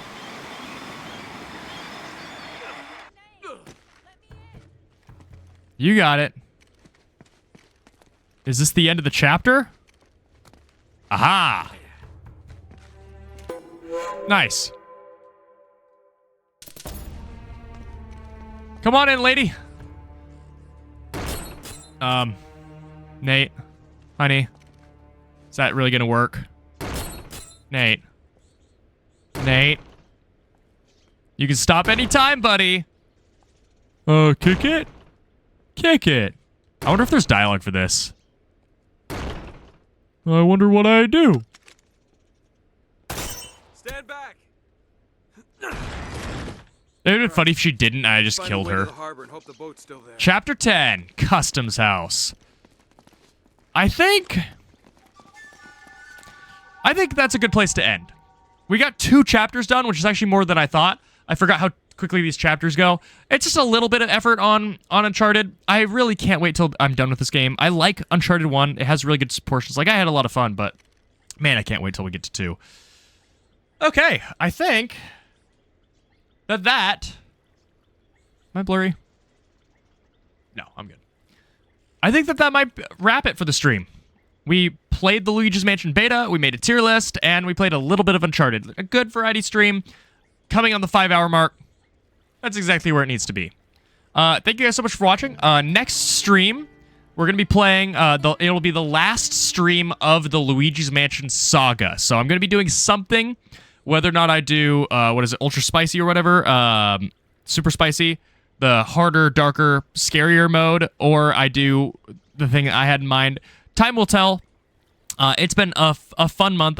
I've been happy to play, actually theme it after Halloween, because I've always wanted to have an actual Halloween month, so it's cool that I got to do that. Yeah, next time, we'll round out the Luigi's Mansion month. It might not be the last one, depending on how long the mods take, but it might overflow one more stream, and it'll be exciting to get back to the regular swing of things with Uncharted, and hopefully soon, Mario Kart Wii. And also Echoes of Wisdom, because we have a lot of games. As a reminder, I stream every Wednesday at 1 p.m. Pacific Standard Time. I upload episodes of Tears of the Kingdom. Pikmin 4 just finished. The last episode came out, so we're back to Tears of the Kingdom twice a week, and that is Mondays and Fridays. I have a VOD channel if you'd like to catch these streams after they've aired. Maybe you want to have them accompany you on your commute. Go to PalVOD. It is in the channel description of this channel, and I upload those typically a day after the stream has aired. Thank you guys so much for watching. It was a great stream. I had a lot of fun, and I will catch you guys later where we will do stuff. Later. I don't have a stop streaming button. I was trying to figure that out. I have all these buttons, though. I have this button. I have this button. I have, like, this button. I have the Forbidden Dog button. I have music play, which doesn't work right now because I have the computer muted. I have a lot of cool buttons. Hopefully soon I'll have some more. But for now, I have to stop recording manually and stop streaming manually, which is always really awkward. All right. Catch you guys later.